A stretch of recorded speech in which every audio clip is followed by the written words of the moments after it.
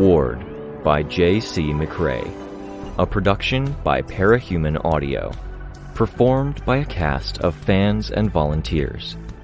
Please visit parahumanaudio.com to learn more. Thank you and enjoy.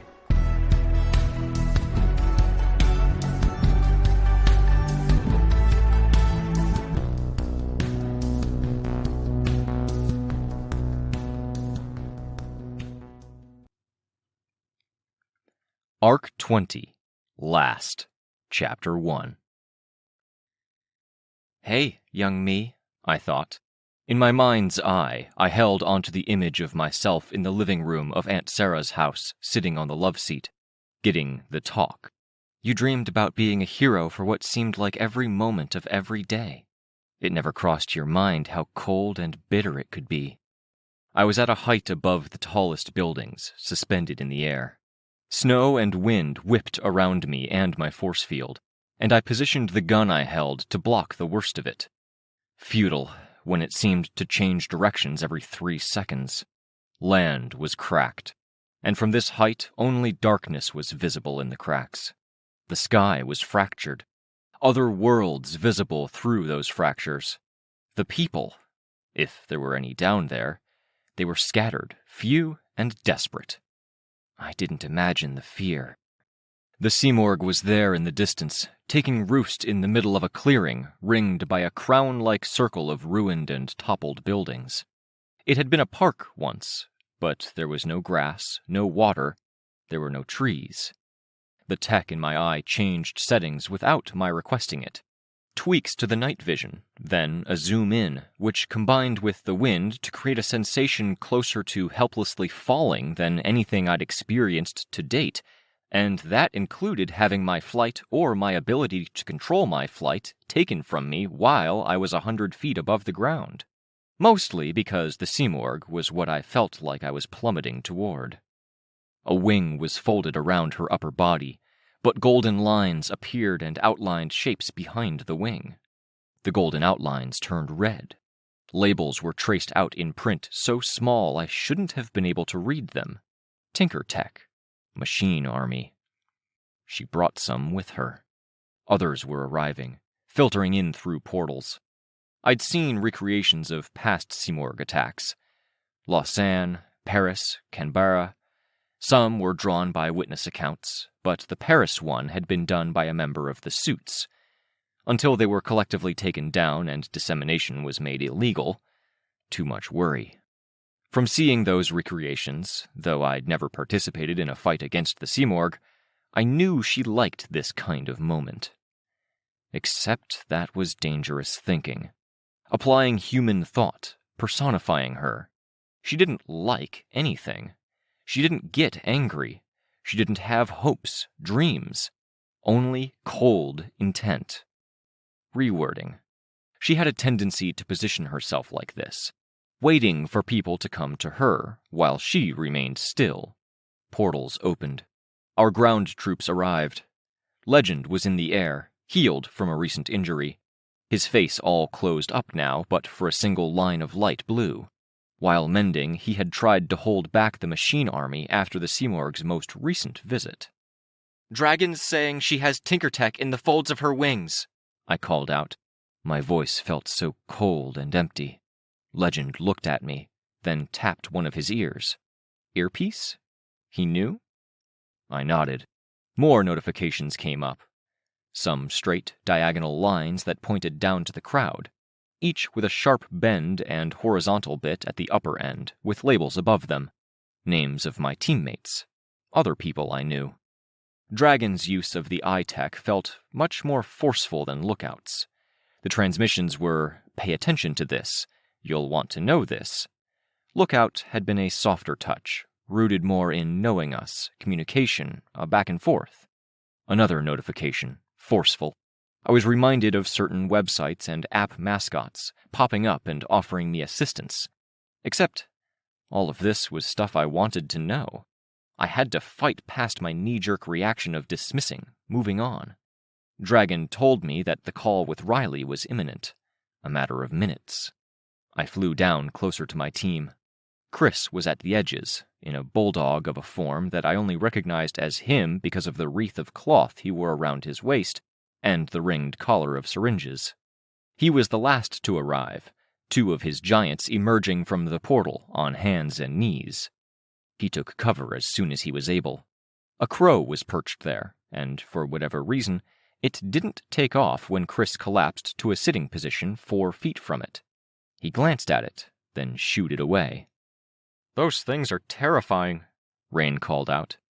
"You need terrifying sometimes," Chris spoke, his voice deep and the T sounds especially hard. "Be terrifying, first and foremost," Damsel said from the next group over. "Then recruit it." "I am wearing a form that could literally eat your face. One bite," Chris told her, before opening a fanged maw. "You could try. On a separate note, try harder." Chris looked as at ease as I'd seen him since his return from Shin, having the back and forth. Damsel, I had to wonder if she'd have joined, if we'd managed to figure Chris out and keep him on board. Would he have offered what she needed to see? He was a monster. I would never ever forget his role in the prison fiasco. But I had the feeling he understood monsters, and to use the phrasing he liked so much. The Simorgh moved her wings, wing tips drawing together in a point above her head, one knee raised. She swept her wings to one side as someone fired a big gun, and it was probably Chevalier. She flew to the side, and the shot struck the ground, dodging the incoming cannon shot. I could see the red outlines for the Tinker Tech, pulled behind her back as part of the maneuver so nobody in that crowd could see it. I took flight, circling around. The wind whistled past my force field, which I kept close to my body, except for an extension of multiple arms to hold my gun. I pointed the barrels backward, so the domed, half-a-pear shape of the housing of the weapon was at its most aerodynamic. The wind whipped past the gun, too. "Please." The voice out of nowhere almost made me change course. Just a pop of the metal as I shifted my grip on the gun, followed by an eerie whistle of the wind. I had the shivers. Chevalier's gun had marked the opening of the fight.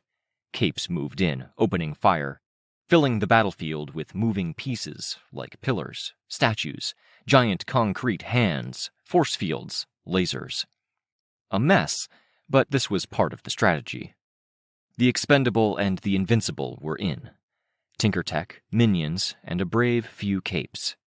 Dragon had a craft in there, vaguely turtle-like, with a glowing orb mounted on its back, its legs ending in thrusters it used to move in an ungainly way through the sky.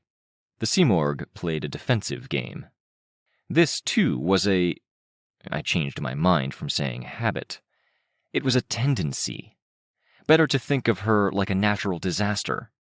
The water receded before tsunami. The calm in the midst of a hurricane indicated you were in the midst of it, and that more was to come.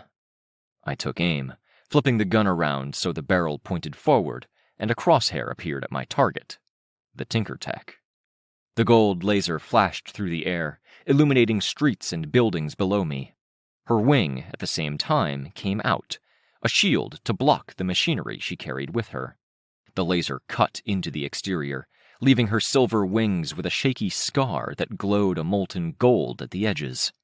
She ignored me, putting a large wing in the way as I continued to try to find an angle where I could tear into that Tinker Tech. I could hear it now. The scream. In red-edged letters, a countdown began rolling down in the corner of my vision. Exposure. Another alert, in gold text. Instructions to avoid shooting one area, marked out. People were within, difficult to see from the distance I was shooting from. Couldn't slip up now, with how finicky laser beams were to keep on target. We'd had reports from Legend that the machine army had used deflectors. I had to keep that in mind, too. If she pulled the wing back and the deflector caught my laser at the right angle, which it would, then the beam could hit someone vital. The gun whined, the whine joining the sound in my head. "Sorry," the wind said. I couldn't let my focus slack by even a fraction. Not even to read an alert that didn't even require my eye to move for me to bring it into clear focus. It was gold text, at the very least, not... The text changed, outlined in red, not gold now. I stopped shooting, sparing a look. The machine army broke containment. I pulled the trigger again, going after the Tinker Tech again. At the corner of my vision, golden alerts and labels popped up, notifying me that teams were deploying to the site to try and corral the escaped machines. I'm sorry, younger me, I thought. More than anything else, you thought we'd be confident. You envisioned yourself standing with glowing swords or grenades in hand, unflinching and confident.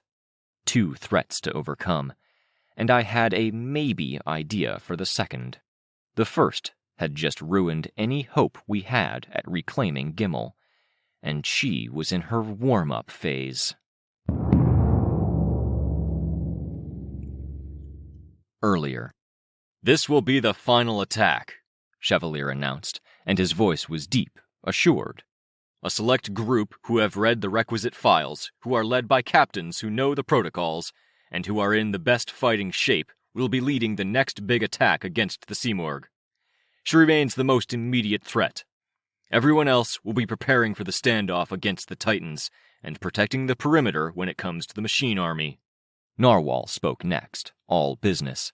Serious, her back ramrod straight, her body in a double-thick layer of force field crystals, her hair a white purple down to the small of her back.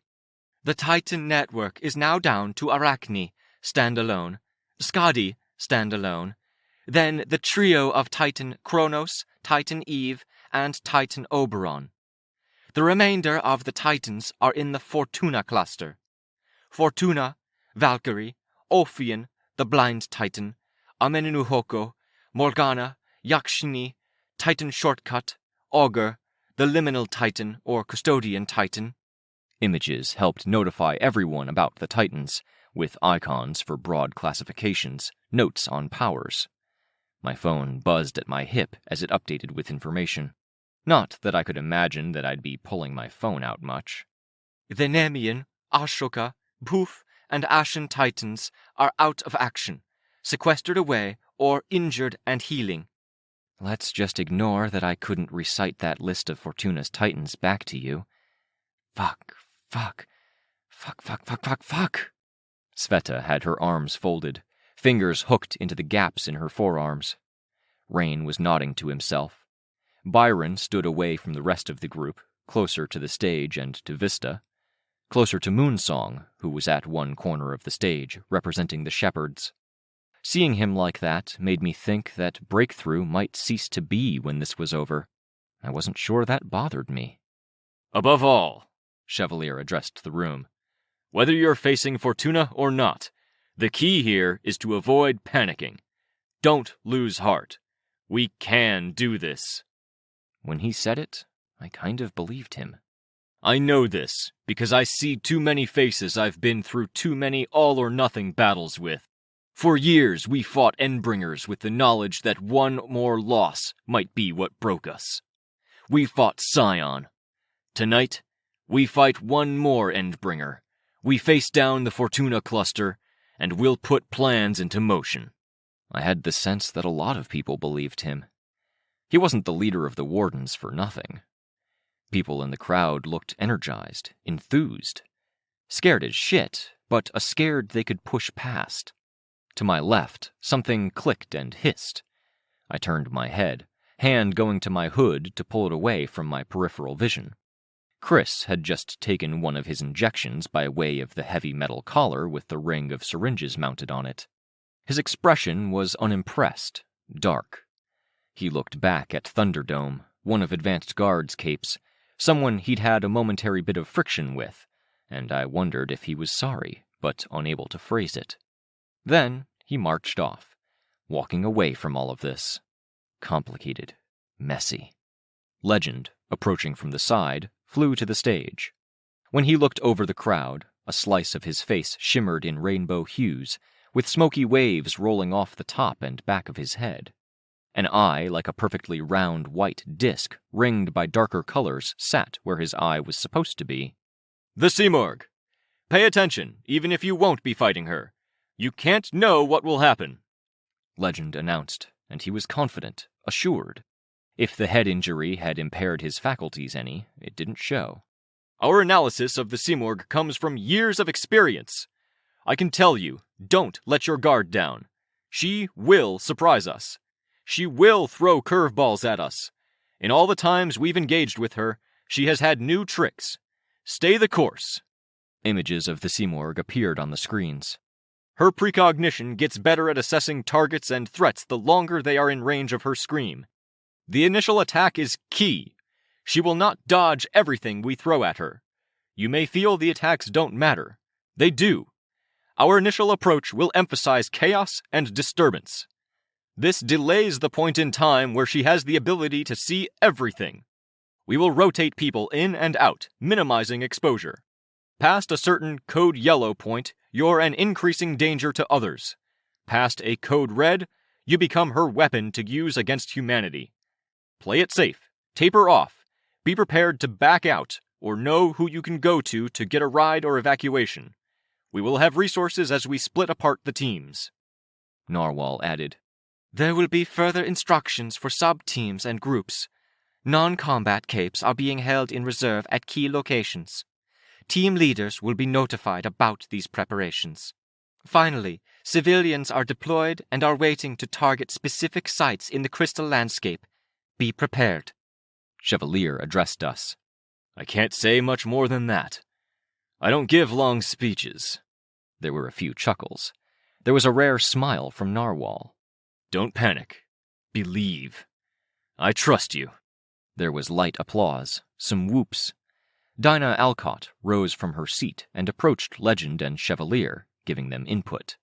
As much as it was a speech staple for Chevalier to talk about giving short speeches. I couldn't help but feel like they were rushing things because we didn't have time. I could feel the touch of panic already. Present. The scream filled my head, impossibly high and drawn out, cold and changing just often enough that I couldn't anticipate it or get used to it. My teeth were clenched so hard that the sides of my face hurt. The early part of the fight was supposed to be the crucial part, where we did as much damage as possible. I could liken it to how Contessa got fatigued and needed to devote more resources to staying on task, but again, always, this Endbringer that wasn't brutish and noisy, not feral and animal-like, but graceful. There were times she moved like a dance with wings would move, not so much spinning and leaping, but moving in measured ways, with a full awareness of her body and an audience in mind. The early phase of the fight was passing. In my vision, people and the powers they were using were being marked out in a dim yellow. We weren't doing a lot of damage. "Yeah, panicking a little."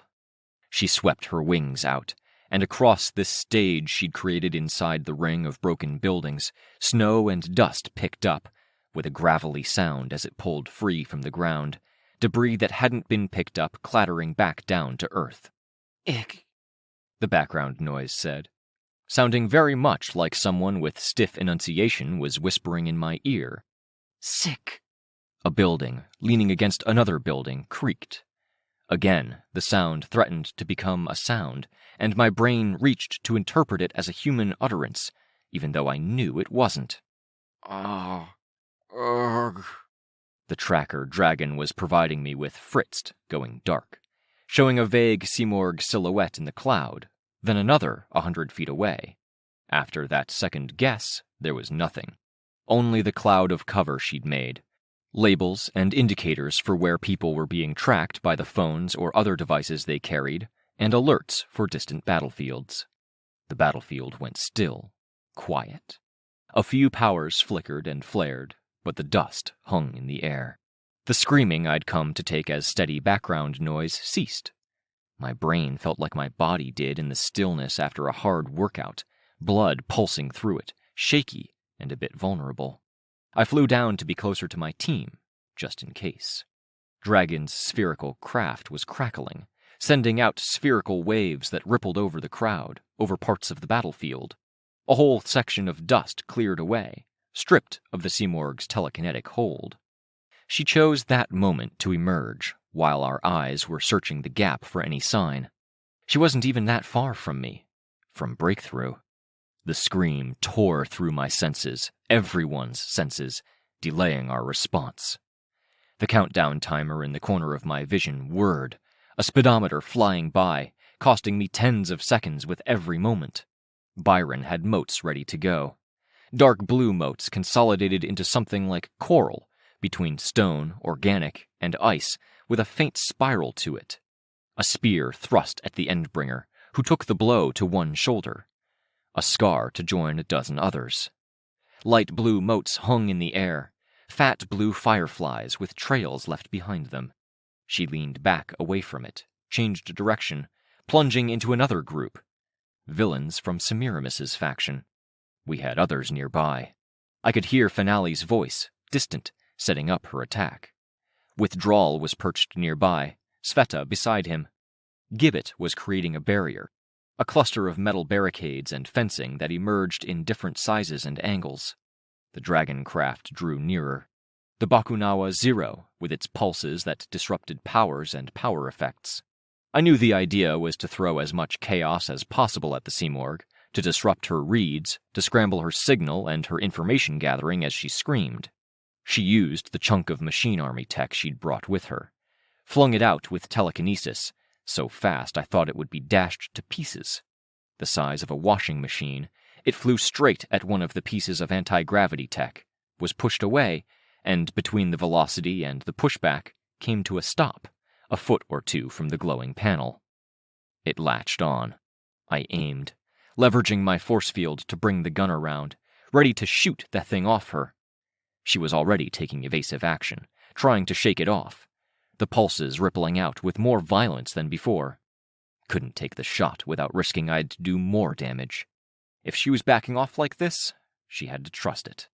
The information that was coming through the tech at my eye went dark. No outlines, no labels. The world was dark, cold, and filled with an endless scream. The Simorg was wading through everything and everyone, her wings acting as shields, her telekinesis deflecting incoming projectiles. Caryatid blocked one. I could hear Damsel using her power. Chevalier, nowhere nearby, fired his cannon again. The Simorg flew back, her shoulder torn open, the interior revealed to be hollow, the edges of the wound frayed and lace-like. I'd seen injuries like that in the reenactments and recreations, too. It slowed her down and bought our side time. Chris had the giants he hadn't sent to deal with the Titans in reserve, and two of those giants joined the fight now, the goddess giant and the mother giant. A tide of flesh, narrowly missing our back line here, forming into a loose hand shape as it reached for the Simorg and gripped telekinetically frozen air instead. The Simorg lifted a length of metal that might have been part of a crane once. A second later, it was slapped down to the ground. The goddess giant, countering her. We had time to regroup, to figure out what we were doing. Two giants fought the Simorg, who remained where she was, wings in a loose ball shape around her, air telekinetically held where it was to serve as a shield just past where the wings were, and a crowd of capes retreated, finding steadier ground that wasn't in the literal shadow of the Simorg and her wings. I offered a hand to Byron. Sveta helped Rain. Cryptid moved closer to his giants, wearing a form wreathed in folds of too thick skin, brutish and broad shoulders, with a kilt-like wreath of cloth around his hips. He shouted out incoherent orders, hand indicating directions. Damsel of Distress was launched into the air by someone's power and descended onto the bubble of hardened air, blasting through it with her blasts of twisted darkness, plunging at the Simorg herself. This is too easy. What's the catch? Wait. She'd just used one piece of the machine army. The Simorg had been holding two earlier. There was no outline, no indicator, even as I could see labels and markings elsewhere.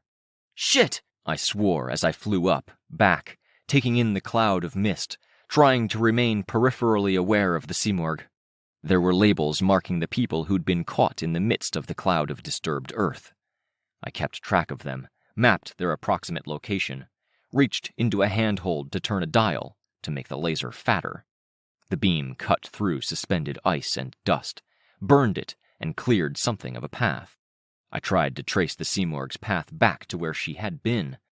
I found and hit a drone and fried it beneath the laser.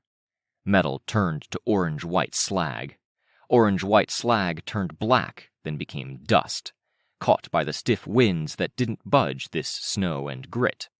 Every time we grab her arm, reach inside her sleeve, and find the card she's holding, it turns out there's more waiting. I was feeling the pressure. The scream. The fact was we needed to win here, and the path to a win was beating her. There was a saying that people sometimes brought up when the Simorgh was mentioned. Win the battle, lose the war. In part, I had been bracing myself for a hard-fought battle that we could ultimately win. We could subdue her or scare her away, disrupt every possible variable available with precogs and tech, and focus on the next leg of the plan, getting ahead of Fortuna. The Wardens had a plan and I had my doubts it would work, and I had a plan with my doubts it would work. But between the two, leaning on that assumption about the Simorgh losing the battle but scoring a win later, I'd been able to see a way forward. We weren't winning this battle. I killed another drone. She'd brought two. One had latched onto Dragon's ship. One had melted beneath the laser. I shot another two glowing blue lights I could see in the smoke. Two more machines broken. I didn't have the time to completely annihilate them, because I could see other lights and movements as the laser burned away more of the cloud. Something clicked to my right. I twisted, flipping the gun over, using 6 different hands to roll it. A metal disc surrounded by claws had dug into the metal, and the disc was attached to a thin cable. There was a pull. Creating a face out of force field, I bit into the line, severing it. There were more. Grappling claws latched on, reaching out. How? I faced an ongoing attack from foes I couldn't clearly see, and behind me, the Simorgh fought her way free of the giants. Sections of damaged land were lifted up, and people evacuated, leaping to cover or forming ground to jump onto. Byron's Conch Glacier, Gibbet's fences, a solid gold bit of ruined building. My retreat was a fighting one, as I scrambled to tear away the grappling claws. Machines that had latched on were reeling in, emerging from the smoke and floating debris. Fuck. A white cube rose up out of the smoke, about 15 feet across on each face, with 6 black spider legs and 3 green lights in the front face. The lights flared, and a laser beam drilled into the child flesh of the mother giant, parting that wave. I pulled away more of the grappling lines and rose up higher. Once I'd achieved enough height to not be constantly bound down, I shot the big cube, aiming at the glowing lenses until the power cell behind them detonated. 10 different drones rose up out of the mist, C-shaped, with rigid propellers on mounts. They were followed by 5 more. I'd read the files on Eagleton, Tennessee. I knew the basics about the machine army. A Tinker experiment gone awry, the original master gone or forgotten. They were slow, inexorable. This wasn't slow. At the quarantine site, Protectorate Capes and the rare ward who couldn't be put in front of the public would be given the busy work of keeping tabs on the site. Capes who had problematic powers that would hurt the PRT's place in the world. Capes who had broken too many rules or succumbed to their problems. Machines would plant seeds for future machine growth in any solid surface, set up traps, and refine resources. Maybe once every year or two, they pulled out a new trick, a new piece of research. The big cannon drone was one such trick, serious destructive power that the people on the perimeter would have to be wary of. There were slave drones that captured people and tried to borrow their powers. There were meat lockers, named by one of the perimeter officers, that ran computers that were organic, not technology, and acted with fervor and unpredictability. There were protocols for if they developed flying, people to call, Tinkertech that was held in reserve to bring a hellish lightning storm down on Eagleton. There were protocols for shielding and intelligence and whatever else.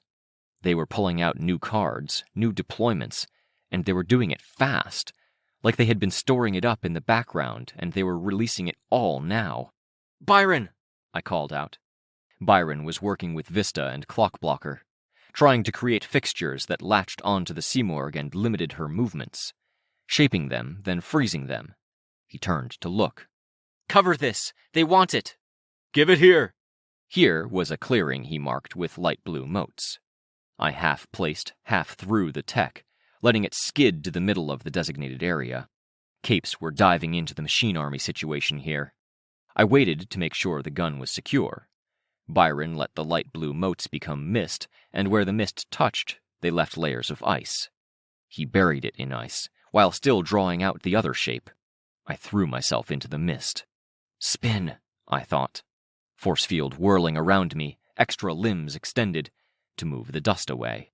Drones were revealed, not even 20 feet from where my team was. My hand found a handhold in the rim around the lens that served as its eye.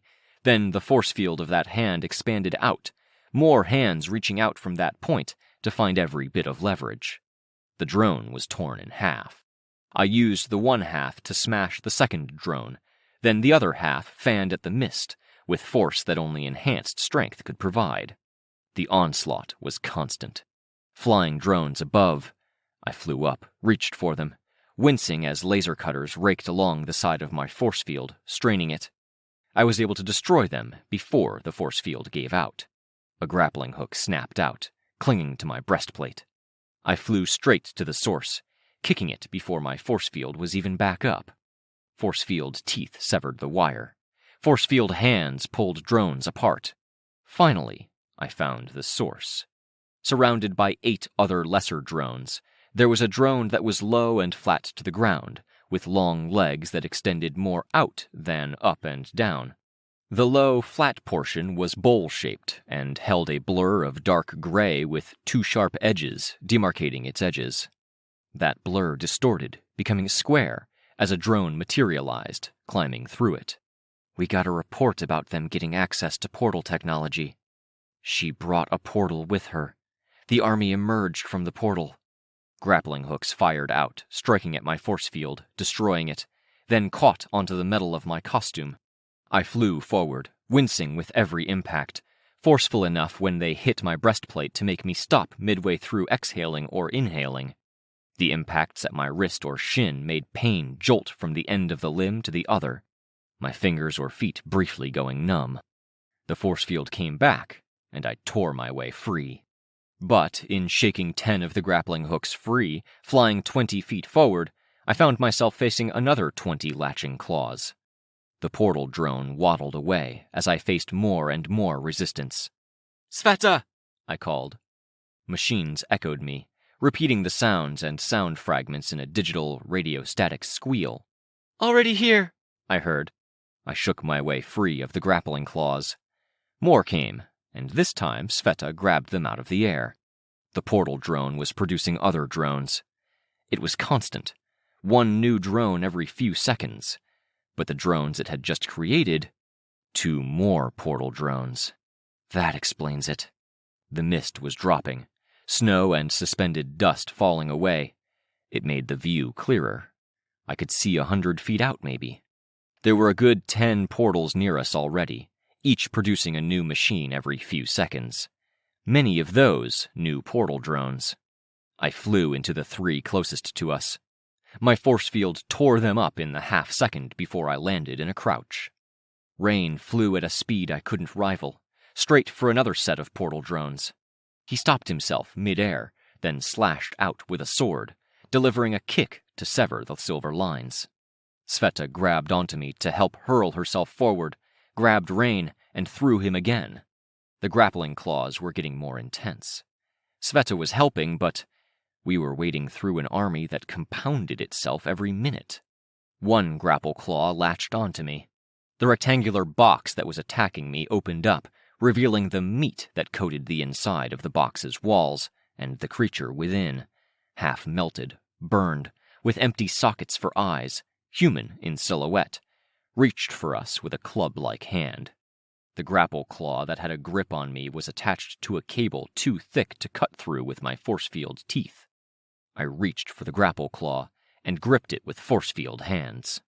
Crushing it between multiple hands, I freed myself, then went on the offensive, smashing the bot into the craggy ground right behind it. As the dust and snow fell away, I could see the various colored lights across this clearing. Eyes, cameras, and sensors. In a way, the ring of buildings around the park served to give us more of a perimeter. 100 of the meat lockers, a dozen giant laser cubes, 200 smaller boxes, 30 portals, all by design. Dozens and dozens of the machines were tossed into the air like a wave. I looked and saw the goddess giant flying toward us. She destroyed every one that was within her range. Lasers focused on her, and she avoided the beams. "What would you do without me?" Chris asked, still with the hard T. "Thank you, Chris," Precipice said. The goddess giant attack was a momentary respite, a chance to breathe and to wipe away blood where claws had dug into my flesh as part of getting their grip. I looked back in the direction we'd come. The Simorg was gone. Heroes had mobilized, pushing in against the machine army, because we had to get them before they took root. "Where did she go?" I asked. I would have checked the device in my eye, but it was dark. No better than my eye without the device. "Warden's headquarters," Chris said.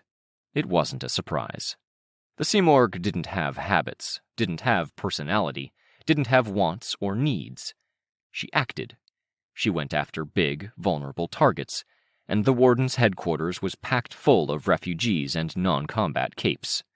Kid capes. Dinah, the heartbroken, tinkers, thinkers. Their powers weren't so useful for the battlefield, but they might be critical here. "I'm sorry, younger me. I feel like you would have wanted to take a stand here. This isn't noble, putting them in the line of fire, but it may be necessary." "Portals up?" I asked. "If Dragon isn't in contact, probably not," Sveta said. "Phones are active, at least," Chris said. "I can try calling, but I wouldn't bet on it." "Please," I said, nodding. "If phones are active, we still have some hope. We need Bonesaw. We need Contessa. We need a lot of things to make anything happen. We have a plan for Fortuna, but that's just for Fortuna." It felt like we were playing from behind, and it was getting worse. She'd dropped a fucking army on us, and I wasn't sure we weren't going to be paying for that later. If there was a later. I floated up a bit to check the battlefield. Drones were hiding under terrain, portal drones hidden in a shallow cave. Swooping down, I picked up rocks the size of my head and hurled them simultaneously in a loose shotgun spray. The portal winked out. "On to the next stage of the plan," I said, trying to emulate Chevalier a bit, to sound confident, calm. We'd anticipated this. We'd play into it. I saw Sveta and Rain nod, and I felt encouraged by the fact that they seemed encouraged. "The next stage of our plan, or the Simorg's?" Chris asked, because he couldn't let us have that. I gave him a stern look, in part because I didn't have a good answer.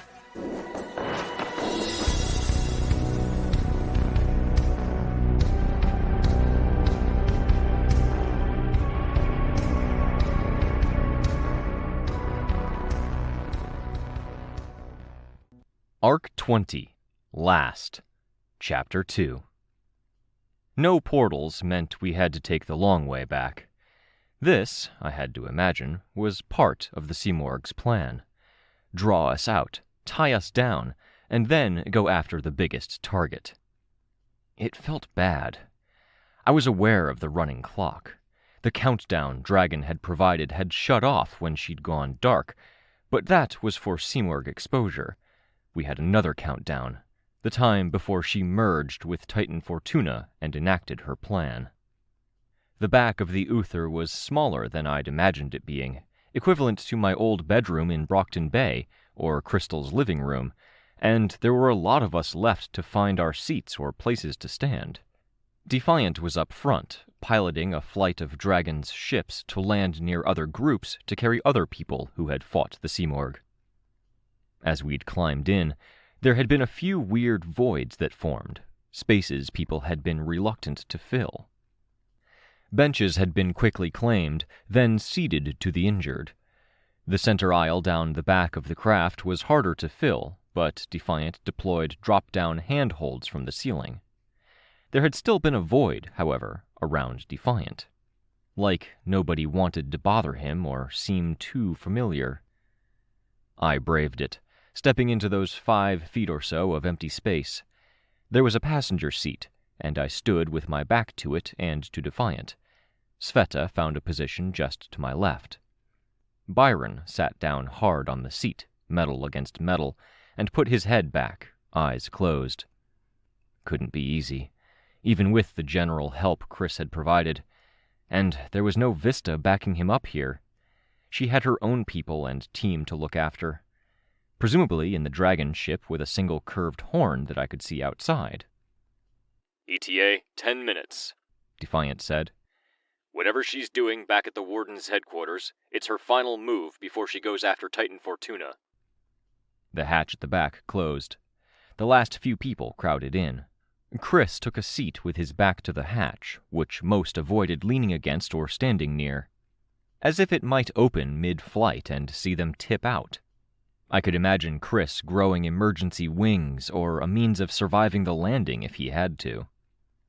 Waiting for the other ships to board, Defiant announced, without glancing back at us. His spear telescoped, and he placed it in a socket in the wall. I know you want to get there as soon as possible, but I'll be flying every ship we have myself, and I wouldn't want to be responsible for a ship I can't see in the event of an ambush, especially with signal latency and reliability right now.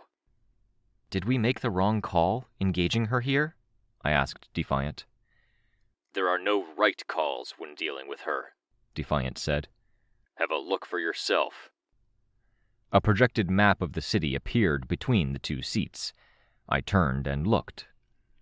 The buildings were drawn out in gray-blue, with whole stretches of the city flattened or eaten up by the cracks. The good guys were icons in green, floating over scattered dots. Titans stood out in bold red, with slight color variation for Fortuna's cluster, crimson, against Dauntless's, pink. Arachne and the other independents were orange. Draw a circle with your finger to pick up. I experimented. Damsel of Distress was in the back of the craft and moved closer. Withdrawal also drew closer, looking. Keep everyone close to the Warden's headquarters. How do I play it out? You'll need something for that. It didn't cross my mind, he said, voice low, attention on his screens, which had nothing to do with the simulation. You're that far gone, Defiant? Clockblocker called out from the far end of the other bench. Forgot about us mere mortals needing keyboards and mice and voice commands to operate tech? Defiant grunted, in what might have been annoyance, assent, or negation. I remember liking the interface he made for tech he helped me with, Kidwin said. Was it Kidwin? Give me a moment, Defiant said. Hey, Kidwin, I said, addressing him from the opposite corner of the Uther's rear bay. Did you end up changing your name? You went by your civilian name when we crossed paths. I had ideas. The Clockblocker is trying to convince me of Windman. No, I said. It works. Clockblocker's humor was audible in his tone. Like a wingman, but without the G. That makes no sense, Damsel of Distress told him. We're part of the cursed generation, Clockblocker said, his bench leaning forward from the weight of 2 other members of the flock and some of Deathchester sitting on it. He lifted a bandaged ankle up to his knee. A lot of the good names were taken. We were young and inexperienced as things started ramping up. Most of the people my age were totally unprepared for the world ending. We only got lucky because our city went to shit.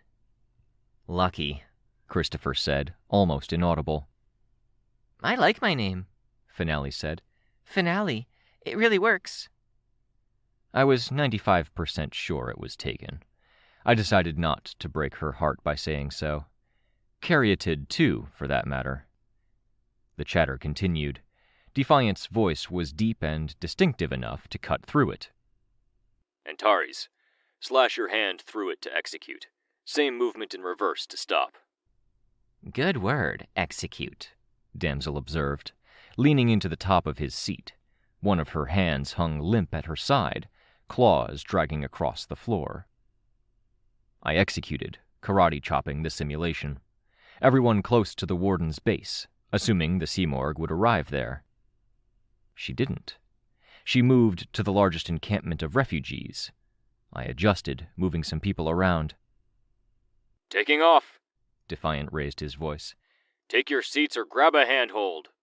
I used a grip on the passenger seat to keep myself upright until I had a sense of where the craft was going, then used flight to help keep up. I adjusted the response teams for the crisis, then karate-chopped the projection again. Red dots began to surround the Simorg. Civilians, I assumed, who were being weaponized and turned into threats. Heroes mobilized, used portals, and the machine army escaped its perimeter. I stopped, sent forces over, drawing a circle around a group of teams, then directing them to the machine army. Something wiped out half of the forces on the heroes' side. What? I asked. You can go back, Defiant said. The simulations assume some worst-case scenarios. Bombs, betrayals, all-out losses, outside intervention, groups you've split off being turned into her pawns. I don't think I want to play this game, I said.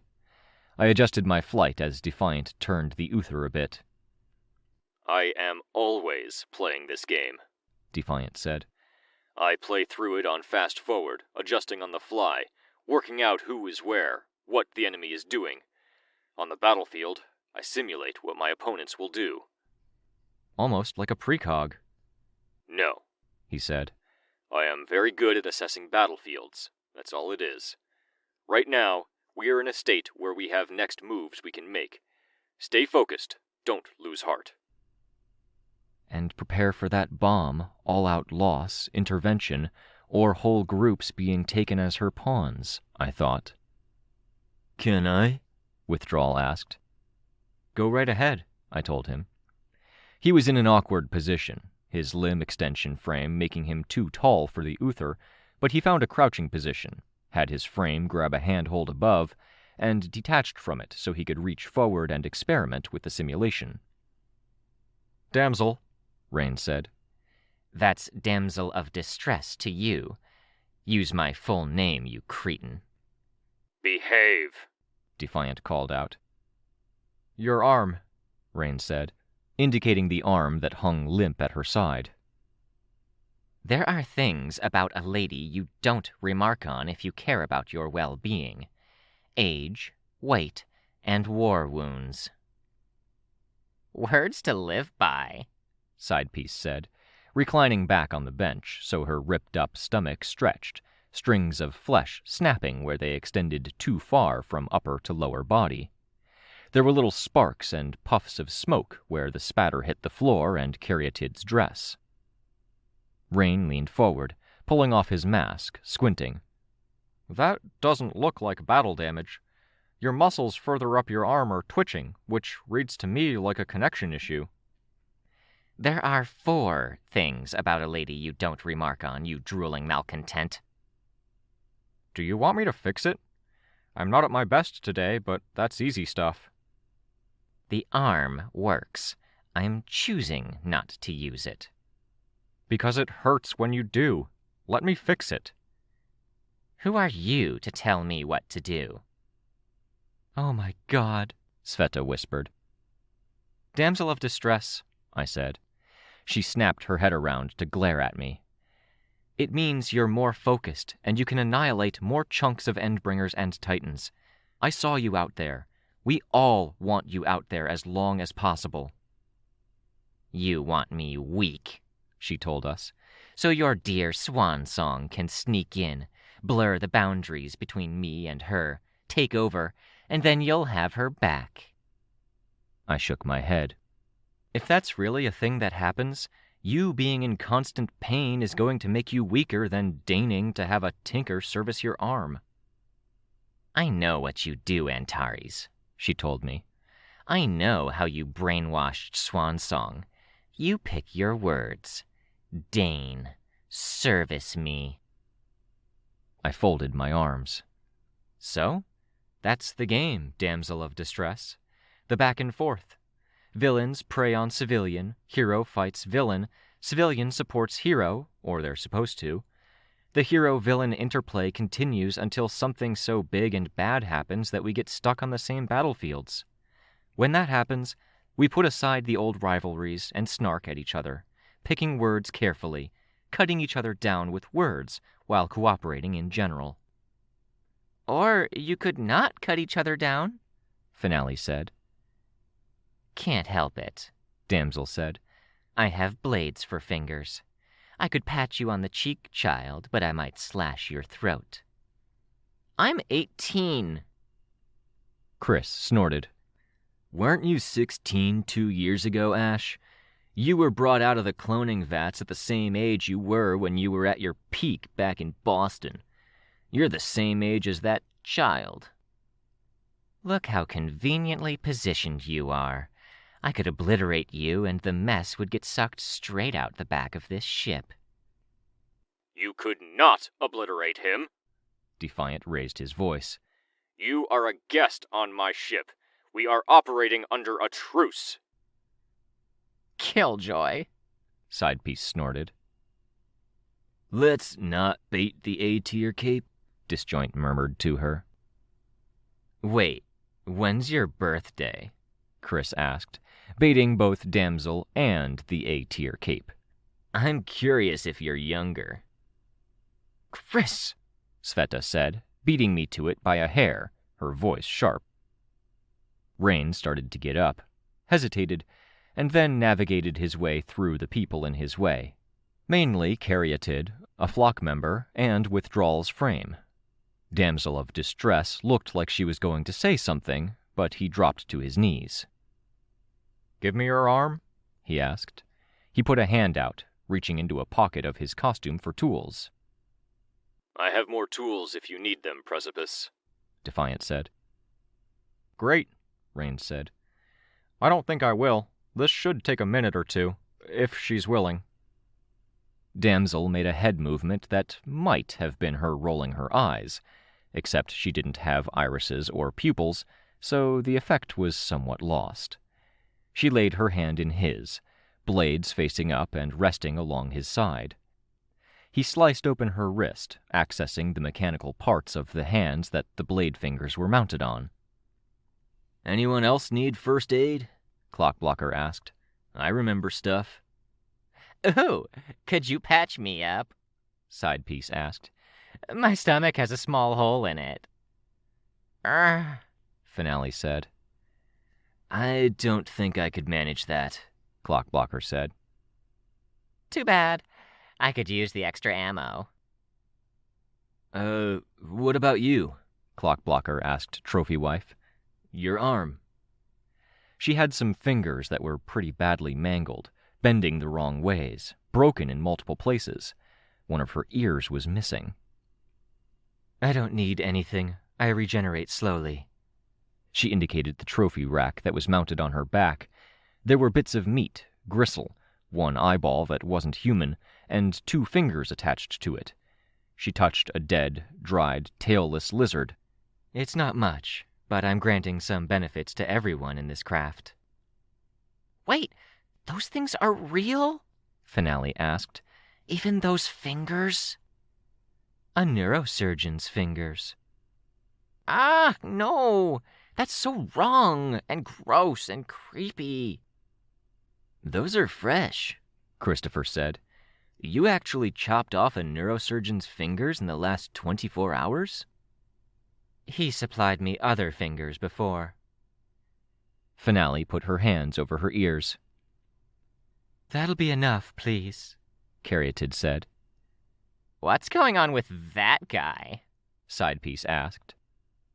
A drug addiction he picked up writing his own script before Gold Morning, and a terrible debt he got after. I asked him if he wanted to give me a pinky finger or 100,000 new dollars. He gave me the pinky. When people were packing up their things and evacuating the city, he knocked on my door. He wanted to ensure he didn't go without, offered me everything he owned. I took 2 more fingers instead. Barbaric, I noted. He's contributing more to stop the end of the world than the rest of them, Trophy Wife said. Quicker fingers and better hand-eye coordination for me and everyone around me. A good share of them are down in the crystal landscape, preparing to bomb it again, I told her. I wouldn't be so sure they're not making an impact. The woman shrugged, fur collar rising and falling. This is depressing, Withdrawal said, before abandoning the projected simulation. He retreated back to where Finale was. Christopher approached, but he didn't engage with the simulation. I watched his metallic eyes surveying the technology around him.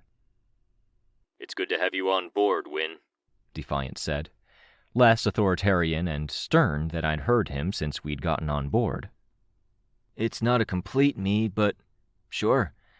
I feel like I've been away for a very long time. I returned to my hometown and everything's changed, me included. I have tools if you want to while away the remaining minutes. Nah, Christopher said, unless you're trying to get rid of me.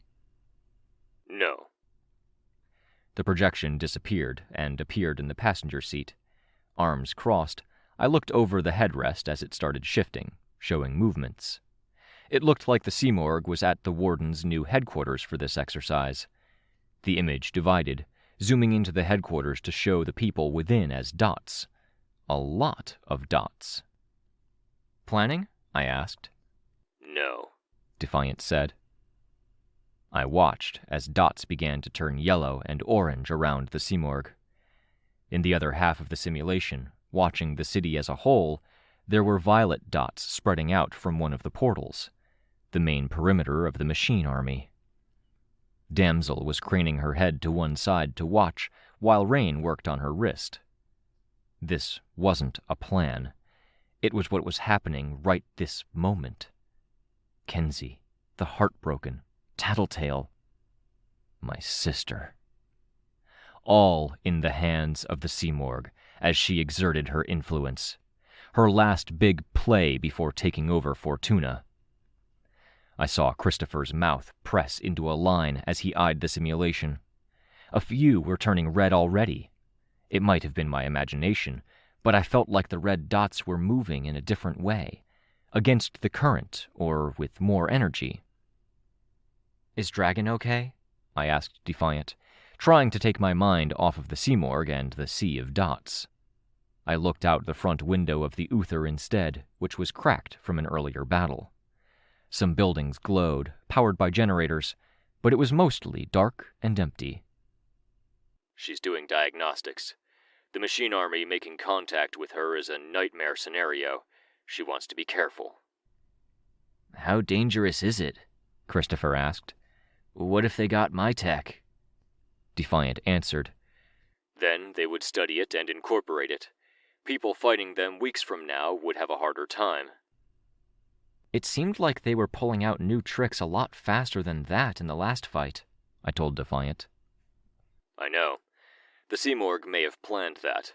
It may be a psychological ploy to unnerve us. At least for now, it might be better to think of ways to deal with her and put the machine army out of mind.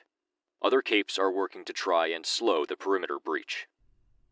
Working to try, I thought, noting the wording. Not succeeding, not stopping the breach. Okay. Dealing with the Simorg. Cryptid, I said, turning back. I was interrupting ongoing conversations.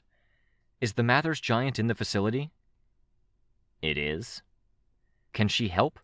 Does that work as a countermeasure against the Simorg? That's the idea, he said. No more hard T sound to his voice. He was mostly old Chris now. I looked over to Defiant. Does that factor into the calculations? Does it change the end result? He turned to look at me, gaze moving between me and the dark, snow-dusted ruins of the city that was visible beyond the front window. If the answer was one you didn't like, would you want me to tell you? Or would you want your mind unfettered by distractions? That's a really ominous question to be asking right now, Defiant, Sveta said beside me. Defiant was silent. I was aware that conversations in the back had died down some. Withdrawal was still engaging with Finale. Honesty is probably better, I said. I already took it into account, he said. He reached out to touch a terminal, where he had been operating the craft without hands on controls earlier. In the corner of my eye, I saw the projection change. Our ships at the facility, the Seamorg still there. And there wasn't a single person there who didn't have some light exposure. The facility was flooded yellow, with 15 to 20 red dots and a mess of orange. Light exposure, moderate exposure, and long-term dangers. We land in 3 minutes, he told us. The phone call with Riley Davis, formerly known as Bonesaw, will be around the time of landing, given the expedition team's current trajectory. Who's handling it? I will, I said. And the call to Contessa? We'll see when Dragon is back in touch. For now, everything on that front is stalled. If you happened to be out of contact, we could wait for you, but... But you know what we need to ask her. Just get back to me with the info? Of course. I adjusted my flight as the crafts dipped, falling into a single-file line. A part of me wanted to be out there, flying alongside, instead of cooped up in here with a bunch of villains and scared kids. I'm sorry, by the way, I told Defiant, about disregarding your instructions, using the technology to access Precipice's dream space. I know. I wasn't sure what to say to that. I tried. I'll assume you had simulations for that course of action. No, not how it works. I need data to draw on. That was far afield. It could be that we needed that kind of thinking for this, but my feelings around that are still complicated. It could have precipitated the end of the world, but we ended up needing it. Complicated feelings are human, I told him. Not limited to humans, I'm sure Dragon will tell you, he replied.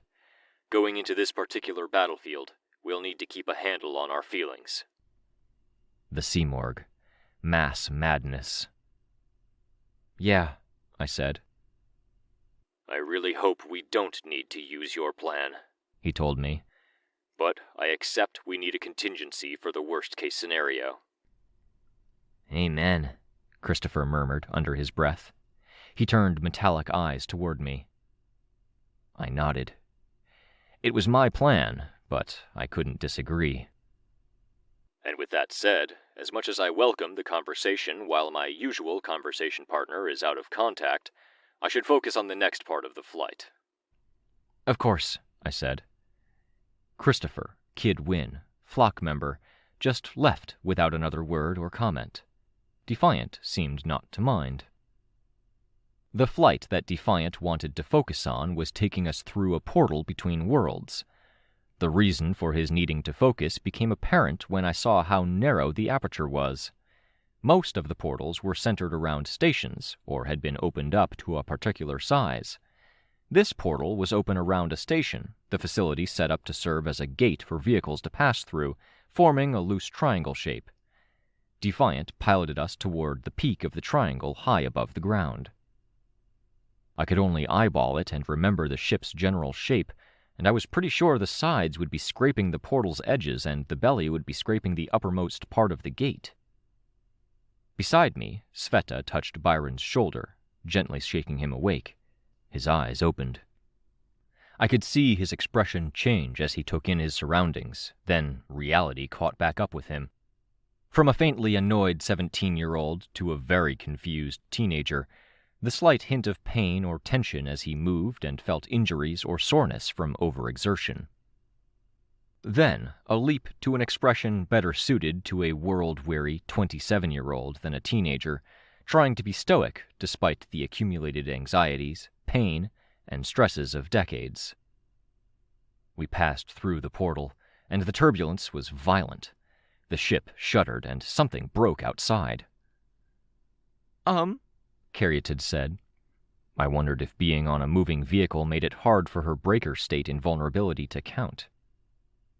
That was inconsequential battle damage from fighting Titans, Defiant announced for everyone present. I chose the Uther because I'm most comfortable flying it. Don't worry. He was not very good at being reassuring. Less reassuring was the sight of the old cauldron facility. The exterior of it was illuminated, and it was a white tombstone the size of a mountain, with details that only stood out if I looked for them. Balconies, roads running from one balcony to the next. There were humps further down, encasing pumps, filters, disposal. Sveta sighed. Hate this place. You're about to hate it more, Clockblocker said. He held onto one of the hanging loops of metal that served as handholds. Seamorg's in there? She is, Defiant answered. You good to fight? Clockblocker asked Byron. Sure, Byron said, a bit wary. Vista's boyfriend, Clockblocker said. He looked over at his teammate. I feel like I should be stepping in or saying something, because I still imagine her as 12. A bit, Christopher said. She's said a lot about you two, Byron said.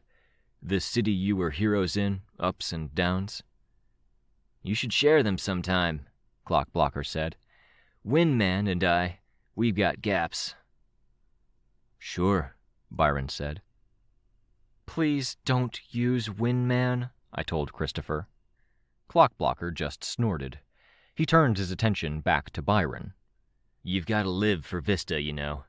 You can't go breaking her heart. I know. Windman and I, we already failed her there. I don't know if it helps or it matters, but that's not one of the things she mentions when she's talking about you, Byron said. She wouldn't. She didn't when it was Aegis, Clockblocker said, meeting my eyes. Or Gallant. I don't think you can look at it that way, Byron said. It's not failure. It's not exactly a success, Christopher answered. Guys, Sveta said, quiet. Capricorn lost his brother earlier tonight. Let's not debate it. If the two boys were going to say anything in response to that, and it looked like Christopher might from the frown that crossed his face, and his hand swept over his altered, golden hair, they didn't, because the ship violently changed orientation as we came down for a landing. People pulled hard on the handholds and gripped the bars by the benches. The landing was rougher than the sudden post-dive pitch. I could feel the grind as the landing gear scraped against our makeshift runway. The Uther came to a complete stop. The back hatch hissed before hydraulics eased it down. Chris vaulted over before it was even halfway open. Clockblocker gave Byron a helping hand in standing from the bench.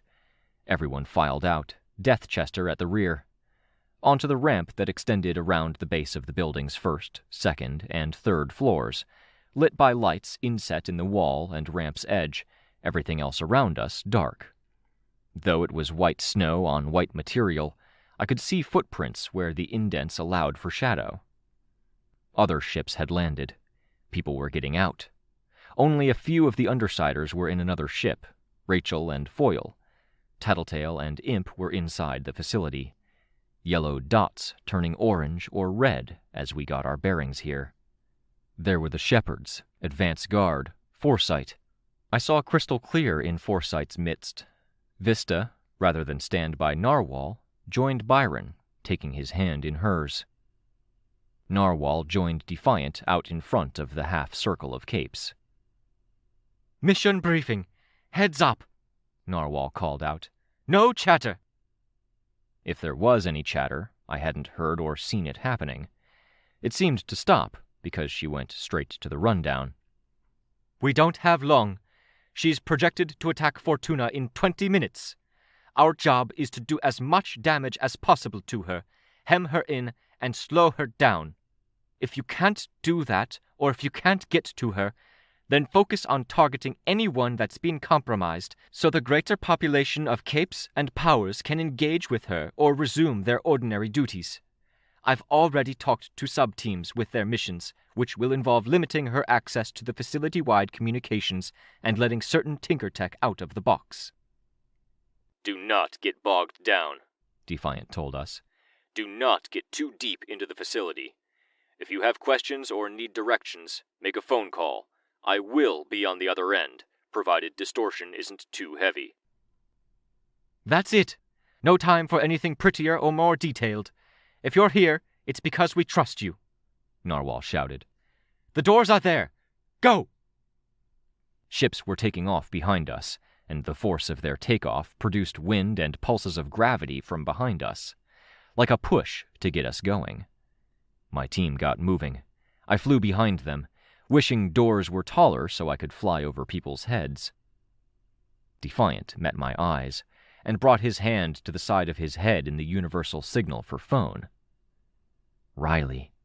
Or Contessa, but I wasn't holding my breath for that call just yet. I'd definitely be holding my breath for the call in general, though. A word from Dragon.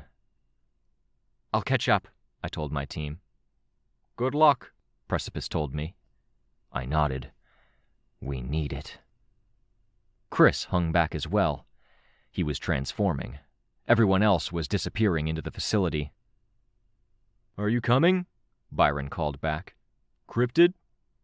I'll catch up, Cryptid said. Phone at my ear, I listened. There was a lot of rustling. Voices. How is the flock, if Valkyrie is... Riley's voice. I heard my Aunt Sarah. Gone. She became an extension of the power network. We're calling them Titans. The flock is disturbed. If you need any attention or touch-ups... We might, thank you. Do you accept it that easily because you trust me, or because you don't have any choice? Valkyrie trusted you, and she didn't trust easily. I can't speak for every member of the flock, but I do trust you. Even though I'm occupying myself with this? Weapons?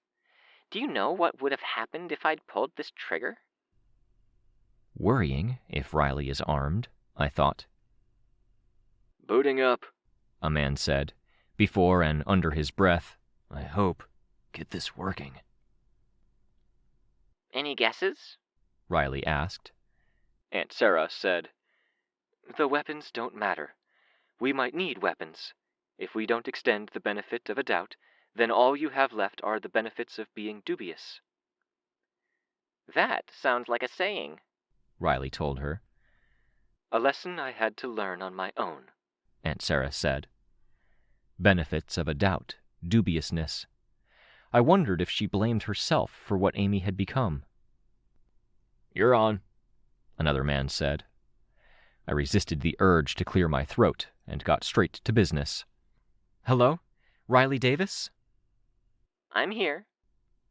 I saw Chris's newly grown fur-tufted ear twitch. He was listening in. Maybe he'd have insights. Good. Thank you for taking the call. Things are pretty dire here. So I figured, I heard her say. I got a basic rundown. I was just gardening here, and the world's ending all the way over there. I started. I thought of what I'd seen of Jessica and Riley, the strangling. I'm sorry it came to that. Self-exile. Nah, she answered. I kind of don't mind being on my own. Spent my life with Jack and the rest. It's good for me. I wasn't sure it was, but an argument threatened to use precious time. You should tell me what you want from me, she said. Your sister is incapacitated. You need a good biology manipulator.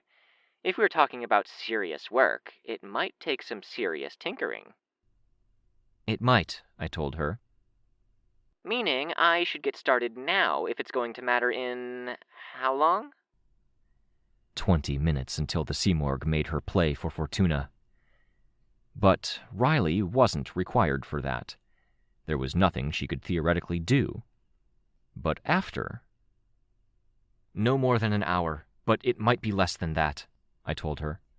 Could be half that. It would need to be deployed. I'd have to get it from here to there, she said. What is it? It's genocide, I answered her. Chris was staring into my eyes. Oh, of? Us. No use dressing it up. It wasn't even easy to say. That's a big ask. I know, but we have resources. For me, I mean, as a person. I don't do that kind of thing. I find outlets like squeaky toads and ear pods, clones that aren't clones. I experiment with life forms that could seed other planets with life and think about biorockets that might be able to get them there. I make real-life versions of cartoon characters and movie characters I used to like.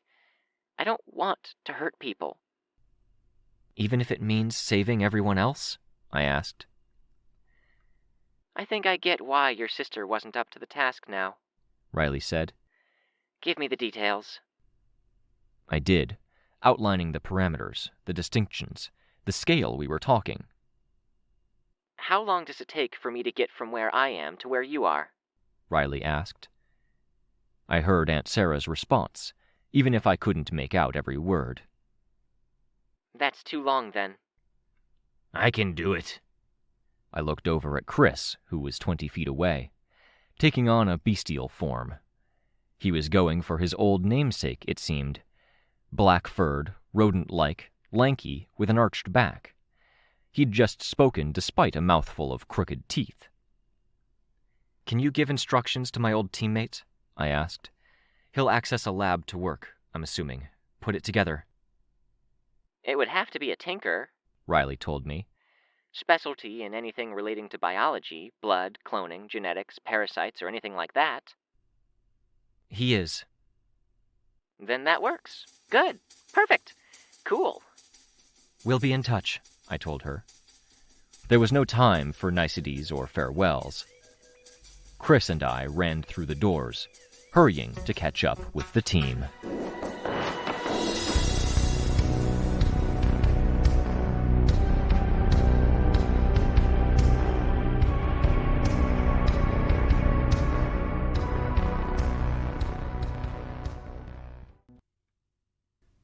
Arc 20, Last, Chapter 3.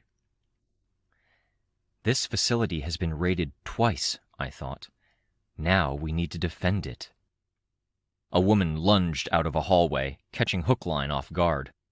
She got in 2 quick cuts with her knife. Fucking... Hookline drew his chain around himself, forming overlapping X's of shifting chain that blocked 2 more swings. He grabbed the hook that was attached to the end of the chain, ready to swing. Byron kicked her with a metal boot instead, which got her away. Clockblocker bent down and touched her. Fucking hell, Hookline muttered. Blood ran down from his lacerated arm to his elbow. Wynne hurried to catch up. There were a group in a side hallway. I would have warned you. It's okay, Clockblocker said. Real fucking okay, Hookline swore, pulling a bloody hand away from the knife wound. Fucking... I've got bandages, Gibbet said. I took a second to make sure we weren't inadvertently letting ourselves get split up while she got the bandages out. She began walking with him while wrapping his hand. Shit, Clockblocker muttered. She's holding on too tight. He was trying to pull the knife out of the woman's hand. Heads up, coming down, I told him, before floating down, being careful with the gun I was hauling.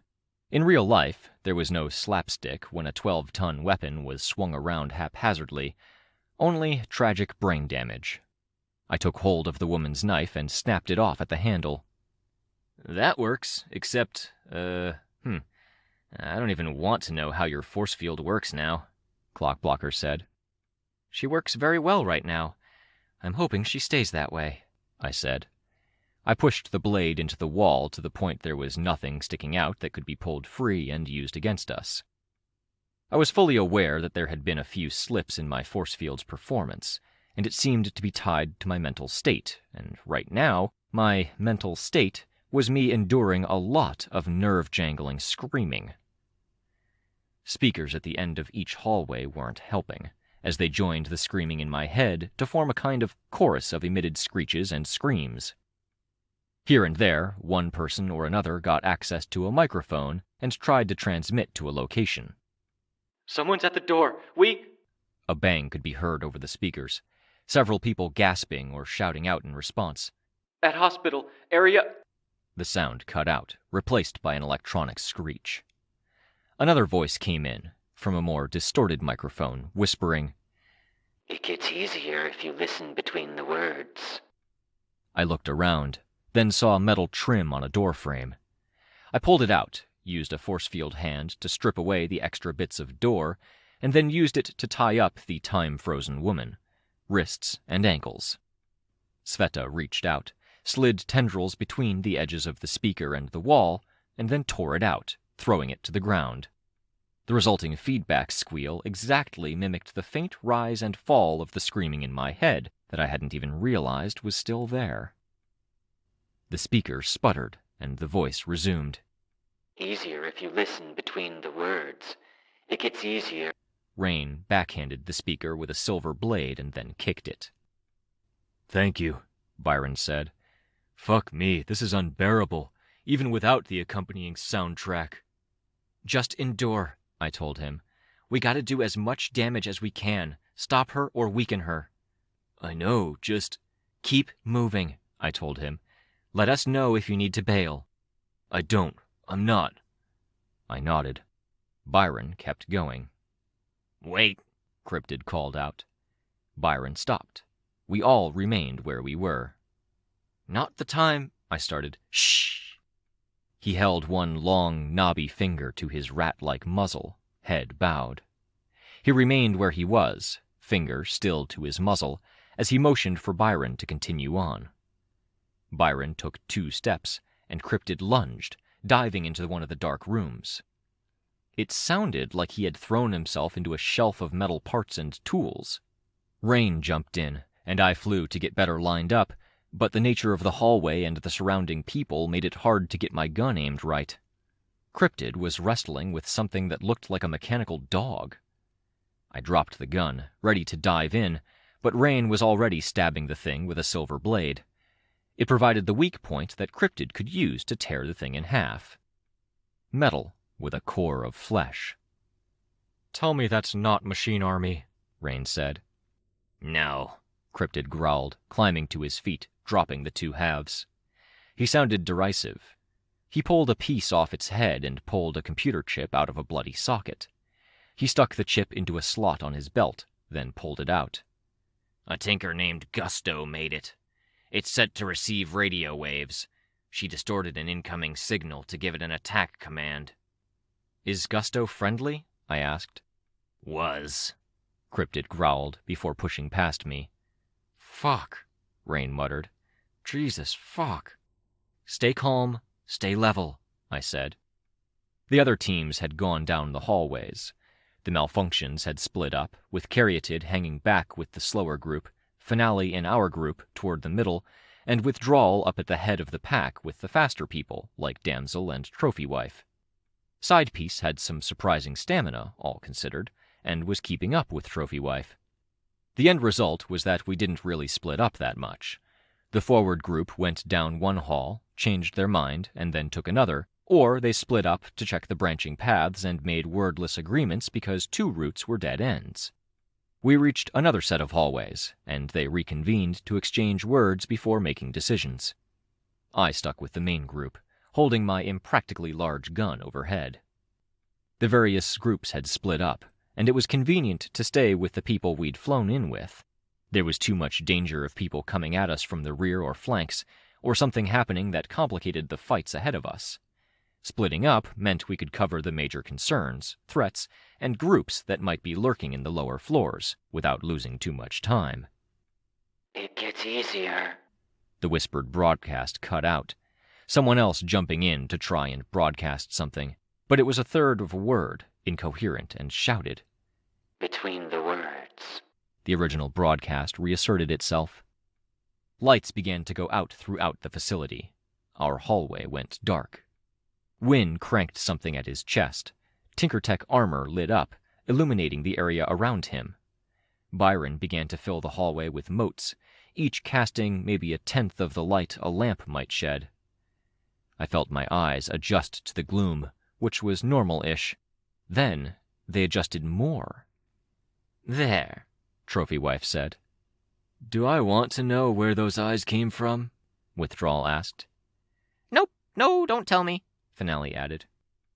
Woman couldn't pay her debt on time. I gave her the choice. No. Finale raised her voice, drowning out Trophy Wife. Stop. Gave me her cat. No! My skin crawled. I stopped paying attention to the gun and its scraped glass that was protecting what might have been a breaker panel. The sounds produced, along with the sputter of a buzz from the broken speaker behind us, formed a word. Cats. The thought was involuntary. I'm made of strays and escaped pets and rodents and bugs. My skin crawled more. Chris was looking at me, his eyes glowing in the dark. Hate to complain, but I could really do without the non-consensual mutations, I said. Then stay more than 50 feet away from me, Trophy Wife said. I felt an urge to say something back, then decided against it. I decided to keep the night vision while I was at it. Get between the words, the voice whispered from speakers. Damsel annihilated the speaker at the end of the hallway. Don't make that much noise, Clockblocker said. You'll get some unwanted... She did, Wynne said. He looked back at us with metal eyes that had holes in the surface, each hole rimmed with glowing circuit patterns in gold. TAC radar says we've got people coming from both directions. Group of 5 ahead, they're finding hiding spots, and weirdly heavy footsteps coming from behind. He pulled a gun out. It changed configuration, locking into position over his hand. I was closer to the rear than the front. It took a bit of flying acrobatics to get the gun turned around, but I pointed it the way we'd come. Wynne crouched below me, pointing the same way. Weirdly heavy means brute? I asked. No idea. I changed the setting on my gun, narrowing the beam from the laser setting I'd had it on. Below me, Caryatid had caught up and crouched a bit, taking on her breaker form. She was a good person to have in the way of any stampeding heavy hitter. It gets between the worlds, the voice on the speaker said. There was a feedback squeal. Behind me, Damsel used her power, tearing into a wall, before hurling herself through the hole. I heard the follow-up shots. Pew, pew, pew, Finale said, her voice quiet. Pew. The fight in the other hallway unfolded in the same moment the figure in our hallway made his appearance. I almost pulled the trigger on seeing the monstrous face, then pulled back. No! Wynne had already pulled the trigger. A sphere of glowing blue energy soared down the hallway, catching the figure in the lower body. The gun reconfigured, loading for another shot, taking on a red glow in the gloom. Shit, I said. We know it? We know him, I said. I flew back a short bit to look down the other hallway and saw the fighting was ongoing. Nothing I could address with my gun. All 5 are down, Wynne said. 4 unconscious, 1 off radar, maybe dead, and then this guy. Caryatid dropped her form immediately, going to Finale's side. I set my gun down and flew down the hall to our fallen straggler. Torso lay on the floor of the hallway, hands cupping his groin. It's Torso, one of Deathchester's people. What did you shoot him with? I asked. Concussive force ball? I figured it'd either put him on the floor or slow him down long enough for something more serious. I'm sorry, man. Torso lifted his head off the floor, then thunked it back down. He'll be all right, Gibbet crowed, her voice muffled by the hangman's hood she wore. She was catching up behind Wynne. Come on, Torso. Took you long enough to show up, you loser. Torso thunked his head against the floor again. Sidepiece spoke from the end of the hallway. You're so inconvenient. You'd better headbutt that fucking Endbringer that's screaming at us right now and make it worth it to bring you along. Why couldn't he come with us? I asked. Because if he fell on the damn dragon plane, which he would, we'd all be goners, Gibbet said. An L-shaped bit of metal appeared below his neck, tried to lift him, and bent. More appeared, straining to force him to a standing position. Hookline provided his hook, which, bent in mid-air, caught Torso around the neck and lifted. Torso finally let go of his groin with one hand, grabbed the metal L, and found something approximating balance. In the gloom, his mannequin head with the mismatched cartoon eyes looked especially horrifying, especially where the paint had smeared or scuffed, making it look like he was crying.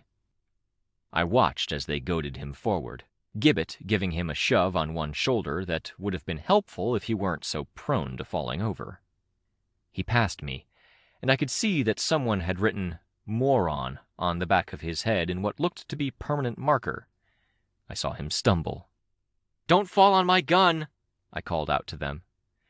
Torso had to turn roughly 270 degrees to look back in my direction, which increased the chance he'd fall on my gun, as he swayed badly. At the very least, he didn't fall on my gun. I bent down to retrieve it, looked back, and saw Wynne staring at it. I sighed, picked it up, and followed the others. Deathchester was all together, minus Mockument, who hadn't showed. "Sorry again," Wynne told Torso, as he caught up with Clockblocker. The people who'd attacked were wearing refugee clothing. One wore a mask and was partially burned as he lay on the floor. Listen to worlds, A voice on a distant speaker whispered to us. "We need to move fast," I said. "Formation before was working. Try to keep us informed, Wynne." "I know this area," Sveta said. "The main concourse is this way." The speakers continued to play. Even sounds that weren't from the speakers were becoming more and more like whispers and vocal sounds from all sides, as though every unoccupied office we passed through was filled with a half-formed memory. sorry, Wash. Like my dad's voice, trying to get into the habit of talking to me again after going a while without visits. "Sorry," he'd said. The nurses at the hospital, before a chore I had dearly wished was unnecessary and, self-contradicting myself, constant at the same time. Something Sveta had said during one of her visits, after a lingering moment of eye contact, when even she had taken in the full reality of what I'd been and found herself momentarily lost for words. "Fuck you, Simorg." The statement was marked by others looking at me. "Oh," I'd said that out loud. "Do we need to worry?" Clockblocker asked. "Addendum to that thought," I said. "Fuck her, and no, it's not working like she wants it to. She's poking at obvious weak spots I've been dealing with for years. I can take it." "'Kay, look out," Rain said.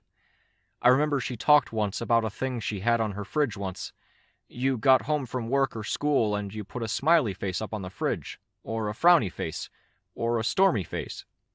"That is the lamest fucking thing," Sidepiece said. "You know what I got when I got home from school?" "I think this is a trick question, and you're going to pull something out of your middle," Finale said. "I got a boot to the ass." "Oh, I'm sorry." "Fuck off with your apologies."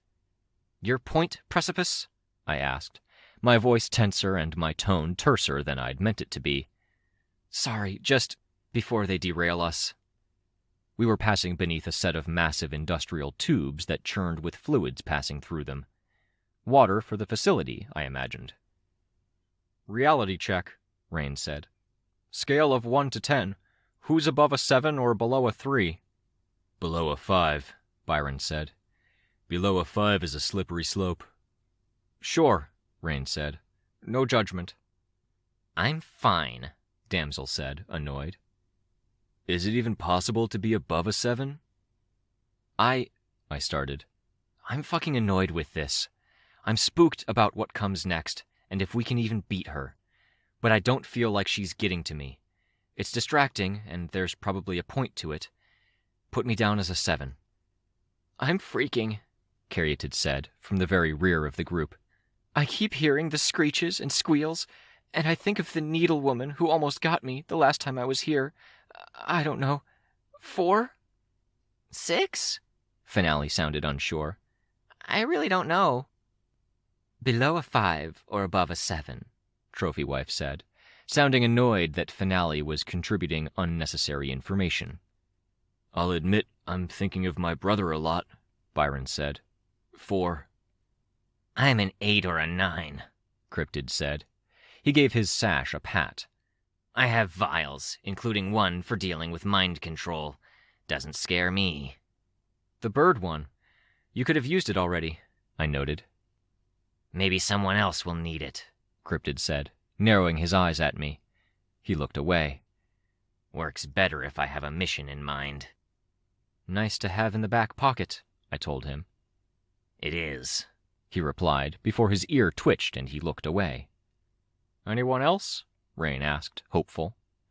Torso put out both hands, all fingers extended.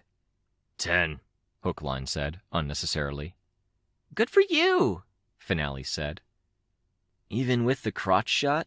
Wynn asked. Torso pulled his hands back. He swayed for a second, then put them out again, pinky finger and thumb on one black-gloved hand tucked in. 8. His skull is too thick for her to get to him, Gibbet said, giving Torso a knock on the head. Torso, in turn, gave her a thumbs up. Others are ahead, Cryptid said, before joining the advance group, closer to Damsel and Trophy Wife. Ahead was an open area containing rows of pumps. It was only partially lit, with the lights flickering, but there was a set of stairs leading up over one of the pumps to a higher level.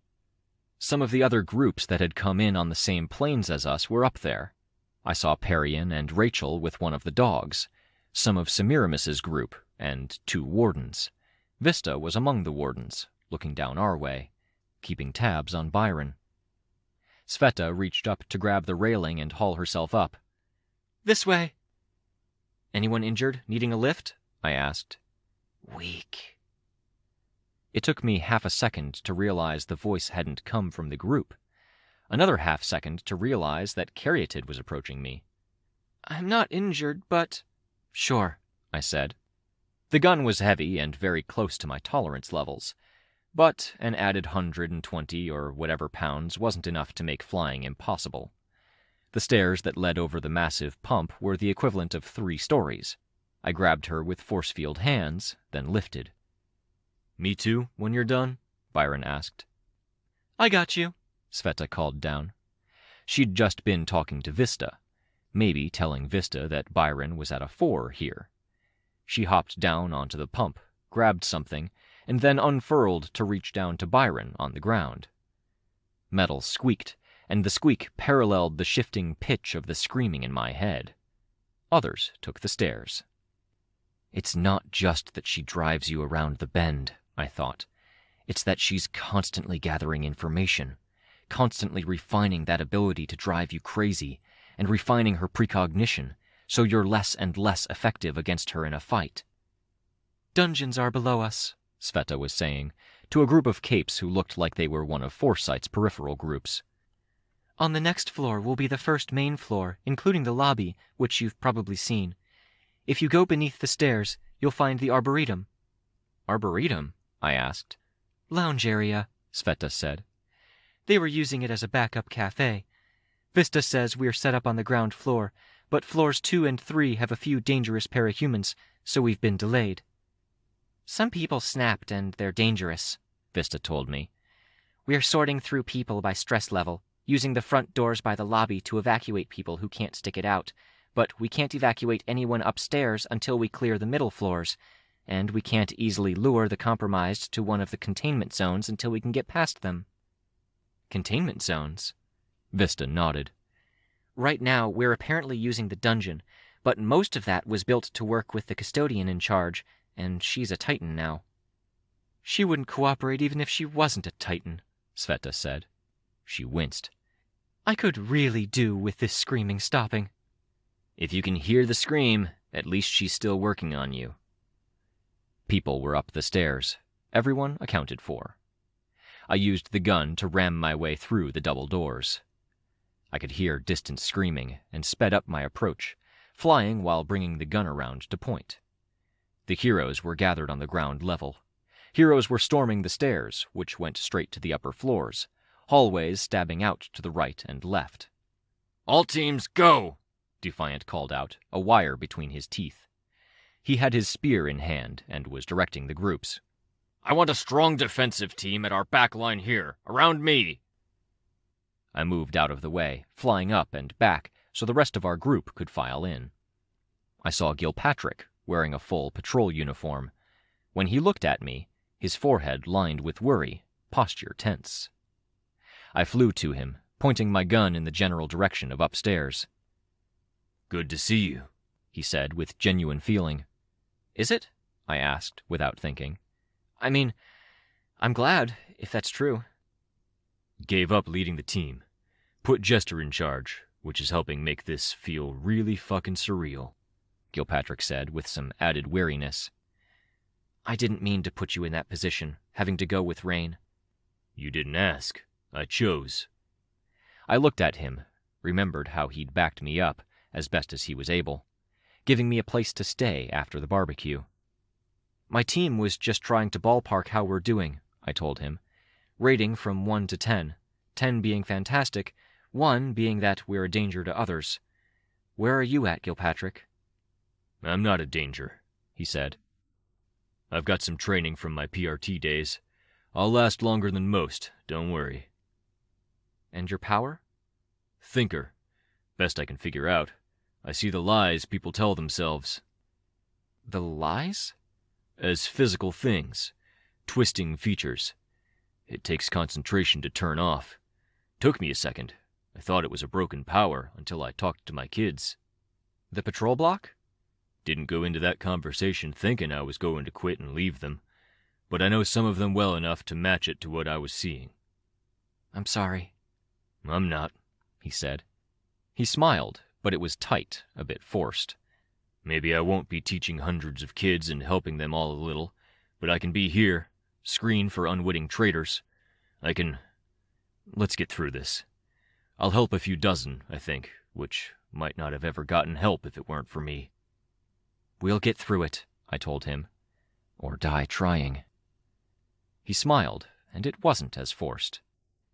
Defiant was shouting orders. Need a team to go to the 6th floor. Defiant called out, stopping as Torso tripped and landed on his face. We need any capes who aren't feeling confident to escort civilian groups out. Be aware she's above us. She may break free of the facility to attack and demoralize. My team was sorted.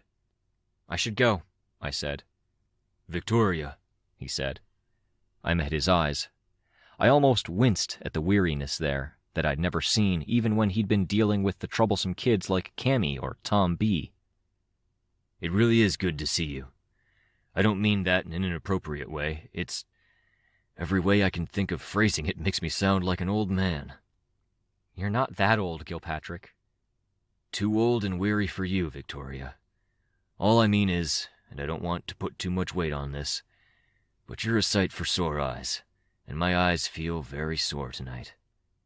Thank you, I told him. Be safe. You too, I told him. I felt a measure of guilt. I remembered how Gilpatrick had emphasized holding back. He'd argued for avoiding violence and lethal measures wherever possible. 5 pounds of gun. 5 pounds of gun. 20 pounds of armor and costume. However many pounds of additional gear, medical stuff, supplies. Metaphors for the amounts of attention we should pay towards violence, protecting others, supplies. I hefted my 12 tons of gun, doing my best to avoid bludgeoning anyone as I returned to my team. The gun wasn't even the fucking irony here.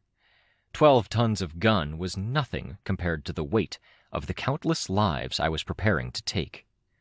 I looked over at Chris. Defiant, I called over. Are the labs clear? Only if you help clear them. 6th floor, feel free, he barked. He looked like he was going to say something else, then stopped. He turned, raising his head to look up. The ceiling caved in. A plume of dust. Concrete. Simorg. I thought at first that it was just a psychological tactic. Telekinetically controlled dust to scare us, remind us we weren't safe anywhere here. Then it screamed. The sound in my head redoubled, rattled, became words. The words were accompanied by mental images. I never had a trigger event. Dean's voice. I had to abandon you for my own health. Jessica's. I'm sorry. I was selfish. It wasn't your fault. Each was a fragment, a thing that had never been said, as much as they should have. A slice of a world that would have made more sense, gone better places, seductive. Floating in the air, I curled up, knees to chest. Fuck that. I straightened, tall, eyes wide. I used my aura, the briefest of pulses, a push, taking that fuck you and broadcasting it for the extra emphasis. She was there, crouching, her wings around her. The aura didn't touch her. I couldn't even be sure she registered it happened. But for everyone else, it was a nudge, a slap in the face, a bit of fuck you to shake them from anything they might have been thinking or feeling that was similar to what I was experiencing. I aimed and fired in the next moment. Fragments of roof cascaded down in a stream, absorbing a good 70% of what I was firing. I shifted position, flying to one side, and a cape took off, flying in my way. Only reflex kept me from shooting him in the back. Sveta lunged in, reaching for someone in range of falling rubble. That same person slapped falling rubble aside. It struck Sveta's reaching arm. For what had to be 15 seconds, the Simorg crouched in the midst of the lobby, where our side had been regrouping. She didn't move a wing tip. Nobody fought on her defense or intentionally threw a force field up to protect her. For those 15 seconds, we didn't touch her. Capes advanced, then second-guessed themselves as more debris came down. They were blinded by the dust, and then someone bumped into them, disturbing their aim, and they didn't feel confident to make the shot. My own aim suffered, because my vision warped, distorting. Trophy Wife had moved to a place where I wasn't in her range anymore. She granted herself mutations based off of the trophies she'd taken, and she granted lesser effects to people around her. Problem was, that involved a faint transition period, which was fucking with me at a critical moment. The see-in-the-dark mutation was dropping away from my eyes now that I wasn't in her range. She shifted from the crouch, rising 20 feet into the air. With her telekinesis, she pulled chunks away from the ceiling. Each chunk flew down with terminal velocity. No lead-in, no warning, each moving in a clear straight line with no prevarication or misleading. Each chunk took a life. The cascade of chunks of ceiling began to pick up, became more aimless. I couldn't shake that each stumble to avoid the stuff was someone moving as she'd wanted. I took aim and I fired. Chunks that were falling stopped, disintegrating beneath the beam, giving me a tantalizing second or two of contact before the next chunk blocked the continued beam. I heard people shriek. Withdrawal had a crumpled leg, struck by a stone. Finale was shouting for him. There were a good dozen people like him, people who were close enough to get hurt. Every instinct I had told me to get in there, to dive in and save him. Logic told me that this was one of our last shots. We had to hurt her, take her down a peg so she couldn't win that tug of war against Titan Fortuna and take over the entire system. The screaming was a roar in my ears, like the adrenaline in my ears when I'd been trapped. The endless loop of trying to logic my way through emotional issues and emotion my way through logic when neither would serve. Being caught by Ophion. She's fucking with us, putting us in a lose-lose, demoralizing, psychologically assaulting us. Because it served her goal. Because she needed to, I told myself. If we could push through this, it'd inconvenience her. Fuck you, I willed. I pushed again. Tried to feed courage and outrage out to the crowd on a level that would serve the people who needed it. I'm not who I was when Ophion got me. I'm changed. The words rambled through my brain, pushing through a fog of noise and screaming. Change. Metamorphosis. Cocoon. Cocoon. The scream latched onto the memory. Me wrapped in a cocoon of stray dogs, cats, bugs. The cocoon had become a coffin, encapsulating me after Crawler had eaten into me with acid. But that coffin had opened. Ribs with flesh strung between them had parted, revealing me within. I held onto that image, pushing out, trying to capture it. Holding it firm in my mind, I dove for withdrawal. I snatched him up. I had a fleeting glance of finale. Rather than carry him to safety, I used momentum and flung him across the floor, relying on the metal rig and its propensity to skid. He stopped himself against the wall, using the springs, then twisted around, aiming his pill popper. I saved others, grabbing them. The fragile one fired the gun, placing the shots only when I was willing it, only when I was keeping an eye on things, to make sure nobody flew in the way. Pressing the attack. Staying low to the ground, watching the environment, I saved 3 people. Others jumped in, helping. When I saw people losing courage, I gave pulses of courage. When I saw them succumbing to the fear and headfuckery, I gave them a taste of righteous fuck you. I need you to get me in there, Sveta called out to me. Okay, but I don't have my force field. She gave me a confused look. Then a golden beam stabbed out, striking the shield the Simorgh was using to protect herself, until Byron pierced it with the spike of stone. She connected the dots, looking back over her shoulder. The fragile one was there, visible in the shadows of dust. Chest open, ribs splayed, a hole big enough for me to move through. Her arms were extended, gripping the gun Dragon had given me, aiming it. Come, I called out with a pulse of my aura. I reached out a hand. But she reached out, because I was in harm's way, and any seconds spent protesting were seconds I was in danger's way. She grabbed my hand, and I braced myself, flying hard the other way. Sveta grabbed the rubble the Simorgh was using to shield herself, then she hurled herself at the Simorgh. Falling rubble stabbed directly down at Sveta. She unfolded, creating a hole in her midsection for it to stab through, unfolded her arm, and grabbed the Simorgh with a dozen tendrils. Reaching back, she extended a limb toward the crowd, grabbing Clockblocker's hand. She was frozen, locked in place, with 10 tendrils around the Simorgh's head and 2 around one smaller wing. The Simorgh was positioned low to the ground. I took evasive action, flying back and away, while the gun took the opportunity to shoot. The Simorgh was still alive while grabbed, and was still using her telekinesis. Every chunk of rubble saw purpose. A larger chunk stalled defiant. Another formed a wall as the fragile one opened fire. Byron drew moats around her, trying to seal her inside a stone growth, then encasing it in ice for good measure. Torso began running, sprinting across the floor, wobbling, hopping precariously over rubble. A single stone slid in front of him, and he tripped. Dust and rubble moved in a loose, slow cyclone around her, picking up in intensity as a frozen Sveta held her. Hookline's weapon navigated its route through the Simorgh's storm, rubble bouncing off of the chain instead of bending it. Clockblocker hurried to Hookline's side. A non-living weapon that would serve the same purpose. The effect as they made contact wasn't the same purpose. Clockblocker winced, hand pulling away, and the chain went completely limp. Power conflict. I looked past the cloud to the vague image of the Simorgh's face, still wrapped by tendrils. The beam cut through some of it, tracing a burning, glowing line through her, while I crouched on the ground.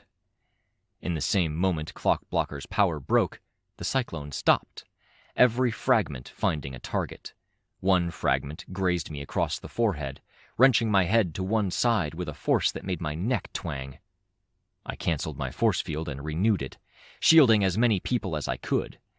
My gun fell to the ground behind me. Simorgh flew skyward, into the hole she'd come through.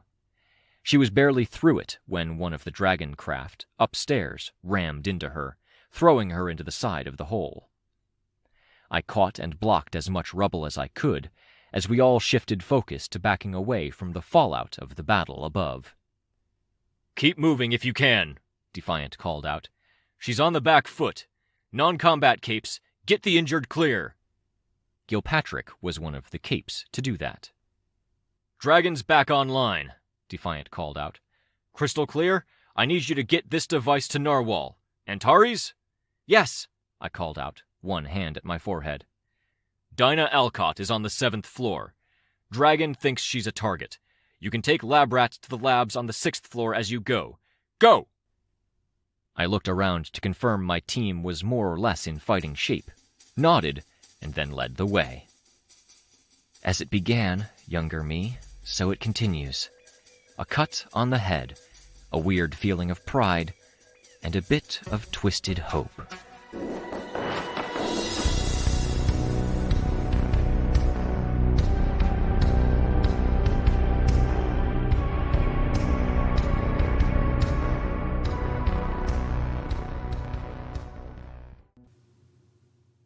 Arc 20, Last, Chapter 4. The lights shut off throughout the facility in the same moment Dragon booted up our eye implants. The implants rushed to process what they were seeing, throwing text at me with notifications, updates, tracking for key people and the Seamorg's estimated location, scribbled out in gold digital script. I was notified in bold text that hung at the periphery of my vision that there was no ongoing communication. This was just her booting us up and giving us tech as good as we could hope for. Lines spiderwebbed out to outline the hallway, doorways, and provide some limited night vision. The lights came back on, bright, with a fluorescent whine that became a scream, one sound in a chorus.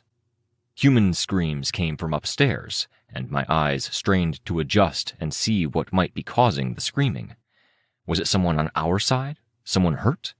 Someone who'd snapped and become hostile? The Seamorg wasn't necessarily flipping people to red with a new, unprecedented speed. This was part of any fight against the Endbringer. In a given population, there were bound to be people who were on the edge, vulnerable, needing only the right prompt. As she kept screaming, she kept gathering data, and she used that data to find better prompts for more people who were on a ledge, on the cusp of losing their minds.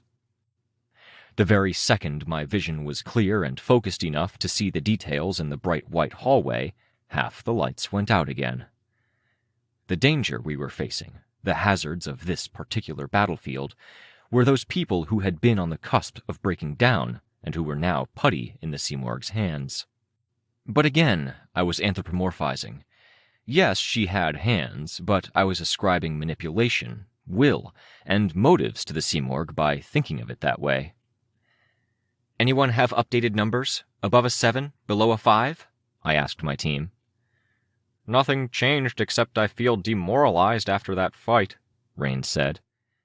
"We almost had her," Sveta said. "And she wants us to feel demoralized," I said. I moved my gun right, left, right again, as shadows moved in the dark, unlit patches, the golden scribbles and labels struggling to keep up as the lighting changed. "If anything's making me feel like I'm going crazy," Sveta remarked, "it's you, Victoria." I looked down at her. "Where are you at?"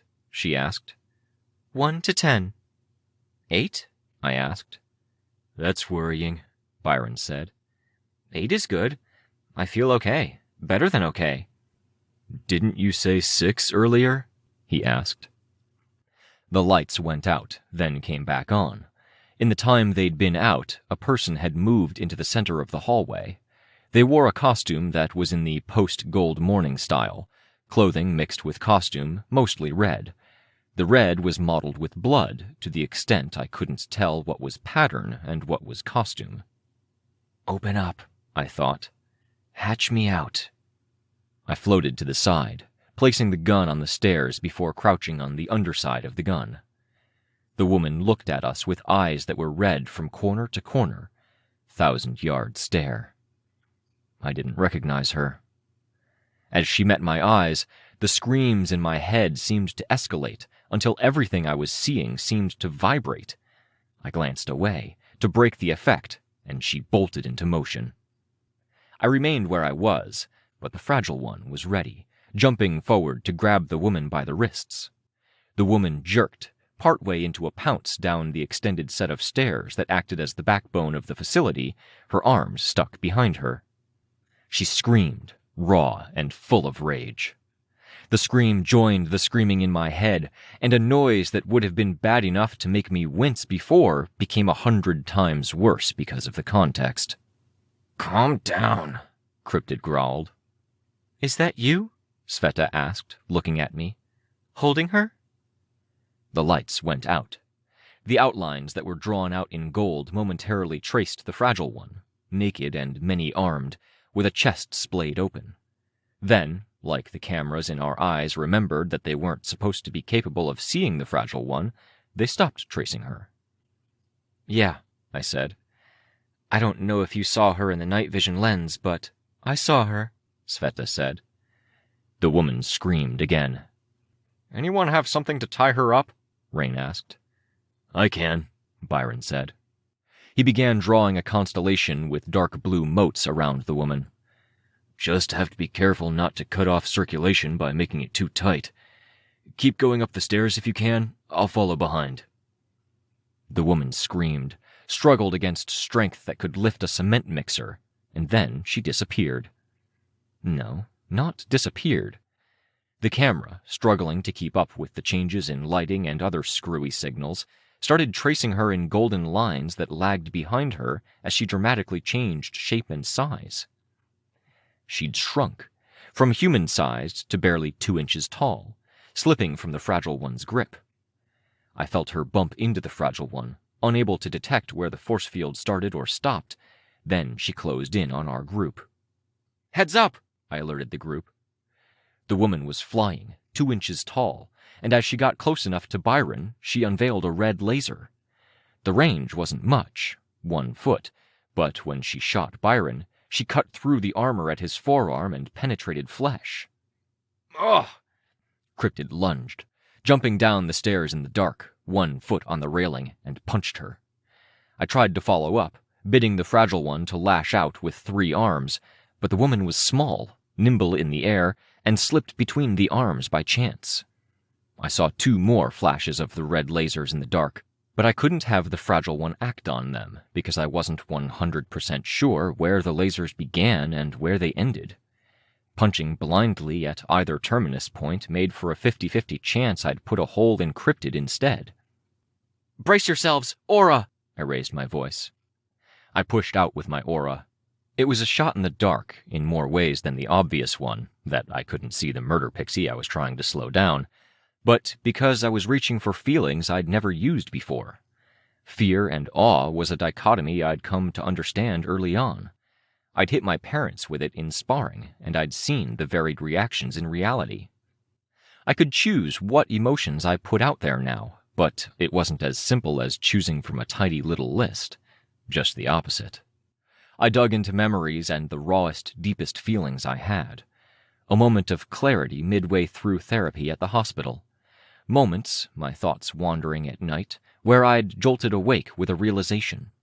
The feeling after I'd smeared my mother against a wall and realized it was my fault. Each of those memories was like an exposed nerve, and the screaming in my head was salt on those nerves. I'd wanted wake up, but the feelings I dug into as I broadcasted weren't quite that. It did give her pause, but she was a tiny figure in the dark in an unfamiliar environment, so it was hard for us to take advantage of her being delayed. Sveta reached out, then drew back just as fast as the woman reacted, screaming with surprising volume despite her small size, the laser flashing out in the dark to cut tendrils. Flying toward me, going by the scale of the laser. I took flight, putting myself between the screaming laser pixie and the rest of my team. I couldn't risk that the laser would knock out my force field, so I waited, letting the fragile one disappear, held in reserve. A flash of red, a flash of pain, and I was the terminus of one end of the laser. I brought my force field back, twisted, and reached out, grabbing her around the upper body, her wrists held between 2 fingers. I twisted her body to one side, pointing her hands off to the side. She grew to full size, and I adjusted the force field to match. She screamed in my face. The laser was weaker, if anything, while she was larger. "You're bleeding," Rain said. I looked. Byron was holding one hand at his wrist, and blood was pouring out. Sveta reached out and bound the wound closed with her tendrils. Blood welled out from the gaps, and she tightened her grip. The woman kept screaming, and as she did, the lighting flickered, matching the scream. I was pretty sure it wasn't her, nor was it the laser she'd fired intermittently. I walked her further up the stairs, and then used my aura, keeping the range contained to a matter of feet, the effect the closest thing I could approximate to calm. "Using my aura. Keep your distance for a sec," I said. "Your powers changed again," Sveta said behind me. "Your force field held your gun with you nowhere near it. You just did something else. Your aura—" "Flavors of rah-rah and fuck off in the fight earlier," Rain interpreted. "Then just now it was a big slap in the face of holy shit." Courage, righteousness, and just now it was a feeling of realization. I hoped it would wake her up. The woman screamed, thrashing. The screaming played off of the other screams I heard, including some in the background. I could feel wetness at my neck, along with pain that throbbed with my heartbeat. I kept my grip on the woman with my force field and brought my hand to my neck. I'd been cut, and the flesh had parted, from collarbone to where my shoulder met my neck. The laser didn't cauterize what it hit. "Does it matter?" I asked. "It's a long explanation. Byron and I need medical care. Come on." "You said you're at an 8. Cryptid growled the words, his tone wary. "An 8 is good." "I asked for the reality check earlier," Rain said, "and I asked if anyone was above a 7 or below a 3, because feeling too good is a concern." "Fuck me, that's being used against me?" "Master Stranger protocols," Rain said, "at least until we get a good explanation." I grit my teeth. I had no idea how bad the bleeding was. I didn't like any part of this, and it just felt like the Simorg was scoring a win. But the protocols overrode any sentiment or logic. That was how they worked. Byron leaned hard into the railing by the set of stairs. There was more commotion upstairs, and we were only at the 3rd floor. "Byron needs help," I said, "and I don't know how bad this wound at my neck is. I don't think us getting moving hurts anything, and I think, if anything, we should stick to the orders. Dinah." "Come," Sveta said. "let's go. Bring her, Victoria? Or should I?" "I can." "Come, and stay where we can keep an eye out?" I was okay letting her take the lead for now. The force field grabbed the woman by the wrist, still holding her arms. I lifted her. She shrank to tiny size, and I shifted my grip, still holding her. She grew again, and I didn't lose my grip. Her screaming became a kind of screaming sobbing. Who was she, and how had she been this close to the edge that she was this badly off now? I held one hand to the wound while the fragile one dragged the woman. "The labs will have first aid," Cryptid said. "But a detour," Sveta said. "The bleeding is bad," Rain said. "I vote for medical care." We made our way up the stairs to the next stage, where hallways branched off to the left and right. I saw Juliet and Chastity with McCrae from advance guard. They were dragging 2 people behind them. "Hey, Rain. Hey, Breakthrough. You've got one too?" Chastity asked. "Yeah," Rain said. "We got one." "Some no-name cape," I said. "That's blood play," Chastity said. "She's a villain/rogue. You can guess what she does from the name." "I absolutely cannot," Rain said. "You're cute," Chastity said. "Or your sense of what's easy to guess is messed up," Juliet said. "Maybe," Chastity said, frowning. "but Rain's still cute." Juliet said. "Not that I mind, but our guys are hurt." "Shit, yeah," Chastity said, looking at us, at Byron. "I'm not focusing with this screaming. McCrae reached out, touching Byron's hand, then Sveta's. Chastity looked over at me. We're taking them to the Mathers giant. She's incapacitating them and shutting off all incoming signals." "Is she behaving?" Cryptid asked. He scowled with his ratty, crooked-toothed face as McCrae touched him. "Is there a chance she doesn't behave?" Rain asked, with a note of alarm. "The Simorg," Cryptid replied, with a note of derision. "Nobody's behaving." McCrae reached for my hand and touched the force field instead. I opened up the chest, then reached out with the hand that wasn't currently holding my neck. Again. She touched my hand. Her eyes flashed pink. My vision flashed. My awareness of the facility expanded out, like I could see every wall, every floor, the damaged sections, the lighting. But when it came to what was actually in that space, it was something like a symbol, a sign with an arcane symbol on it that shouldn't have meant or implied something, but told me a fuller story than an exclamation point or word might. Mather's giant was parked up on the 7th floor, behind and beneath the stairs. The offices just beyond the area that had once had the booths of teachers' misinformation teams. "You made it sound like she in particular might be a problem," Rain said. "Anything in particular might be a problem," Chris retorted. "Enough! Stop!" I said, rubbing my eyelids against the orbs of my eyes. A bit of information overload. "We're getting slowed down. We need to go." "Can you take her?" Sveta asked the heartbroken girls, almost talking over me, asserting the leadership. "We have to hunt down medical care and track someone down for Dragon." "It's hard enough dragging 2 grown people," Juliet said. "We can," Chastity said. "Give me a second. I'll see if I can make this easier," I told them. I pulled away from the group and began saturating the captive villainess blood play with emotions. I pulled on scenes I'd seen recently. Obeying my mom, curling up against Dean. Tattletale had called it submission. It wasn't. You can infuse someone with raw fear, and depending on the person, they might quiver and quake, or they can lash out in violence. I can give blood play acceptance. She bent her head down, twisting and pulling against the hands that restrained her. And if it works, she'll be willing to work with us. She raised her head, eyes as wide as they could go, kicked her legs, and screamed with renewed rage.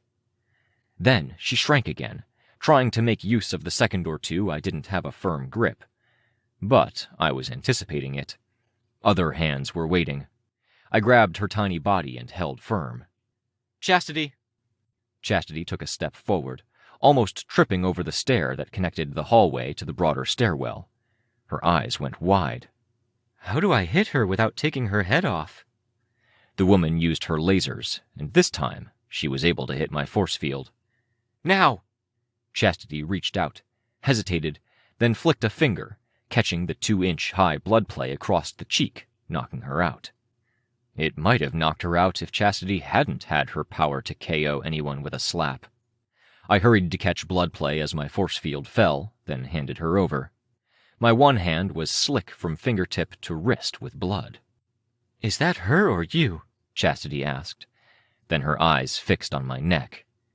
"You need to get that looked at. I didn't even see since the black hides it." "I know. I'm managing." "Split up," Sveta said. "Cryptid, Antares, Byron, floor 6 labs. Find a lab that works. Precipice, you're with me. Map, Chastity, Juliet, come with us. 7th floor, the hallway where they stuck the thinkers." "Be careful going there," Chastity told Sveta. "Half these guys we caught were heading there like they were given orders. We've been holding them off, but—" Sveta met my eyes. "Dinah," I said. "Yeah," Sveta said. "Probably." "I'll come," I told her. "You will fucking go get medical care, Victoria. You're bleeding like shit," Sveta said with uncharacteristic harshness. The entire building shuddered. The screaming, at the very least, didn't feel that bad. Was the Simorg further from the building? That wasn't necessarily a good thing, as relieving as it felt right this minute. It meant she might be getting away. In this, at least, we had to trust the wardens to keep her pinned down. And we needed to get to Dinah. I pressed my hand to my wound, checked Byron, and then started flying up the stairs, taking point. There was someone in costume sitting on the stairs in the dark, hands over his ears, rocking a little. I landed next to him while I waited for others, checking him over, but he barely seemed to recognize I was there. The hallways, I checked both, and both were lit. There was one dead body in the hallway, either a red by defiance system or a victim of a red, but no apparent threats. I used my aura, reaching out for calm and relief and pushing it out there. In a way, I was glad that I could. The process of connecting to the Fragile One and her origins, realizing she wasn't the enemy and letting her connect to me, it had opened doors both for the shaping of my force field and for my emotion control. It felt right that the emotion control was letting me help and soothe now. The cape stopped rocking and looked up at me. "Is there—" I started. He removed the hands from his ears. "Is there a place you can go?" "My team's fighting." "The fighting seems to be worse near the front of the building. If you head that way," I indicated past the stairs, "you can go find a spot to wait or help others, or the screaming shouldn't be as bad." He got to his feet, and I gave him a hand. Then he jogged off, hand resting on the back of his neck, like he wanted to keep it close to his ears to try and fail to shut off the screaming. "He dies," the noise of the environment rasped. The thought that crossed my mind was of Dean, of him next to me at an event I couldn't remember the particulars of, whispering so it was just him and me. Even though the sounds I'd just heard were nothing like Dean's voice, my memory of the two words now felt like it had sounded like him, and they felt irrevocably tied to that memory of Dean. A chill ran up my back, the sensations reminding me that some of the bleeding extended down my back. I turned, watching over the group as they made their approach. Sveta let go of Byron's arm, and her grip had been firm enough that the gouge that extended from one corner of his wrist to his elbow didn't open up again in the time it took me to assert my grip with 4 different force field hands. "I might be a few points lower than I was just saying," I said. "Put me down at a 6, maybe a 5. "You can't just change it to get better treatment," Cryptid growled. "You just said you were a 9 minutes ago. Now you're downgrading it because we're being careful around you. You can't be that happy around the fucking Seamorg without it being for bad reasons." I glanced at Sveta, and Sveta nodded once. "That's not what I'm doing. I'm rating myself high as far as... I had a breakthrough and that feels good, but she is getting to me." "Good feelings are bad, and so is her getting to you," Cryptid told me. "Just... never mind," I said. "Worst of both worlds." "Shut up, Chris," Sveta said. Her body was agitated in how it moved, a lattice of ribbons with many gaps at her arms, some gaps at her neck. "Be safe.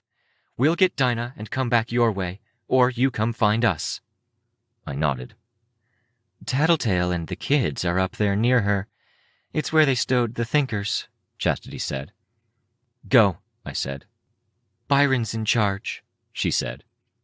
Byron looked unsteady on his feet, but I nodded. Sveta went, without any further statements or questions. A small part of me felt betrayed, like I'd felt in the hospital room, abandoned by family. Which hadn't been the reality, I tried to tell myself rationally.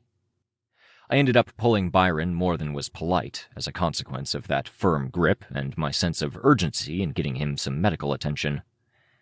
My family had come to the hospital. They could have come for a visit every day, and I still would have felt abandoned. Sure, they could have handled it better, but it was a me thing as much as it was a them thing. With MapRight's power informing me of room layouts, I found a lab, checked it was empty, and then opened the door, bringing Byron in behind me. Cryptid practically squeezed past Byron in his eagerness to get to the nearest computer chair, hurling an oversized Ratman body into the seat, pulling himself over and booting up. "Do you have anything?" Byron asked Cryptid. "Injections for fast healing?" "No, I might need them." Byron seemed like he was going to say something, then fell silent. "How are you managing?" I asked him. Managing?" he asked, like it was a tricky question. Dizzy, delirious, feeling the blood loss? I know what blood loss feels like. I'm no blood loss. I disengaged from my force field, leaving it behind while I went to cabinets, pulling out the canvas bags with the first aid icons on them, red on white. Images of tattoos danced through my head, of costume. All of New Wave had claimed their own colors. I was gold and white. My dad, green icons on white. My mom, orange on white. Aunt Sarah was purple on white. Crystal, magenta on white. And Shielder, blue on white. My sister had been red on white. She's out there. You know she's on edge. It was like a whisper, formed out of the environment, paralleling my thoughts, except there was no environment to it. An idea running through my head, not like I'd formed the thought, but like a teleporter arriving at a location. The process of getting from A to B wasn't apparent, only inferred. My thoughts felt like that. The fact that the journey could be made sense. It was just too fast, too disconnected to feel natural. The screaming was still there, fading in and out. I pulled the stuff out of the cabinet. "I'm not squeezing you too tight?" I asked Byron, as I handed the first aid stuff to the fragile one. No. Blood sucked at my fingers as I pulled my hand away from the wound at my shoulder. I kept one eye out to try and keep coordinated as I had the fragile one unpack the first aid kit. I floated over to check the severity of the wound by sight. Fuck, it was not a pretty one. "No sign that it's bleeding too badly internally. The pressure seems to have stopped it," I observed. "If you have any input, any details you need us to know, let me know." Byron shook his head. "I could pull that open to see if there's anything arterial, but I feel like it'd be leaking out or there'd be discoloration, bruising, or fluid buildup. Better to keep it closed. Let it keep clotting." "Sure," Byron murmured, like he didn't even care. Hello. The cheery young voice was jarring as a contrast to Byron's. Riley's voice came across the computer. Wow, look at you. Case 53? And dinner? No, transformation cocktail. 2 injured. They're getting patched up. Let me see. Put them in front of the camera. I helped Byron stand and brought him closer to the computer. I wish I'd seen you before you started bleeding. I'd be able to judge better. I think you'll be okay, but don't go running too fast or getting too excited. You might pass out. Any arterial bleeding? I asked. Anything internal? Muscle damage? Nerve damage? Nerve damage, maybe. Worst case scenario, second worst case scenario, his right hand is only as good as his left. Some therapy needed. Worst case scenario is we all die before that's even a question. "I just need bandages then?" Byron asked. Medical attention if you want to avoid the nerve damage. "That takes time. Bandages?" Yep, if you're willing to take the risk. 25% chance your hand doesn't fully recover. "That's fine," Byron said. I moved my hand away from the wound that ran parallel to my bra strap, collarbone up to the shoulder. You're bleeding more than you think you are. I love the edges on those cuts. What was the weapon they used? Laser with no heat, I think. I want the readouts on that, Riley said, in the same voice a kid proclaimed their desire for a puppy that was for sale. Focus, Cryptid growled. You'll need to cauterize. 1.5 inches above the collarbone. Fuck me. Cryptid's growl became more growly. He rose from his seat, grabbing part of his kit, and, if his feet weren't stretched out rat feet, then he would have been stomping my way. As it was a stalk, quick and lungy. He reached for me and I flew back. No force field while it was holding Byron's arm. I have stuff. Ask first. Fucking, he growled. You want to stop bleeding? I have stuff. For your forehead, too. Will it knock me out? Slow me down? No. It stops bleeding. Because the doctors at Shin...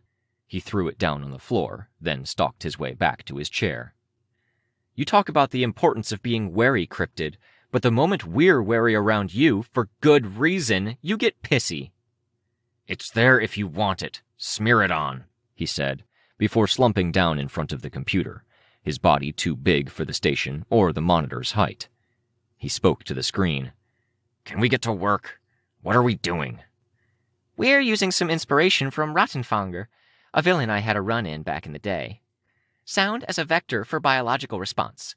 It transmits quickly. It'll get the coverage we need. I turned my full attention to Byron, who was applying bandage. I had my force field gradually release its hold on his arm while he wrapped it. He knew what he was doing. The discussion continued in the background. I applied the cream to the part of the wound Riley had indicated, then to my forehead and scalp, before doing what I could to staunch the flow. Blood trickled down my chest to my stomach, down my side, and down my arm.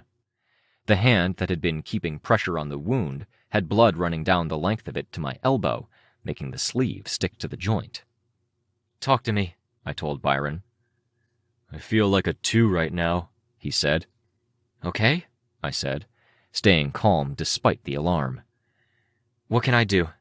I've got emotions on tap. I can listen, give you perspective, restrain you. This, he said, pausing in the bandaging process to indicate his arm, makes me think of Tristan. A lot of tricky thoughts right now. Some of it's her. I know, he said. I know what you meant earlier, when you said you felt like a 9 or 10 for other reasons, but when it came to her, you felt like a 4. I don't feel like a 9 or a 10. Yeah, I said, quiet. And that's nothing to do with her. The lighting, the spots in my vision, it makes me think it's his power every time. Like he's back, and my hopes get up every time. It feels like every single little detail that's around us is something she's manipulating, and it's pushing me toward... Yeah, I said again. Me too. I think every single one of us feels like we're getting special attention. He swore under his breath in Spanish. Cryptid's swearing, though, was far louder. He rose from his seat. Whoa, Nellie! Riley's voice was almost playful. What is it? Not a moment's peace, Cryptid growled. It has to be the Simorg. She's throwing roadblocks in my way. I can't think for 2 seconds without something... What happened? I asked. My giant. She's non-responsive. I plugged stuff into her so I could track it. She's gone dark. She's dead? I asked. The very important Mathers giant that was pacifying the capes the others were rounding up? She's dark. Now I have to stop what I'm doing. I have to... You need to do this, I told him.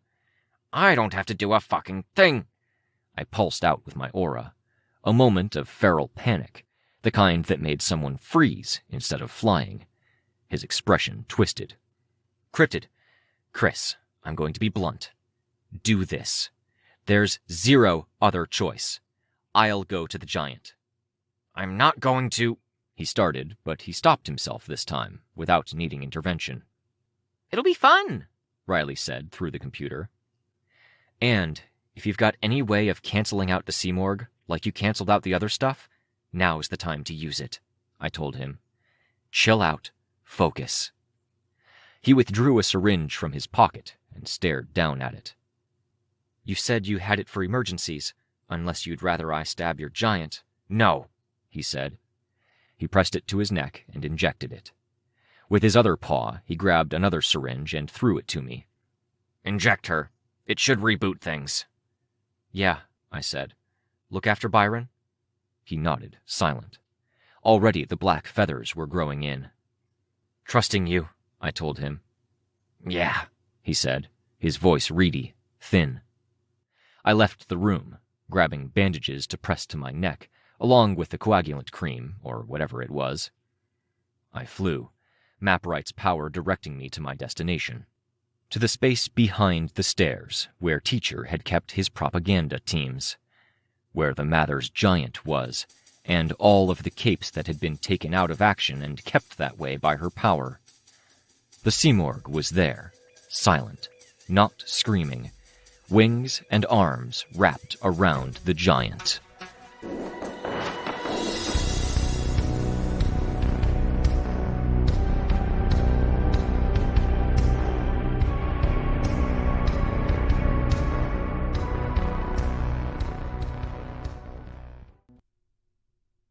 Arc 20.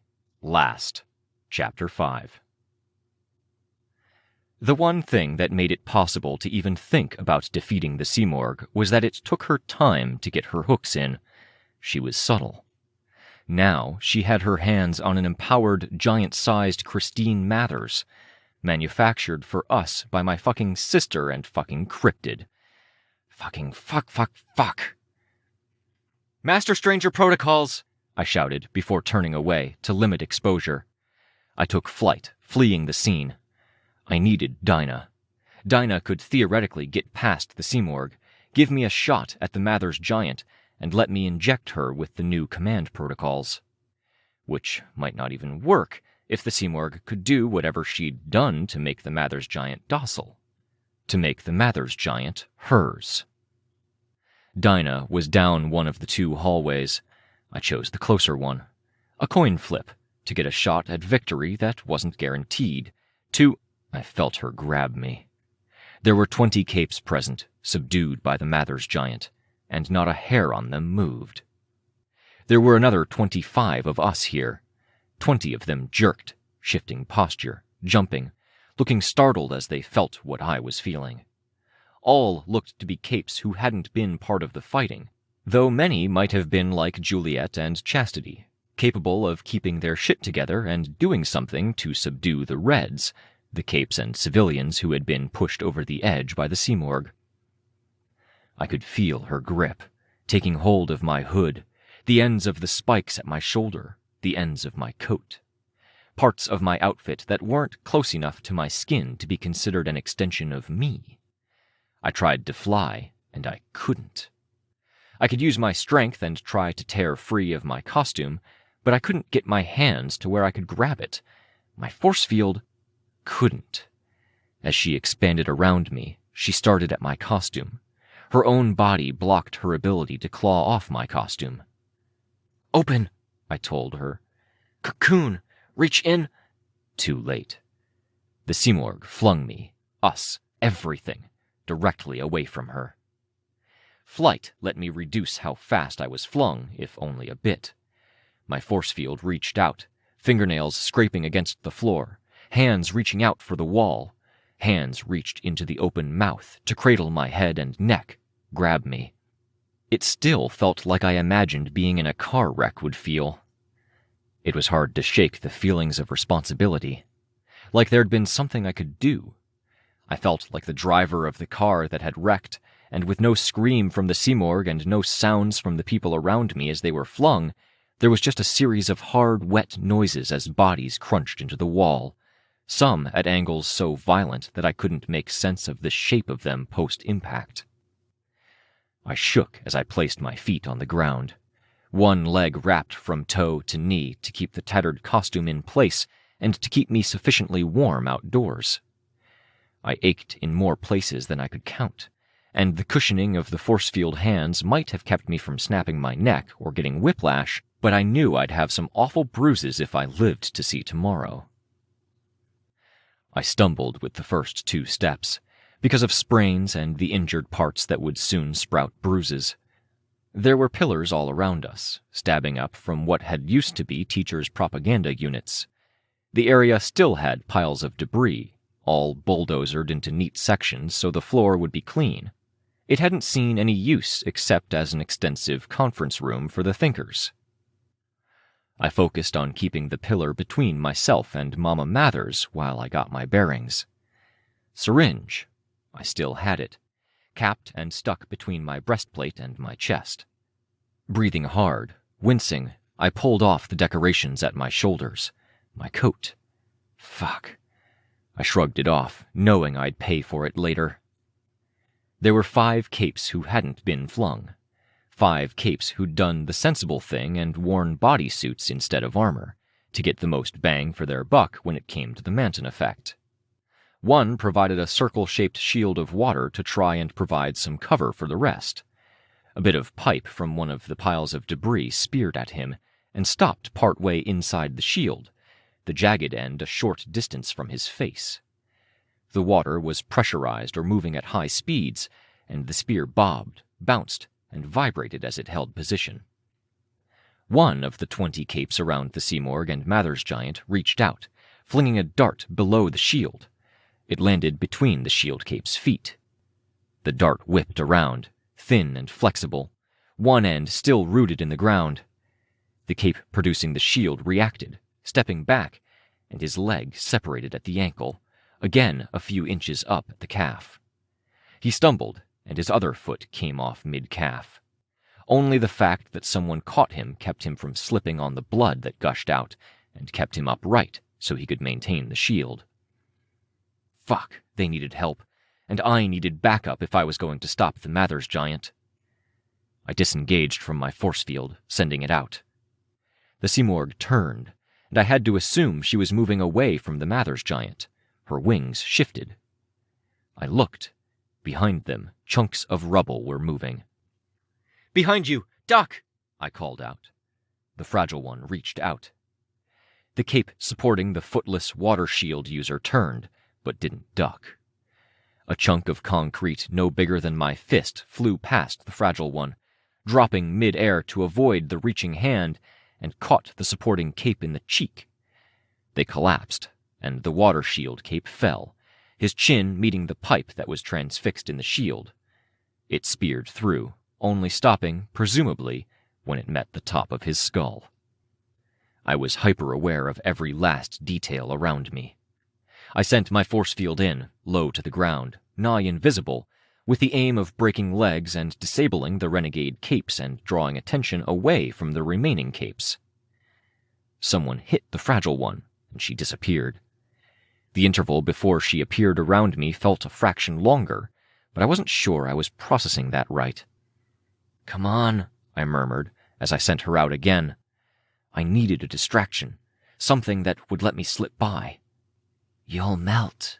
The voice was a whisper, hard to make out from the ambient noise, the screams and groans of those who had hit the wall but not died, and the ones who hadn't been thrown but who were being executed one by one now. The scraping sound that followed was like a chainsaw against stone, without the sound of the chainsaw's engine itself. A skittering, screeching noise that grew in volume. Metal centipedes appeared on either side of me, each curving to travel around the pillar, straight for me. I brought my force field back. It was broken before I could. I flew straight up, mindful of the ceiling, and mindful of the fact that my senses couldn't be trusted. "Sorry, McCrae, I think." As my force field came back, I had force field fingers drag into the pillar I was flying beside. Multiple hands. Below me, the centipedes were moving in a double helix pattern up the pillar, chasing. Change shape, I thought, reshaping my force field. Think of the physio, of moving that monstrous, wretched body, trying to learn how it moved, reaching out a limb, reaching, straining. I palmed what my force field had grabbed off the pillar.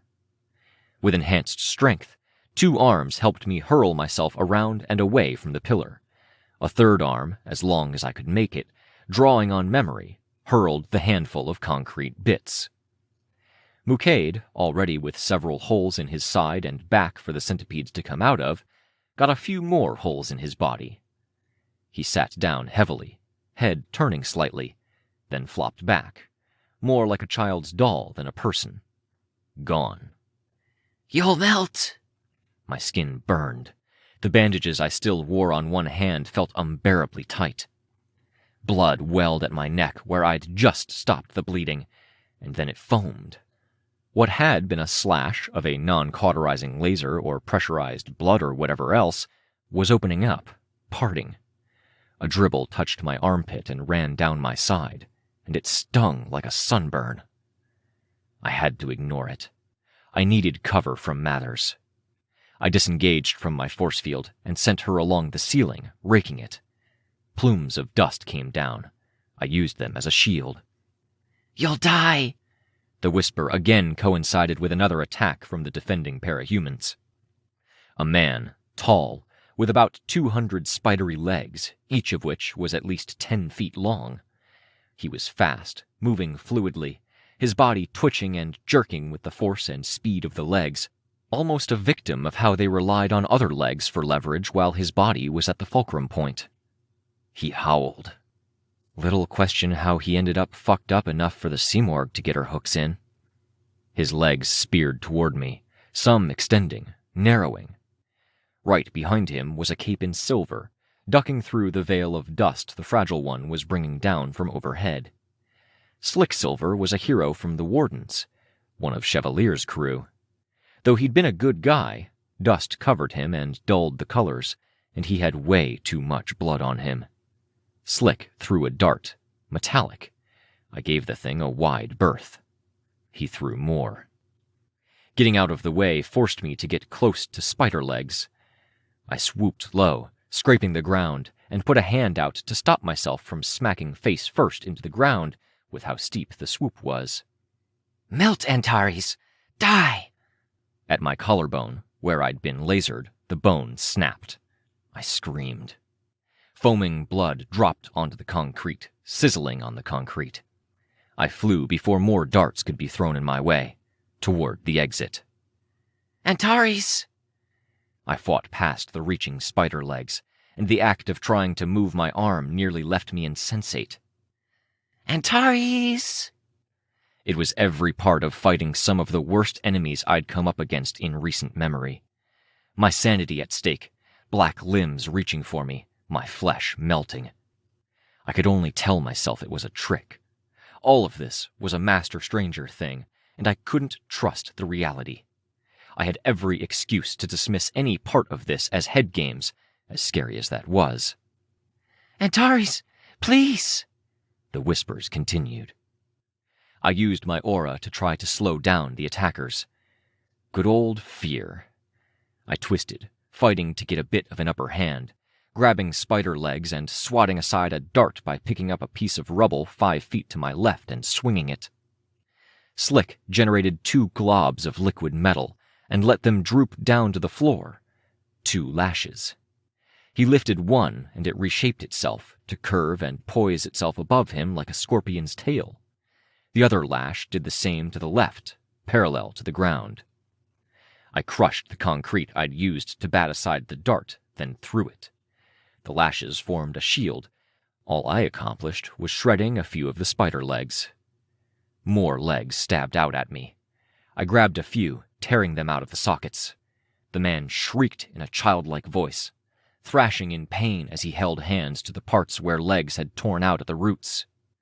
The screaming was interrupted by him vomiting, presumably from the pain. I braced myself for the next onslaught. Another attacker. A warning that another attacker was coming. A whisper of my name. When it didn't come, I kept my guard up. The beat of warning, attack, warning, attack. It could be misleading me. The debris had cleared, and there was too much of the giant visible. The sighting coincided with a pain creeping over my body. Bruises spread. It wasn't a feint, a missed step to throw me. Why? I reached the doorway, saw the Spiderlegs approaching, then changed direction, flying back in. I scooped up more grit for a coin toss, and changed my orientation to keep Mathers out of sight. The whispering of my voice. I fought more of the Spiderlegs, tore out more. He had 200 legs, but I had 10 arms, and I was stronger. He could only come at me with so many at a time. An explosion shook the chamber. The residual debris and dust that was dribbling down from the damaged ceiling was cleared away by the resulting shockwave. The Simorg was still there, silent and waiting. The Mathers giant wasn't where I thought she was. I almost looked directly at her in the moment I realized it. The attacker was Chevalier, backed up by some of his squad. He wore the black and silver armor that he'd worn for Gold Morning, made of pieces of Behemoth and the Simorg, who had a hole in one wing. I saw the Simorg raise a narrow hand, and dust, debris, and rocks picked up. She didn't get a hold on Chevalier either. He swung, and a piece of broken pillar leaped into the way of the blade. It barely slowed it down, but she was able to avoid it. He fired, and she avoided it. I could have used the distraction to go after the giant, but I had only one shot. I couldn't attack her without looking at her, and I couldn't go in blind while the Simorg was present and 15 or so of her pawns were standing around because I would fail. Too much exposure would make any future attacks twice as hard, 100 times as hard. Dinah first. My team would be with her. I searched, avoiding looking at the giant, who wasn't moving. The pain in my shoulder was getting worse, and that sunburn feeling was becoming a constant burn. My back, my side, my arm. If this was the extent of what the Mathers giant was doing, I could deal. Fake pain, fake burns. If this wasn't what the Mathers giant was doing, I lost nothing by continuing to fight through the pain. Chevalier was pinning down the Simorg. I was left to continue searching. As much as I'd wanted, I couldn't use my aura. Only flight, only the force field. I found what I was looking for. 2 people lying in a heap. One was Roman, bloodied, his mask lost. He'd been the one calling my name. The whispers had stopped when I'd used my aura, because I'd cowed the person speaking. He needed help. Gingerly, I lifted him. "She broke my fall," he whispered. He sounded more like a little boy than a kid in his mid-teens. "Please save her." I moved him, using my force field. Imp lay on the ground, against the wall, with debris beneath her. I reached behind her head to find a way to take off her mask so she could communicate. I recoiled. Blood and a fragment of... It looked like a fragment of mask, but it wasn't. Too white. And it had skin and long hair attached to it. The hair was caught under something, and the fragment slipped off my finger as the hair pulled taut. The blood was already cooling. "Can only bring you," I told him. "Take her. I can tough it out," he said in a tone with a complete lack of strength that suggested he couldn't. "Imp and Chastity and Cassie are on the other side of the room. They got flung." They might be distractions. We need to do something concrete. Dinah first. I lifted him. He used his power on me for just a second, inflicting rage. The effect was dampened, half strength, but I still dropped him, and he writhed on landing. We stood, huffing at each other, glaring. I reached for him again. Again he used rage, and my grip on his collar was fierce. I used my aura in response, exerting will, dominance. "You fucking think that works on me?" he asked. I could hear the outrage in his tone. "After how I was raised? Who I grew up with?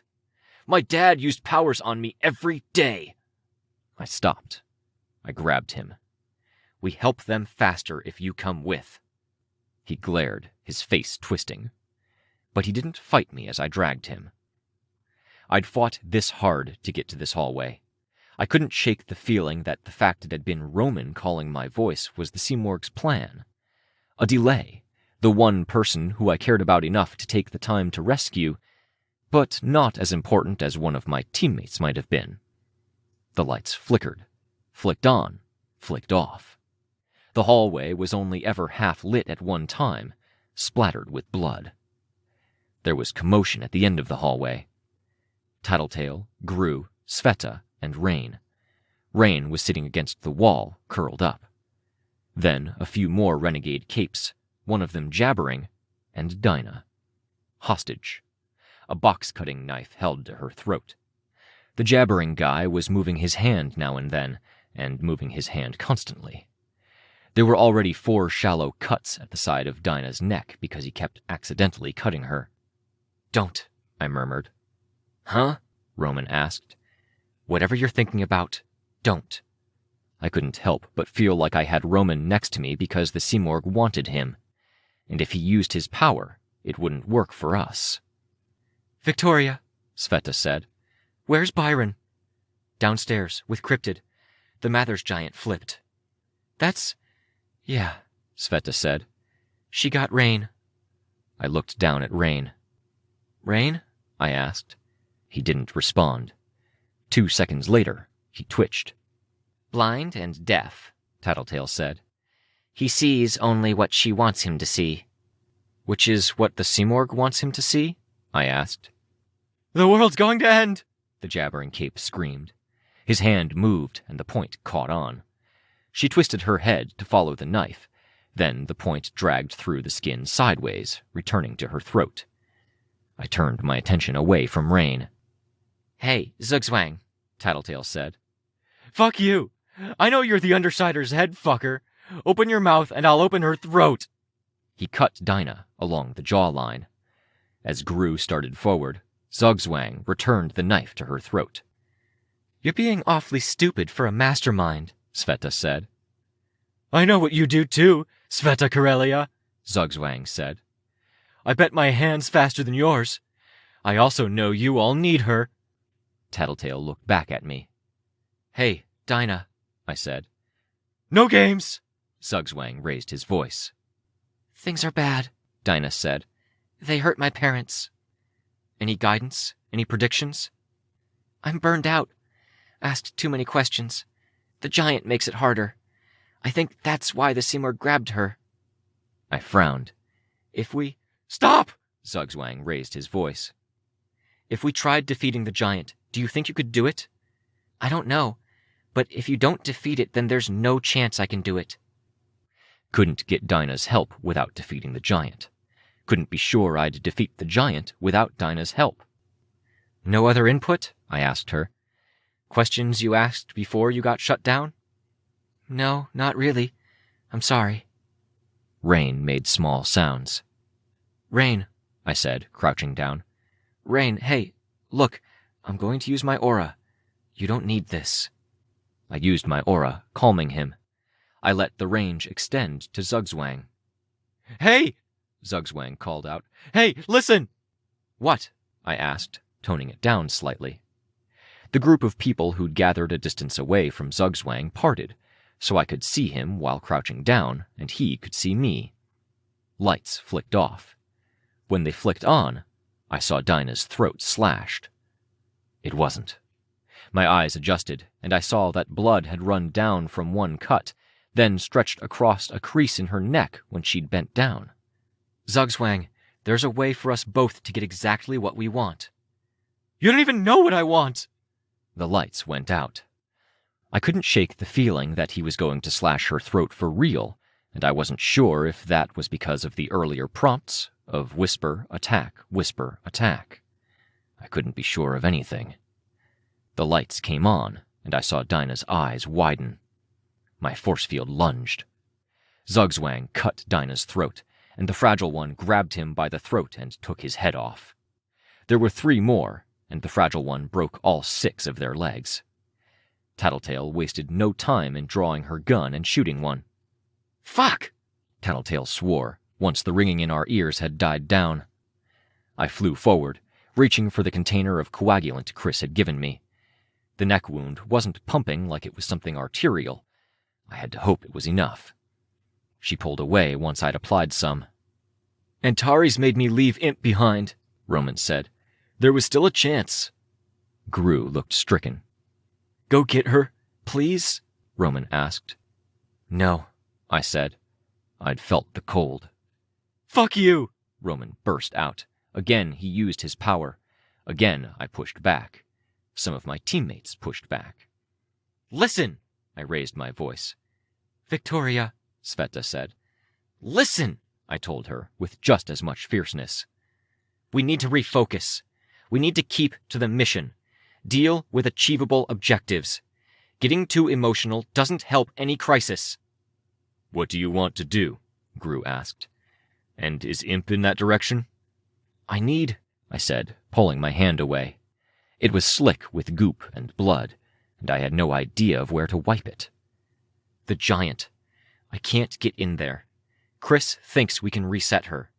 If I can see her, smell her, touch her, she'll do more than make me feel like I'm melting alive from a glimpse of her. My collarbone, I think she's making me feel like it's broken. That looks like it's actually broken, Sveta said. And actually burned or something. Can you help? I asked Gru and Tattletale, ignoring her. Imp is there. I can get you in there, Gru said. I straightened. Victoria, Sveta said, her voice hard. We're friends. I've backed you up a lot.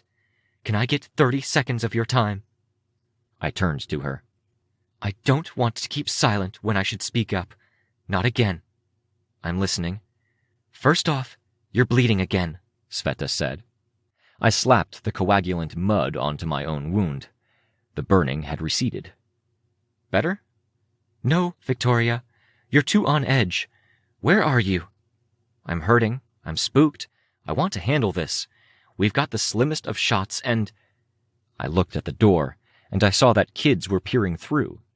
Lookout, Candy, Darlene, and Chicken Little. Candy was lowest to the ground and had to be lying on her stomach. It's slipping through our fingers, I said. The irregulars said something like that they only had a bit of time to get the answers they needed. I'm not an irregular. I know, but you're not yourself either. Can I cheat? Lookout asked. I can help. It's better if you sit this one out entirely, Gru said. It'll take 3 seconds. 3? She disappeared, somehow taking that as permission. She reappeared in 4 seconds. She reached through the door, holding something out. The flash gun. Turn the setting down all the way. Flash rain. It'll override the visual centers. How long? 5 minutes. Everything might be over in 5 minutes, Tattletale said. Oh. I took the gun anyway. I grabbed Rain's chin, and he thrashed. I lifted his chin, aimed the gun, and twisted my head around, shielding my eyes as I fired into his face. Good luck, Rain. It won't stop his ears, Tattletale said. Or skin. The giant's strong.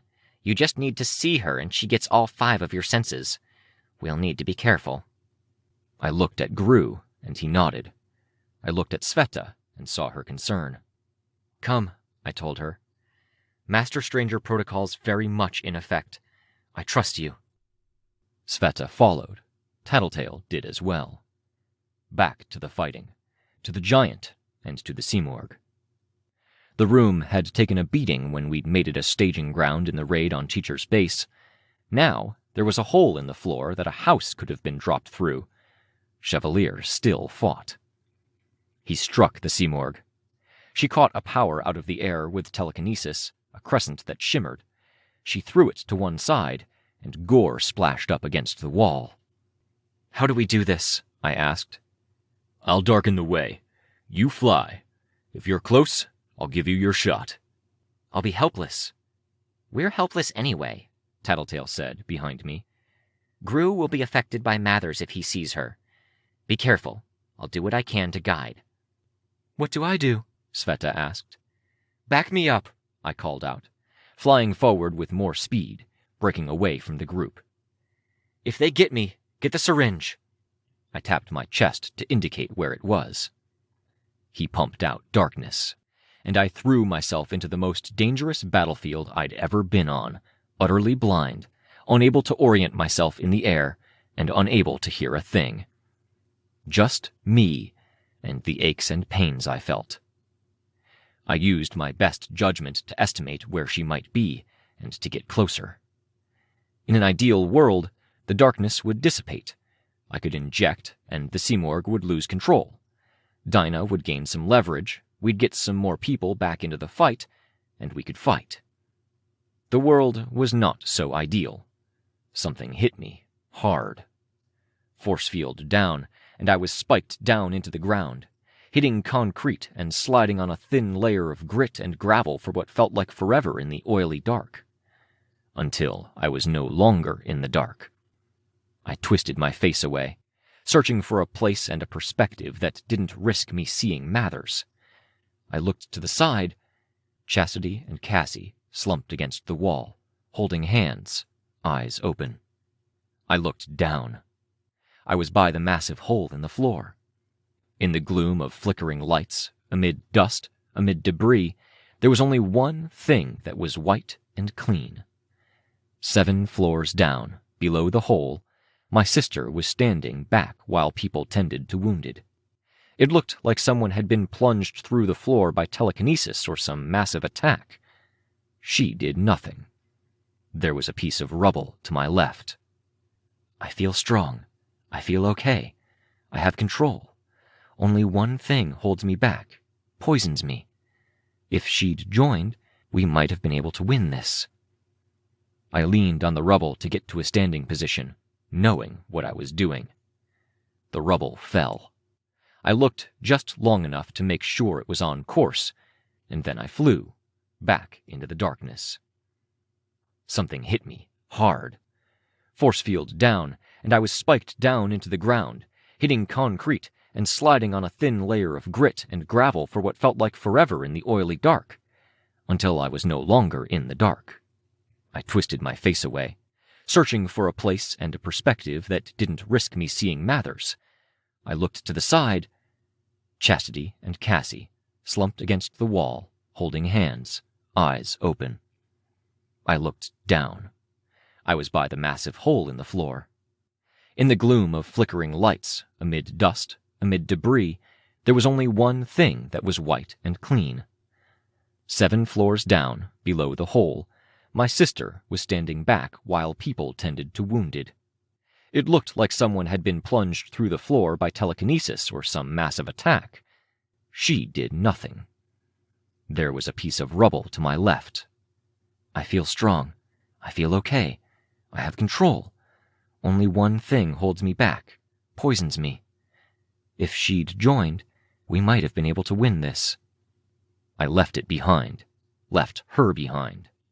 I flew back into the darkness. The shadows swam around me. It was vertigo-inducing, slimy. The darkness faded. A slice of light reflected off the ceiling, down into a column of space which had no darkness at all. My cue. I flew hard that way.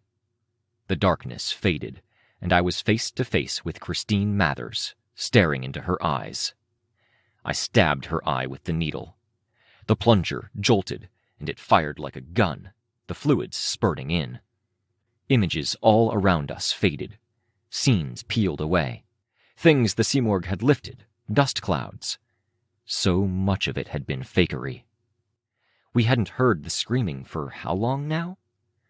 Mama Mathers had the ability to screw up our senses if we saw her. It had to extend to more than sight, because she was amped up. The Simorg wasn't here. Hadn't been here even when I'd entered the room. Many of the victims weren't even present. I noted Imp, still gone. Chastity, Cassie. I spat. People were patching up wounds. Sveta approached me to hold a bandage to my shoulder. Is she all ready? She skipped ahead. We thought we had a bit longer, Tattletale said. She jumped to going after Fortuna 10 minutes early. We didn't do enough for your plan. No. I looked. Dinah had spoken. Now she pointed. One hand held to her head, grimacing. I looked, and I saw the syringe, empty. I grabbed it. There was only one valid target. The thin Mathers giant turned to look at me, eyes wide and vacant. I went blind, deaf. My skin sloughed off, multiplied, liquefied again. I was an ocean. As an ocean, I flew. This time, I hit the plunger. The veil fell yet again, this time for real. The screaming picked up, faint at first, and then a roar. It was all an illusion, all a mindfuck.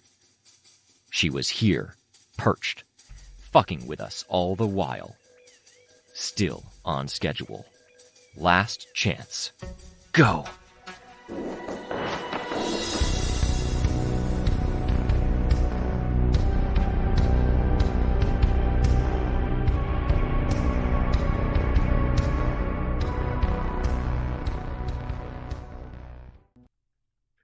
Arc 20, Last, Chapter 6. I had no idea what was real anymore. I couldn't trust anything. Red and gold lines spiderwebbing across my vision made me think something in my mind had broken, even more than those fundamental parts of me that had been lost or irrevocably damaged. I dove in, prepared to make myself more of an immediate threat. Part of the reason she seemed to have stalled was that she had accumulated a fair bit of damage. That damage was my target. I couldn't be sure of anything, but I was reasonably confident that she did need to recover if she was hurt. No way would the Endbringers have operated like they had for as long as they had if they didn't. No way would the Endbringers slowed their aggression against Scion in the middle phases of the fighting, falling back to change up how they came at him if they didn't need rests, in a sense. This was how I had to interpret the situation and the fight, grounding every thought. Anticipate, be flexible, find the weaknesses. She barely seemed to notice me as I flew in, driving my force field into the crisscrossed patchwork at her shoulder, where her body was revealed to be hollow, a crisscross latticework of feathers forming the shape of a thin, sculpted shoulder. Some of that lattice was broken, and I dug in, tearing it open wider. I felt telekinesis roll over me, grabbing at parts of my sleeve that stuck out, a prong at my shoulder where the decorations attached, my hood. With flight, a wrenching of my body, and my force field gripping the floor and hauling me to one side, I tore myself free of that faint grip, getting some distance from the Simorgh. She folded wings around herself, a shield, while rubble circled around her, making the approach complicated. I wasn't the only one she'd gripped. She'd reached out across the room, targeting everyone present who wasn't one of the compromised individuals she'd drawn in. Chevalier was here, and put his sword out like a wall, some of his squadron gripping the channel that bifurcated the two great blades. The screaming in my ears reached a new pitch. The Simorgh unfurled her wings and raised one long, thin arm, and the blade twitched, the blade turning so it was no longer perpendicular to the ground.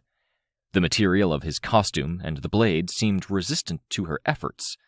Good thing, because if it hadn't been, she might have turned his weapon so the blade was poised to catch anyone and everyone she threw.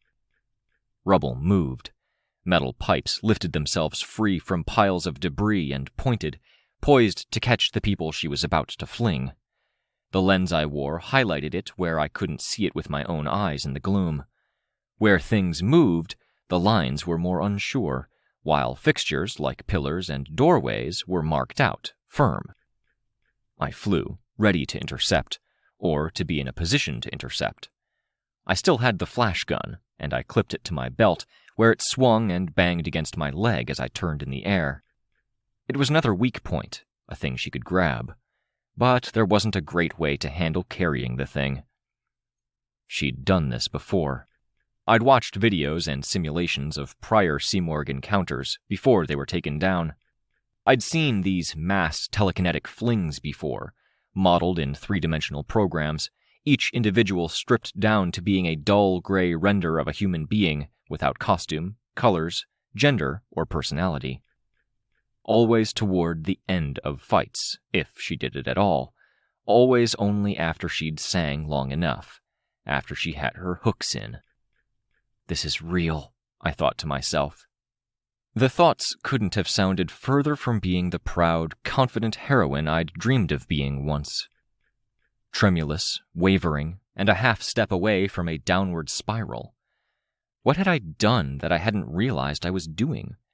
I couldn't clearly remember if I'd dropped that piece of rubble on my sister. I'd forgotten stuff, or not forgotten. I'd failed to think of things. Like my gun. I'd left it behind. Could have really used it now.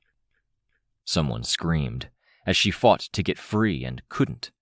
She wore a costume in yellow and black, almost flipped from my own, a swooping bird icon on the chest with fins at the exterior, all flowing from the lines and patterns on the costume itself.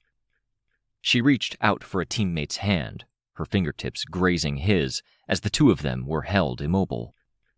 I wasn't sure what she hoped to do if she did get a hold of her teammate, but I couldn't go fly to her rescue. That was a trap. Everything was a trap. This, too, is real. This is what she does. This is why, if you're even thinking of participating in any fights against the Simorgh at any point in time, they'd give you the rundown. They'd prepare us well in advance. "What do I do?" Sveta called out. "Grab I started, my voice drowned out by other people shouting, yelling. My sentence interrupted as the Simorg flung them. Not forward, not back, but in various directions. I took flight, trying to catch the man the woman in the bird costume had been reaching for. They tell you in the prep materials that you will always feel one step behind. I got a firm grip on his hand. I felt the jolt as he jerked, as he roared in pain, the noise joining the cacophony around us. Sveta was doing more, catching rubble, people. I'd meant to tell her to grab the bits that stuck out. If the Manton effect extended just past her tendrils to any clothing she wore, there was a chance she could impart just a bit of it to spikes, fins, capes, and other matter. The Simorg, as far as I knew, didn't grab flesh. I was trying to track the dangers and see what she was doing in the midst of this chaos when I saw a wobbly golden outline. Unlike so many of the others, it wasn't moving. A pipe that stuck out of a pile of rubble. I flew, hard, moving lower to the ground and letting go of the guy I'd grabbed. I had been flying hard enough that he rolled on landing, rolled on that dislocated arm. They warn you that you'll do things that seem callous or inhuman, that she'll make you do those things as one of her 100 ways of getting to you. I rationalized it, telling myself the air resistance was too much, that short length of pipe too threatening. It twitched, and I thought for a moment it was about to come for me. Then it pulled free, lunging left, lunging right, a feint. Reach! I communicated, prayed, pled. The fragile one reached out, using the form with the widest breadth, the me from a period that was trying to move a ruined mess of body, one that could occupy a whole couch. The force field slammed into my back and the back of my head hard, and the hand caught the pipe out of the air. It was only after that I looked at the target, Dinah Alcott. The boom of Chevalier's cannon drowned out all sounds that weren't the scream in my head. The Simorg blocked the shot with almost casual ease, moving a chunk of pillar into the way. Another chunk of rubble hit Dinah, something I couldn't have anticipated, catching her in what looked like the solar plexus. She fell, hand to her stomach. It hadn't been moving as fast as other chunks, but it was still something. The preparation material said we'd fail, we'd be whittled down, and it would perpetually feel like we could do more if only we were at our best, while she guaranteed that we wouldn't be at our best. "Hey, Kid Cassandra!" Tattletale called out. "Don't call me that! Move! Run! You're a sitting duck!" "And she really wants duck for last meal before she ends the world," Imp crowed. "Run where?" "Run laps! I'm not even joking! Don't fall in the hole in the floor!" "What are you... I'm not an idiot!" "No, but you're about to be blind! Gru!" Gru created a wave of darkness, hitting the curved wall of the open space. It banked, rolling out and expanding. "I don't suppose you could steal her powers, or..." "No," Gru said. I saw another chunk of rubble move and put myself in its way, kicking it with my force field to drive it into the ground.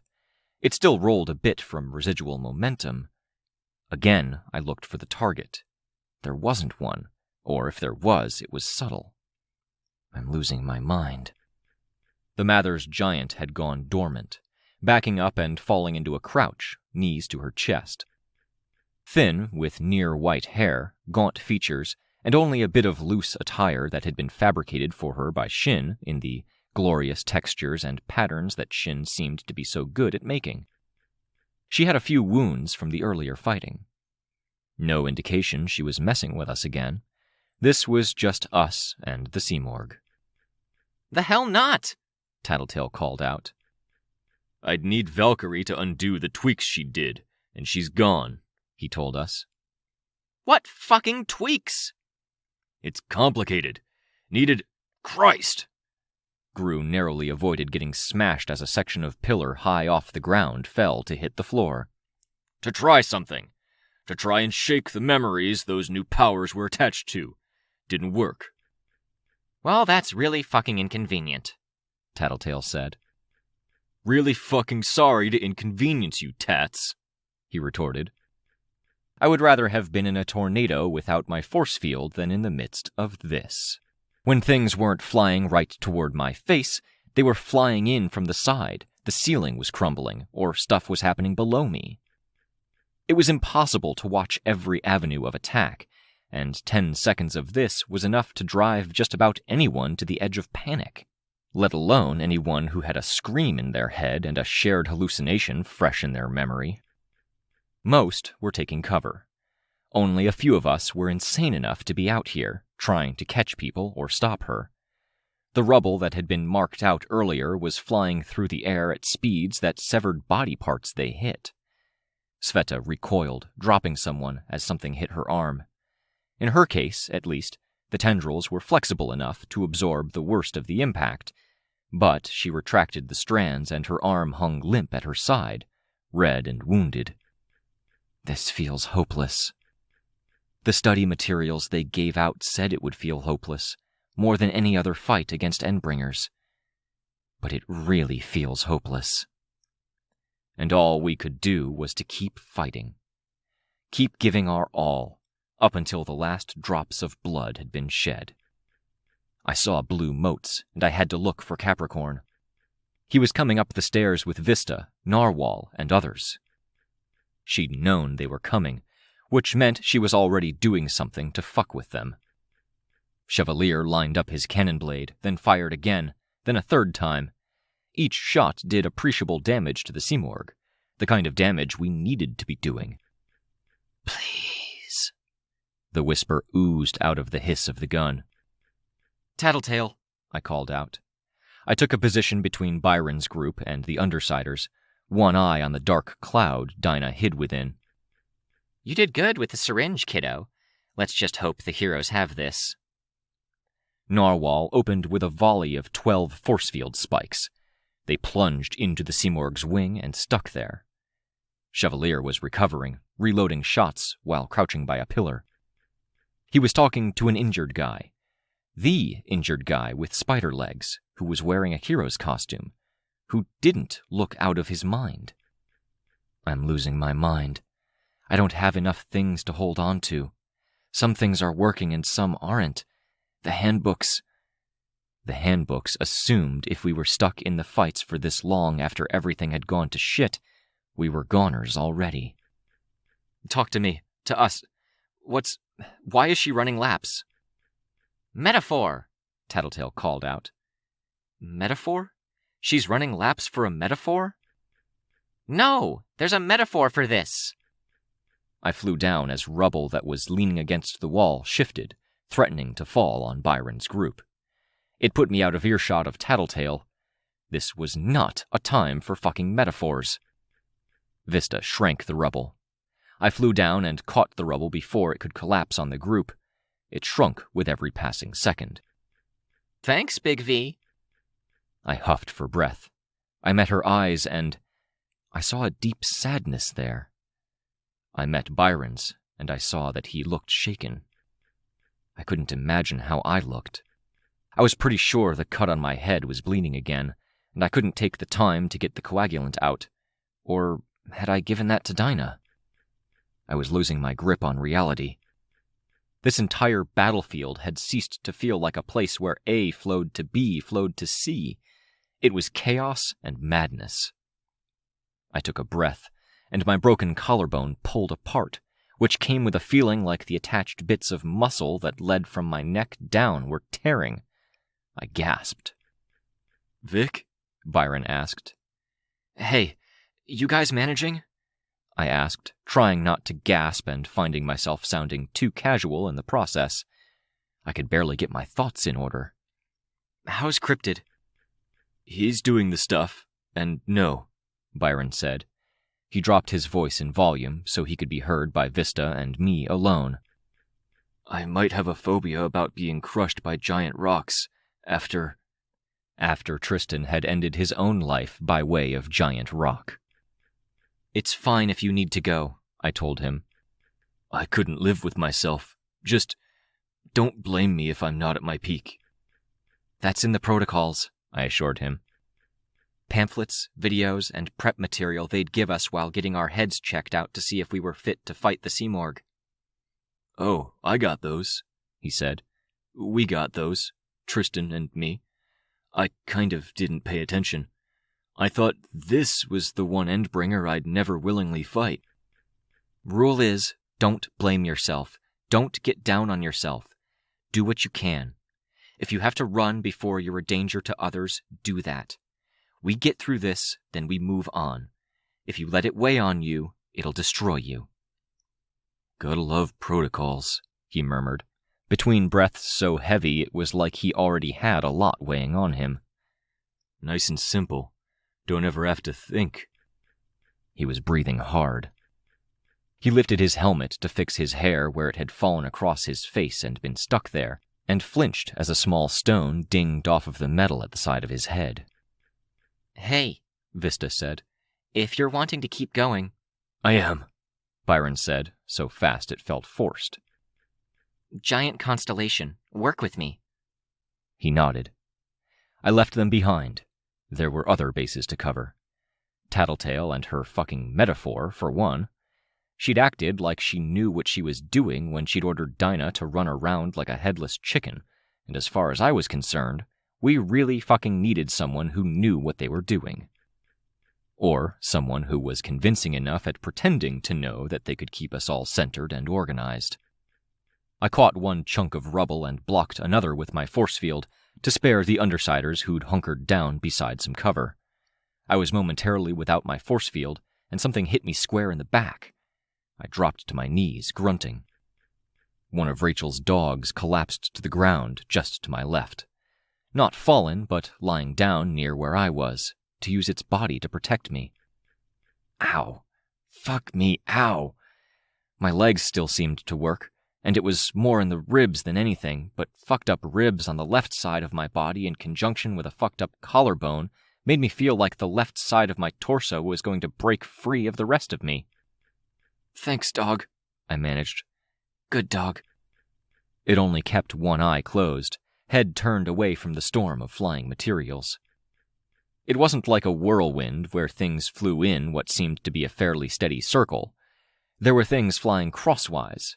Pieces of costume, pieces of pillar, computer stuff, wires, wood, concrete, tile, papers. They smacked into one another, into us.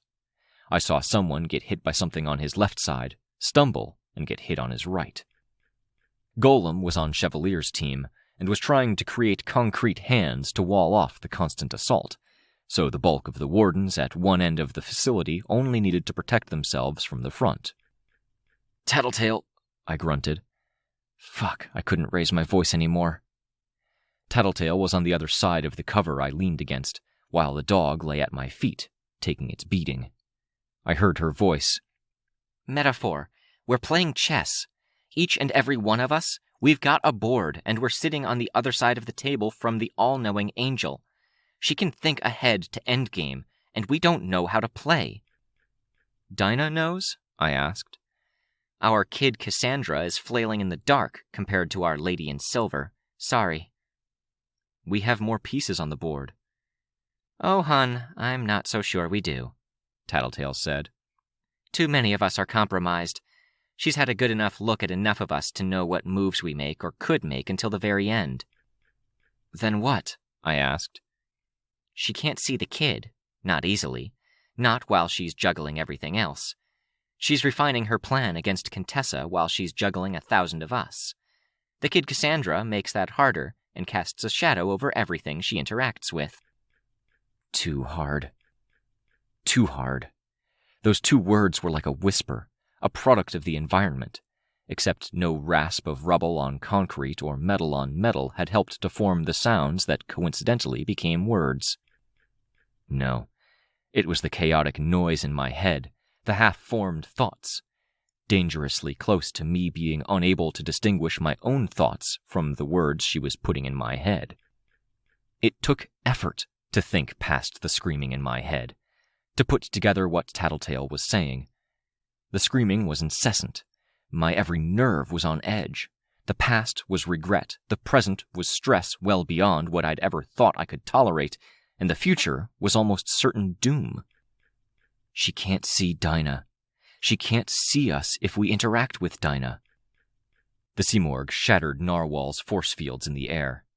Shards struck people who were trying to close the distance in that 20th of a second that it took Narwhal to cancel the force fields and make the shards disappear.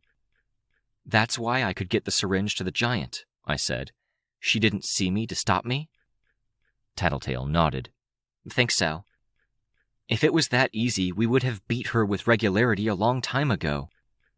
Fuck, my ribs hurt. My collarbone hurt. I shifted position and was left breathless when the bone of one part of my fractured collarbone grated against the other part, making itself felt through my entire upper body and neck. "It's not that easy. She knows she'll be blind, here and there. She collects and stacks the pieces.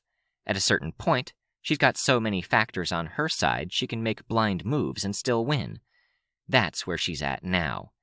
There's no king for us to take, no weak point to capitalize on, no silver bullet or special trick," Tattletale said. "Tattletale, queen of pep talks," Imp proclaimed. "You gotta get out there, Vicky," Tattletale said. "I sent Rachel to protect the kid, but there's only so much she can do. Tell the wardens to hold off until—" "Got it," I interrupted. Even the act of going from a resting position lying against rubble to a resting position floating in the air was a little too much movement for me. I didn't have the buzz of adrenaline, and I needed it at this point. My entire body felt heavy, even though I was actively floating. I flew, gritting my teeth as I shifted position. "Byron, Chev," I spoke, getting about as much volume as I could manage with my body refusing to cooperate. "Tattletale says to hold off. Wait for the signal." "We can't afford to," Chevalier bellowed. "You can't do anything, Chevalier," I told him.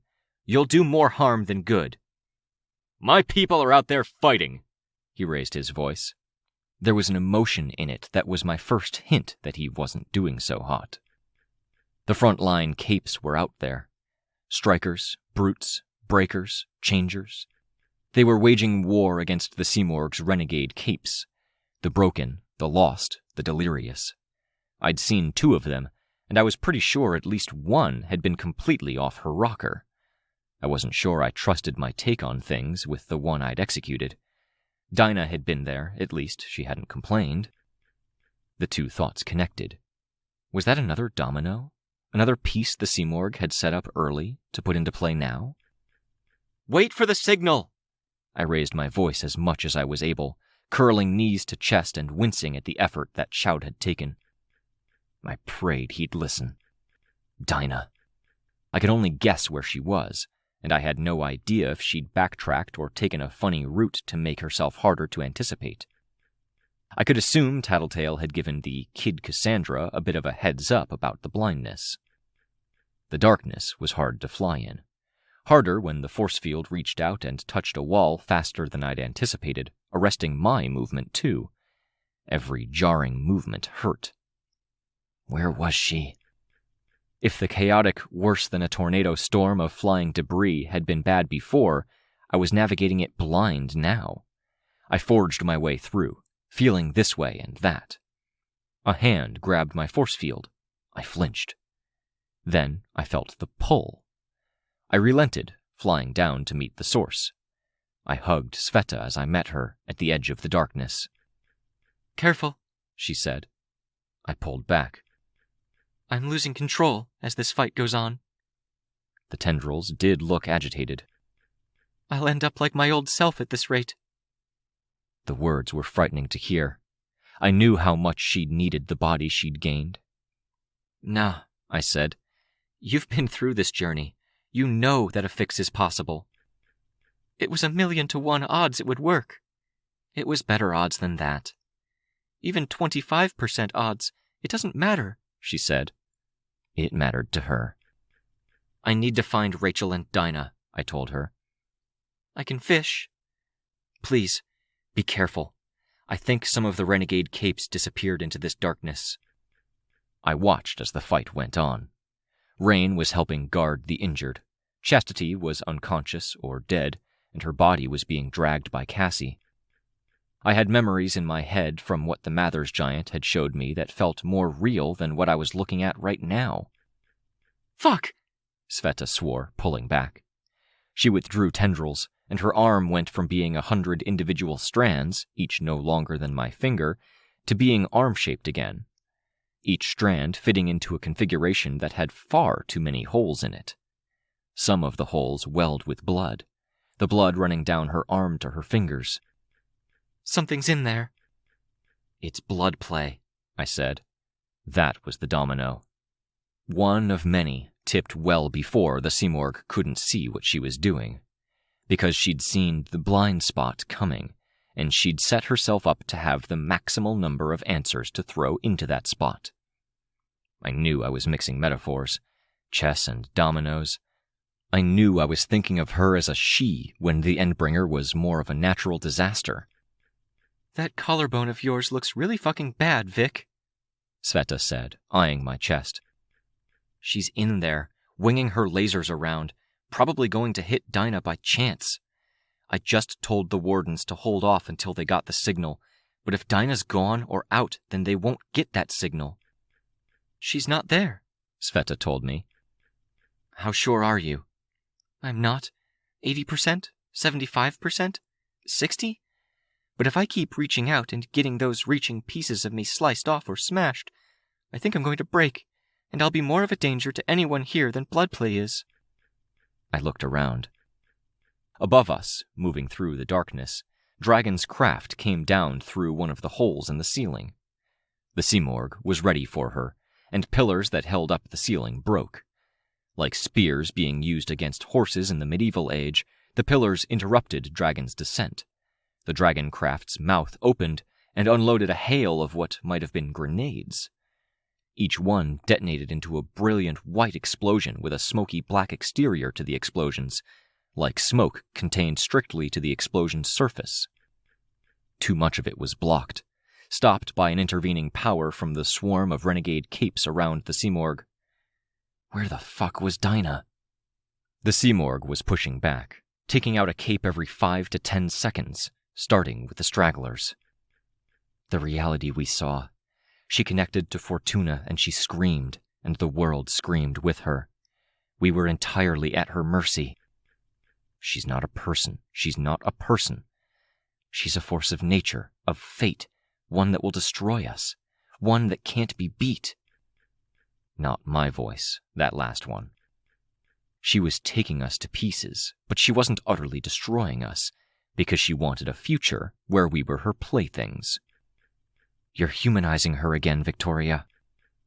We needed to do more damage. To do that, we needed Dinah. To get Dinah, we needed Into the Darkness, and Gru wasn't there to dismiss it. Rachel was supposedly in there. Where the fuck was Rachel? This screaming in my head. Fuck, fuckity, fuck. We were running out of time. Sveta laid a hand against my shoulder. I jumped. I felt the surface of her hand shifting, tendrils sliding over tendrils. Rachel was with Dinah. Rachel would have her dogs with.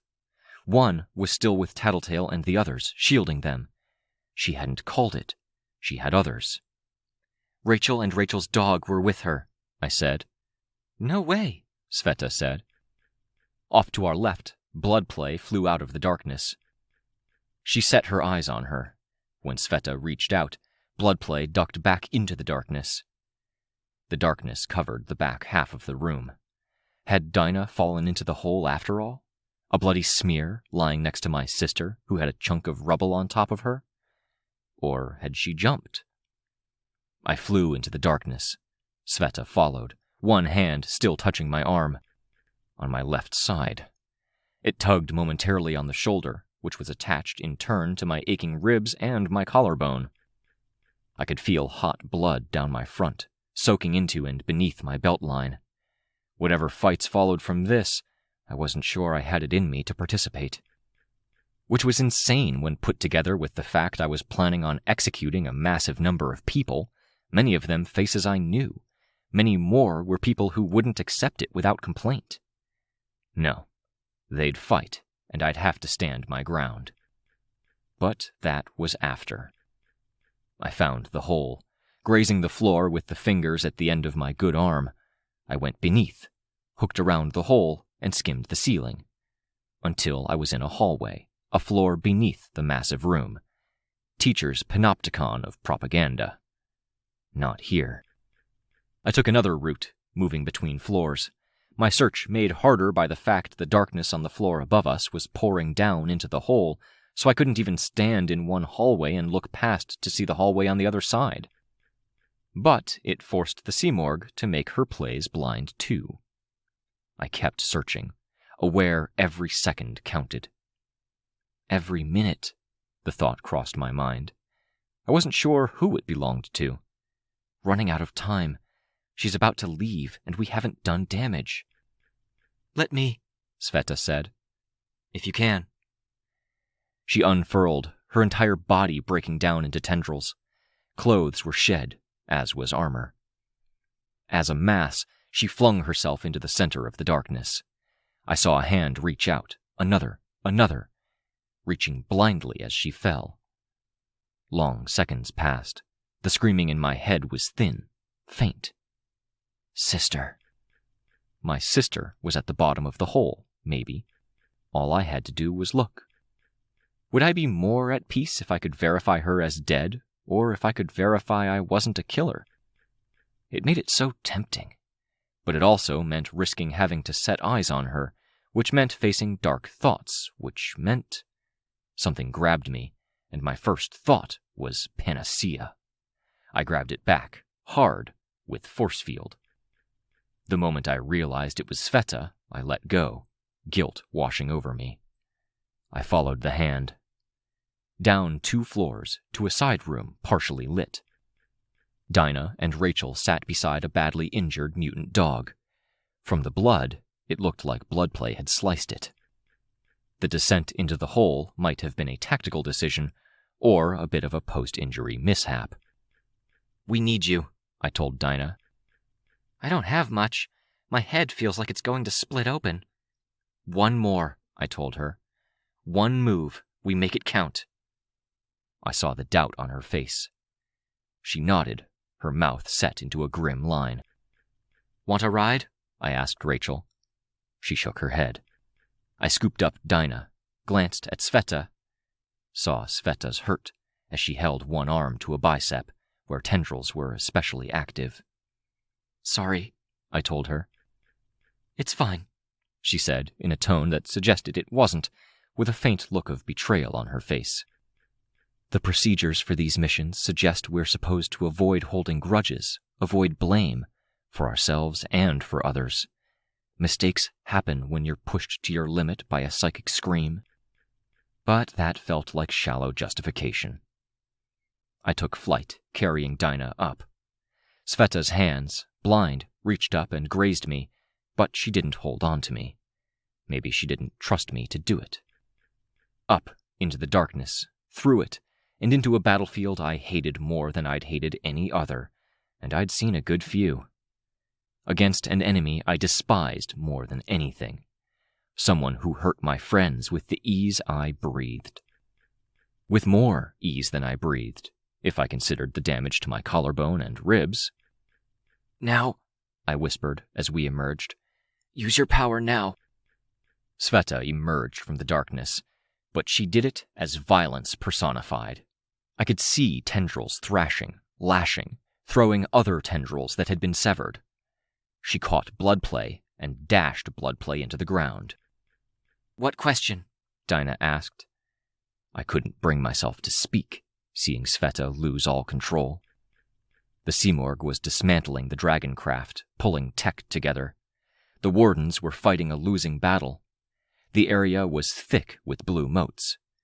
Damsel's group was present, Damsel trying to get in close. "What question?" "Kick her ass, or kick her ass more?" I asked, quiet. There was a pause. "Just kicking her ass will suffice." I used my aura, putting every iota of violent, righteous, angry sentiment I was feeling and transmitting it to every cape present. Dinah directed. It gave us what we needed to make a final set of moves without her seeing them coming.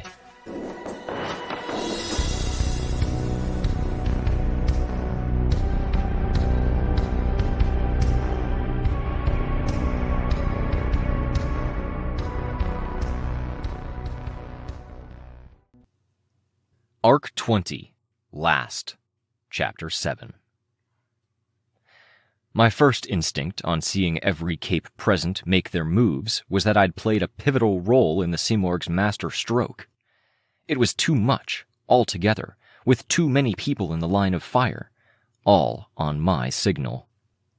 Solar Stare's power gushed into the open lattice and filled the hollow of the Simorg's body, right on target, until Chevalier's second shot hit and jolted her, sending her flying back a good 15 feet. Excess liquid splashed dangerously close to where Tattletale and the capes she'd gathered around herself were hunkered down.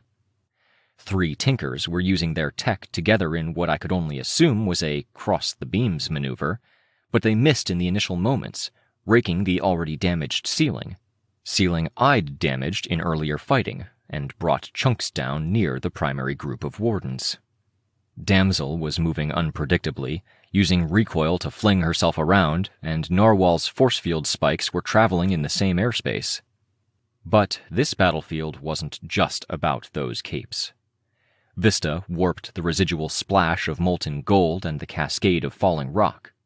Hookline and Disjoint were at the ready, Hookline grabbing Damsel and pulling her out of the way of the spikes, while Disjoint reached out with dismembered limbs and shoved capes out of the way. There were others.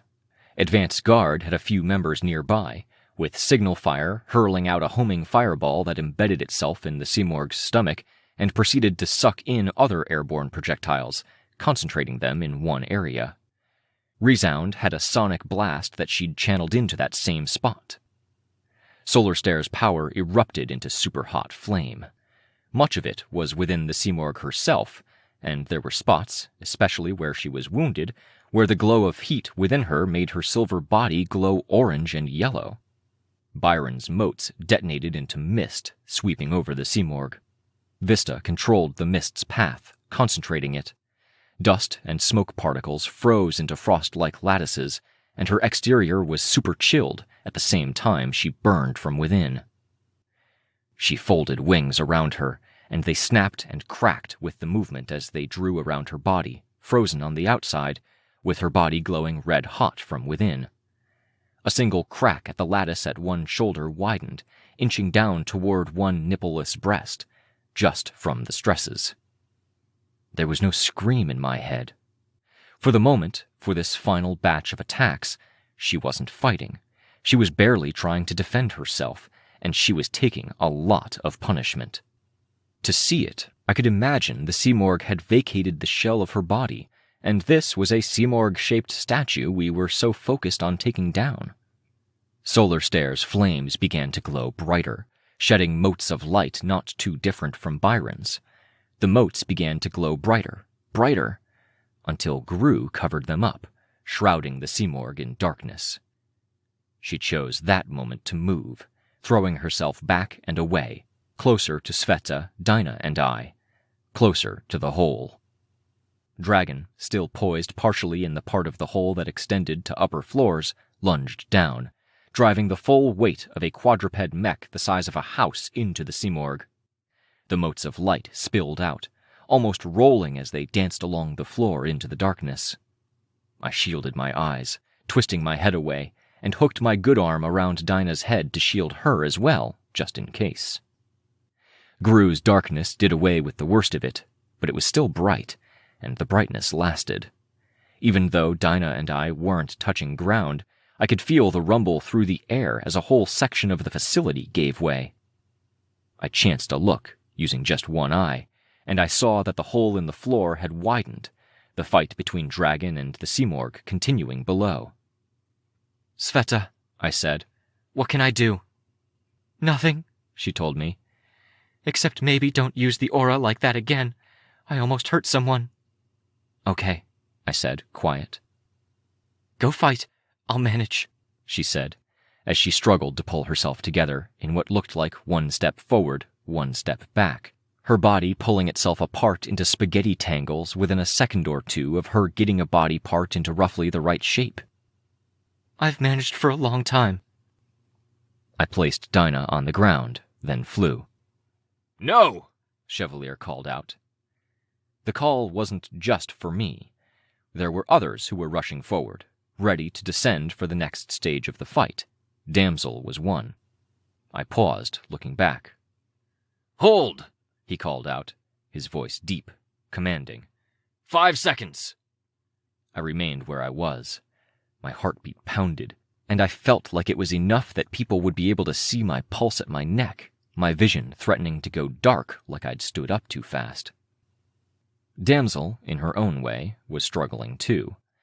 In this, at least, we were somewhat alike. She didn't want to stop. She looked at me, and I saw recognition on her face. Too soft to be Damsel recognizing the pain-in-the-ass heroine Antares. That fleeting look was replaced by a look of disgust, then rage, then something even deeper than rage.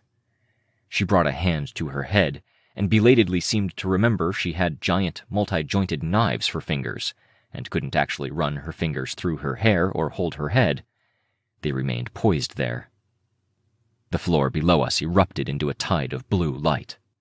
I stepped back from the hole in the floor, shielding my face. Self-destruct? The light dissipated, then came again, this time with a different kind of flow. Instead of a single mass of what could have been plasma or liquid flame, it was 100 streams that bent at angles and wove into and through one another like a great angular braid. As they fired, the beams transitioned to become less blue and more red. The light dissipated. Go! Chevalier called out. I went, giving Damsel a wide berth. Good thing, too, because she used her power to slash out with a wide, fan-like blast that might have maybe grazed me if I'd followed my initial course. I gave her that extra second to get where she was going.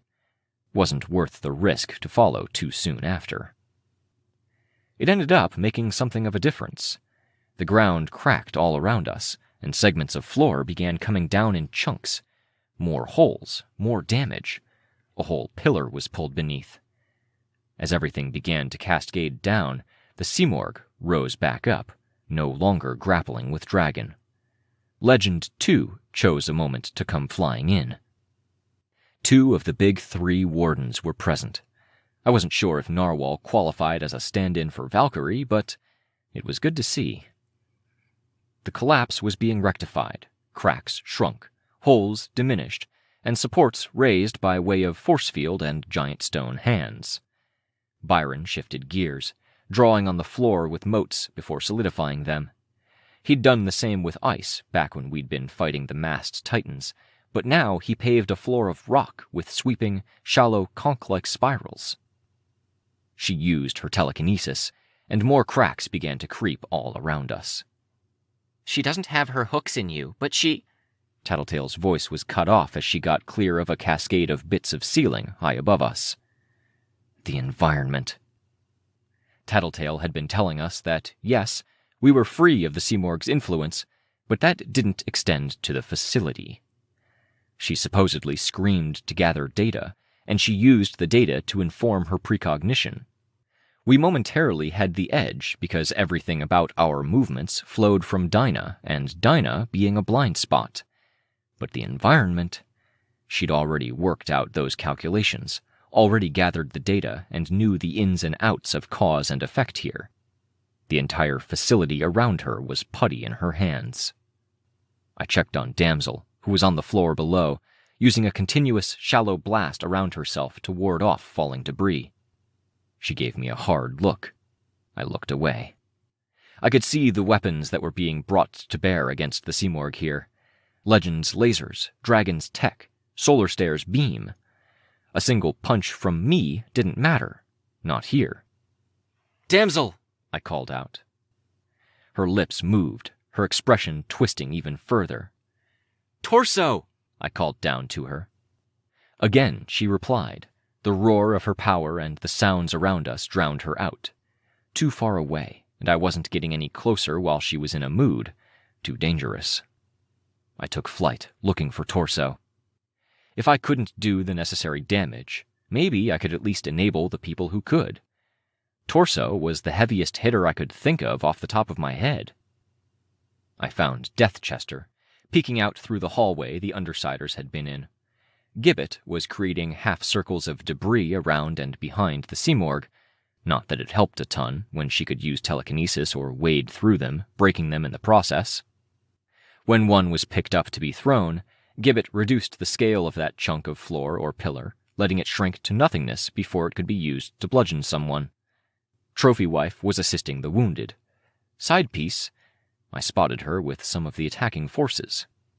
The room went from dark to bright as Legend used another laser, hitting harder than I'd seen him do, especially in confined quarters. The screaming was finding its way back into my head. Small, slow, steady, but it was creeping in, building up, and it was doing it faster than it had initially done. Our window is closing. "Antares!" I heard the voice. Win. I turned to look at him, but I didn't have the capacity to shout back. "Your gun!" I gave him a hand signal, somewhere between a point to go and a thumbs up, with a belated nod to confirm. I had to hope the damage we were doing was enough, that we could put her down or keep her down for long enough she wouldn't be up for a fight with Titan Fortuna. I would have called out, but it was hard to shout when the left side of my rib cage felt like it was hanging on by luck more than anything. Instead, I landed beside Trophy Wife. "Where's Torso?" She pointed. I flew through the crowd, so I didn't have to jog. Torso had fallen into a crack in the floor and gotten wedged inside. 2 capes were struggling to get him out. Chevalier fired another cannon blade shot. The ringing in my ears that followed joined in with the scream. I watched as the blade was raised high, then brought down, cleaving into the Simorgh's already damaged shoulder. With my force field, I did what I could to help lift Torso up, crushing the jutting portions of poured concrete floor to allow him to slide freely up. It was mostly a brute from foresight that did the lifting part. "Torso," I said. He turned his eyes toward me, mismatched, painted on the surface of his oversized head. "Can I try flying you?" I asked. He gave me a thumbs up. Okay. Here was the trick, then. I disengaged from my force field, visualizing and forming the cocoon shape, the rib cage splayed open so I could fly out. Then I turned it toward Torso. Force field arms reached out, grabbing him under the armpits, where his arms stuck out of the heavy armor that covered head and upper body only. I lifted him into the opening in the force field, his head lolled back, smashing into the force field. I felt it go, dashed to smithereens. For what felt like 3, 4, maybe even 5 seconds, my force field didn't come back online. A problem that had only ever occurred with Scion-level hits and Ashley blasts. "Don't move your head," I told him. He turned that stupid fucking face my way, an uneven, shakily drawn smile on the lower face, dull and oblivious. "Please," I told him, "this is important." Again, I repeated the exercise, lifting him, hands reaching inside to brace his head. The area shook. He flinched. His head moved to tear free of the bracing grip, and he bashed my force field into oblivion with a small tap of the back of his head against the shoulder of it. I clenched my fist. "Losing battle, Antares," Disjoint called out. "Torso's a professional fuck-up. Whatever clever plan you've got for him, he'll fuck it up." Torso awkwardly rubbed the back of his head, like he was slightly embarrassed or abashed by this. "Fuck it," I said. I used my force field, disengaging from it, but this time, instead of giving him a ride, I used 6 hands to pick him up. 2 at the armpits, 2 at the wrists, 2 at the thighs. I held him like I would a battering ram. "Don't move. Let me try this. I'll do my best to keep you safe," I told him. The guy felt more awkward to hold than my 12 tons of gun, and I couldn't even get to grips with how or why. It wasn't that he was heavier. It was that the weight was weird. Won't work, Disjoint told me. It's worth a shot, I told him. Godspeed, Disjoint said. but it won't work. Flying with Torso felt like an extension of being Torso. Keeping my grip was tough, because the weight seemed to shift every few seconds, to the point he nearly tore out of my grip twice in the time it took me to get 10 feet higher in the air, matching the Simorg's height. Flying forward posed the same problems, only worse, because it complicated up and down and somehow made it impossible to keep from curving left or right. The screaming in my head was worse now, compounded by the stress of the moment. I tried to maintain my course in flying toward the Simorg, and she veered one direction, not even an apparent consequence of my approach, but because of the way the fight was going. A pillar shattered, the rebar exposed as the exterior came away in jagged splinters. To keep my force field going, I used Torso as something of a human shield, drawing the limbs in. Chunks of concrete struck his giant head and upper body and bounced off, with no harm done. When I tried to reorient, he nearly tore free of my grip again. By the time I had my bearings and was flying straight, the Simorg was relocating, taking some evasive action and crashing through Narwhal's force fields as Legend opened fire. Off to the side, Damsel was back out of the hole.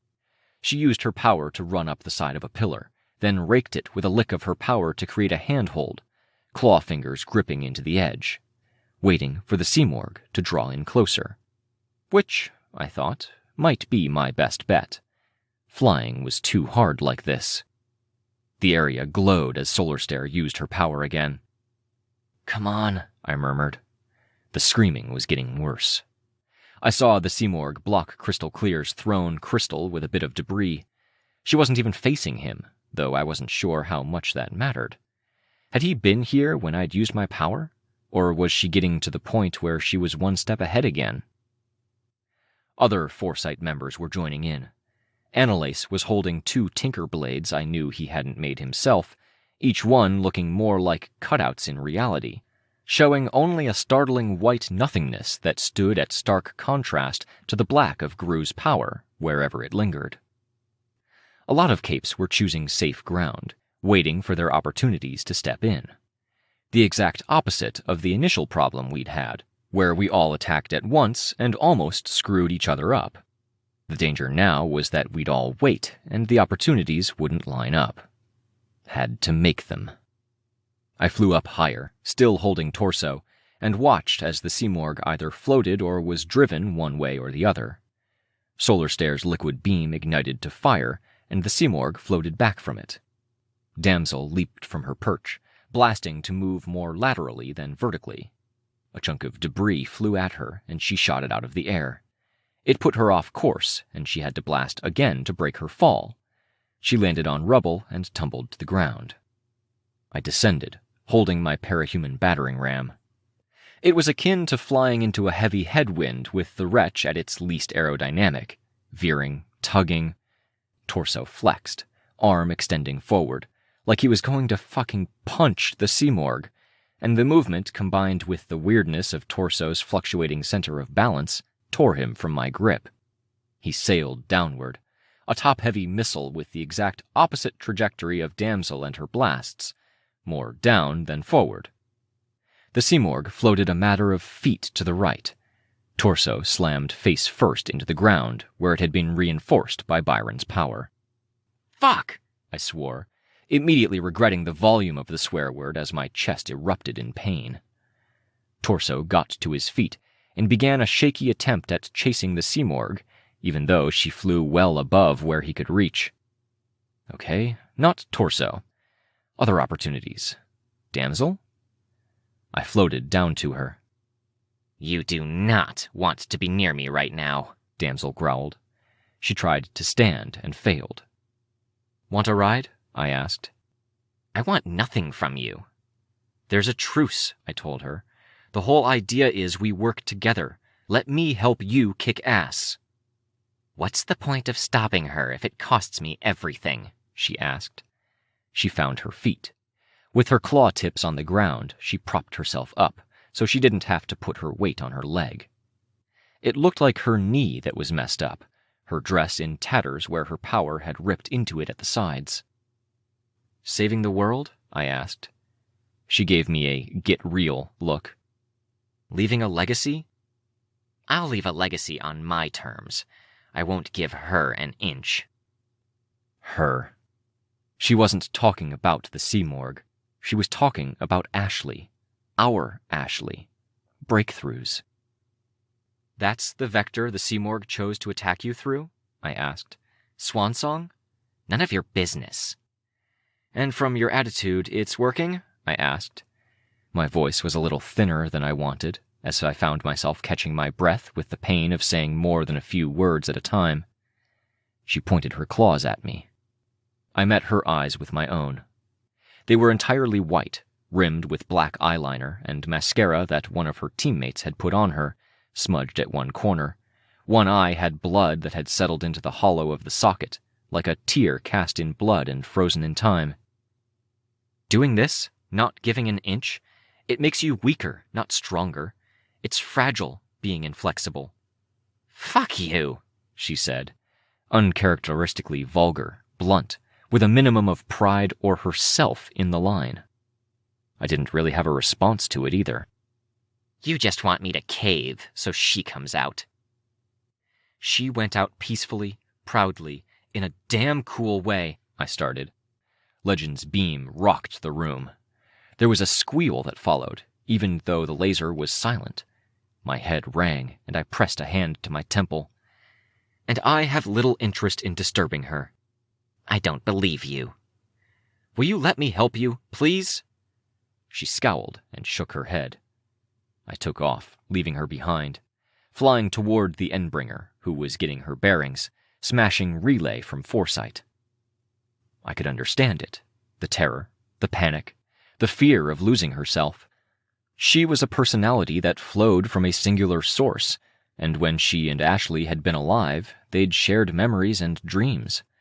The information they'd provided had helped the Wardens get an inkling of how the dream space worked, the crystal landscape, and the agent's place in all of it.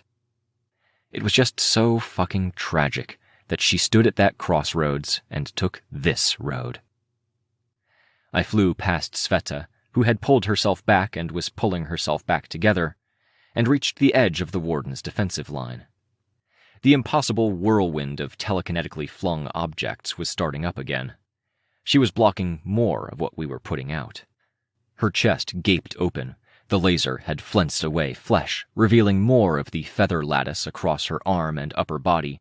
Half of her face was damaged, revealing bone like dark, tarnished silver, and her wings were, by contrast, mostly intact. Byron created a crag of stone, shoring up a pillar. The mist expanded out, flowing in a crossways direction, and the Sea Morgue moved some of the mist, partially shaping it. It caught a laser. "Hit the wing," Narwhal called out. "You know the weak points." "Where do you need me?" I asked. Chevalier turned his helmet toward me. He had shrunk his blade and was sliding ammunition into the chambers. "Which one of you?" he asked. "You see her?" I asked. He nodded. "Like you, but made of light, smiling as much as you're not." "Either one of us is available," I said. "Protect us for now. She keeps—" Debris was hurled our way. Narwhal raised a force field, and I floated up and out to shield the crowd. "Just like that," he said. He turned to others and began barking orders. "Vista, get us on target. The rest of you, if you can go on the offense, we need it now. Let the roof fall if you have to." Byron obeyed, following the order, changing where he was putting the constellations.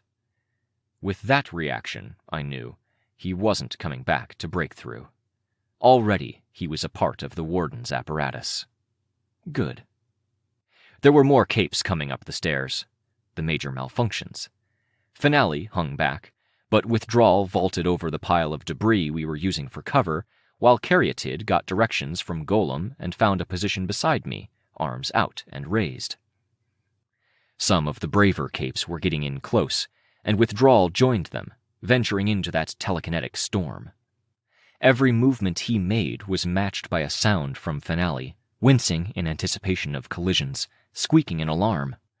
Those sounds joined the battery of other shots she was voicing.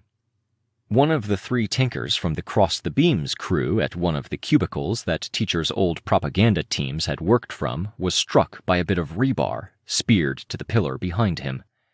A moment later, the tinker tech they'd been working on was lifted free, held up in the air.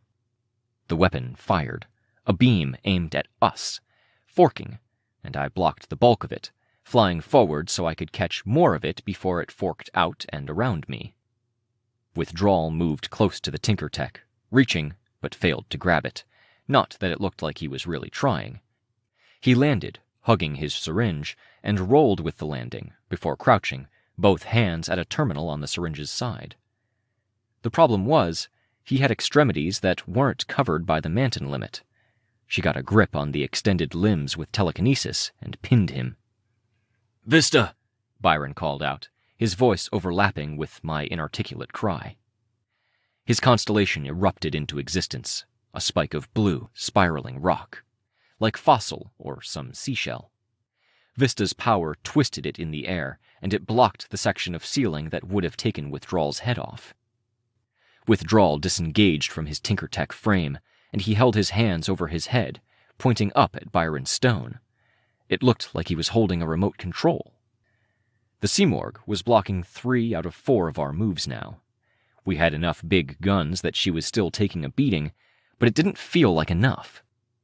I could believe she was 1 or 2 steps ahead of us, but it didn't feel like we were fighting a sea of toppling dominoes, wondering where they went or what the end result would look like. Not yet. Withdrawal went back to his syringe, slipped something into a chamber, oblivious to his surroundings as more debris fell around him. The chemical in his syringe turned yellow. Veins crawled across his costume, yellow, and the fabric turned yellow where it had been pink. The lenses shifted color too, to orange. He couldn't lift his own syringe on his own, but he stood it on end, then stepped on a jutting bit at the side. The spray rained down over himself and his frame. A larger chunk of ceiling fell. I flew forward, ready to intercept, when more came down above the wardens. I caught smaller chunks and hit the bigger ones, slamming into them at full force to drive them away. Below me, capes were forming barriers overhead. Narwhal's force field, Golem's stone hands. Withdrawal was back in his frame now, covered in yellow that looked like he'd sloshed a bucket of paint over himself. As a chunk of broken concrete platform floated near him, he sprayed it with a gush from the syringe. The platform hit ground. I could see as he did more, spraying more things, hitting the tinker tech the Simorg was using and causing it to fall. Everything he sprayed came free of her telekinetic grip, and none of it was getting picked up again. The screaming in my head increased in intensity by the second, until I couldn't see straight. I closed my eyes, shaking my head, and almost missed a hail of metal spikes.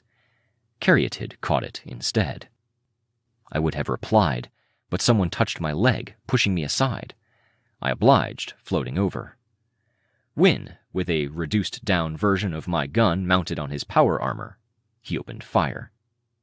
"Stay focused," Narwhal said. "We need a few more good hits before I feel good about this." I wasn't sure we were going to get them. Withdrawal's trick with the paint was great, but it was defensive. For our offensive tricks, our heavy hitters were out.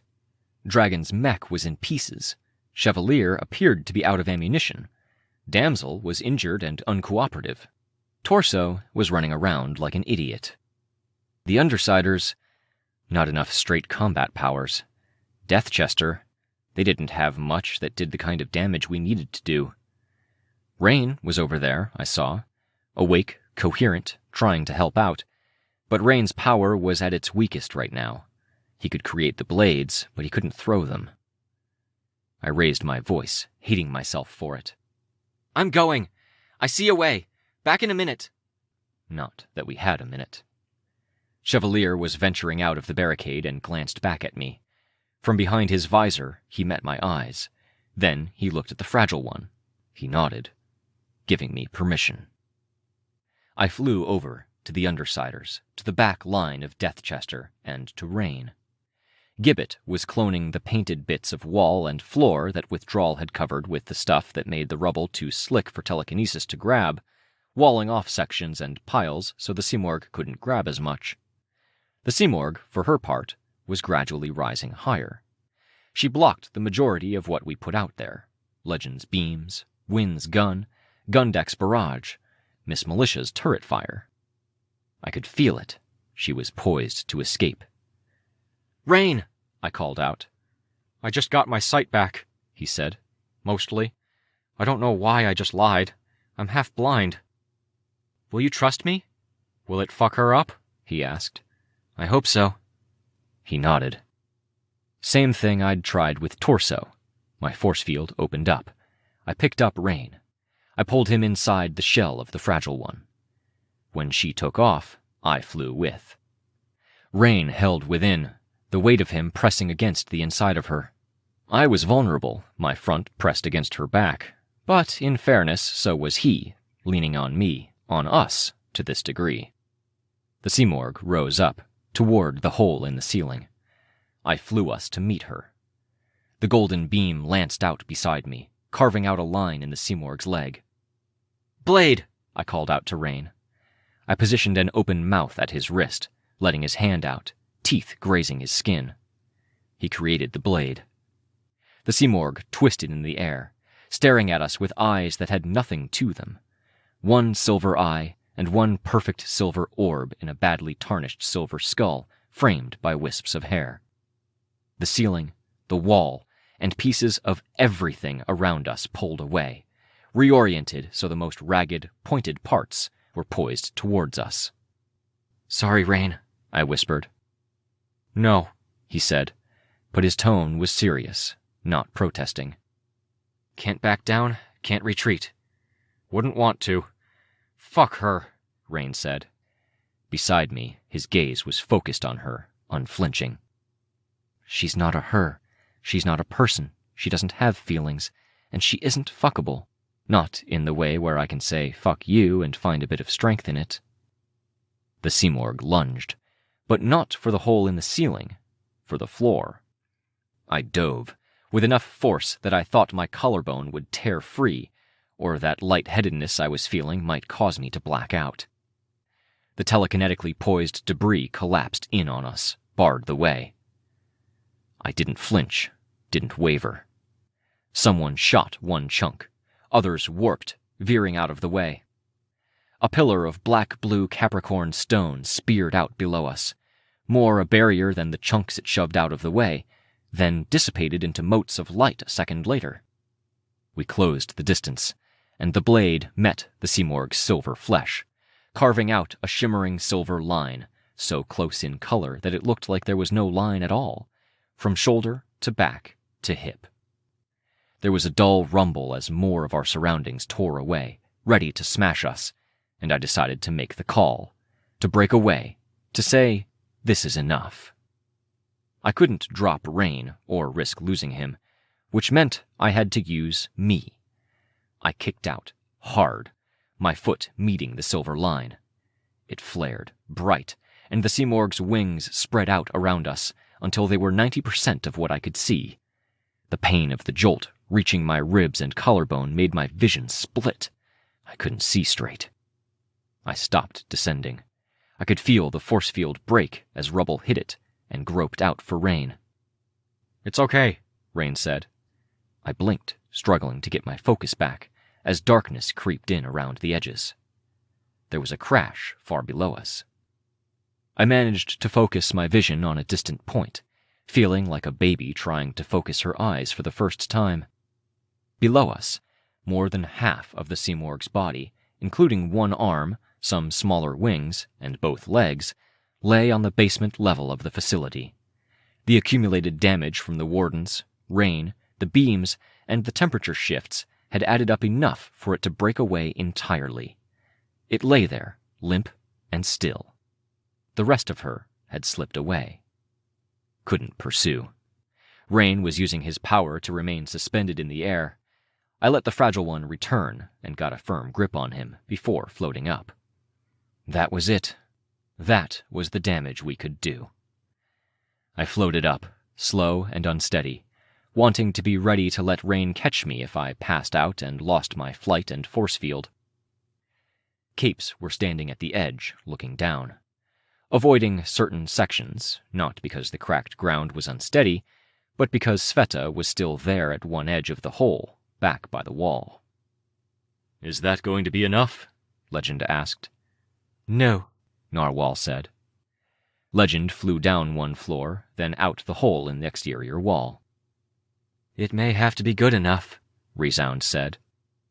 "It's not," Narwhal said. She looked haggard, ground down. The screaming in our heads was fading now. This time, I was pretty sure, it was because she was leaving, escaping. "There's an option," I said. "Tilt the balance." "Committing wholesale to your idea?" Chevalier asked. "If your enemy steps forward to throw a punch, pull them further forward. If they retreat, drive them back," I said. "Give them what they want. Too much of it." "I think this is just giving them what they want," Chevalier said. Narwhal nodded. "What is this giving them?" Resound asked. "Fumehood and Dauntless," I said. "We ask them to join the Fortuna network."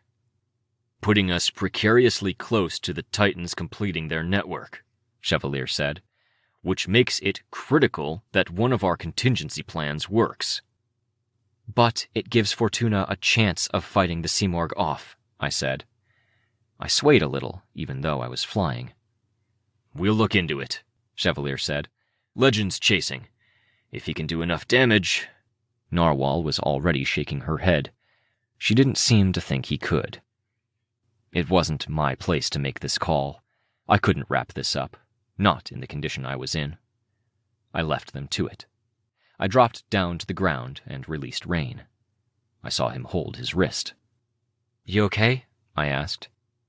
"Broken, I think," he said. "I don't think that's a trick we can use too often." He'd had his hand stuck through the biggest opening I could provide while still protecting him, and I'd either let the teeth crush bone or something had hit his hand, and the force field hadn't given him leeway. I felt a pang of guilt and tried to push it away. There were protocols for Simorgh fights. We weren't supposed to dwell on guilt. But the fight was done. She'd escaped. Sveta was leaning against the wall, struggling to hold herself together. "Keep your distance," she said. "Don't—" The tendril lashed out. I caught it with the Fragile One's force field hand. She jumped, startled at that, and immediately reacted with more lashing out, more grabs. I caught them, deflected them, let others grab me. I moved a fistful of caught tendrils into one hand and held them, making my steady approach. "We did it," I told her. "If we get through tonight, this is fixable." "I'm dangerous." "Not to me," I told her. "Remember? We hung out all the time. You can't hurt me."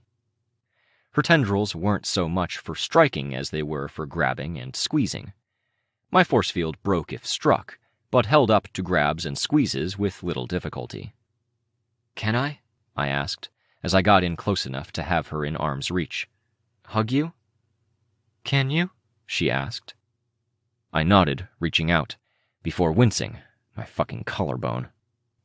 "Yeah," she said, sounding more like Sveta and less like panic distilled. "Yeah, I thought so, you idiot." "We did okay," I said. "Rain did well. You got Dinah. Now we have more to do." "You need medical care," she said.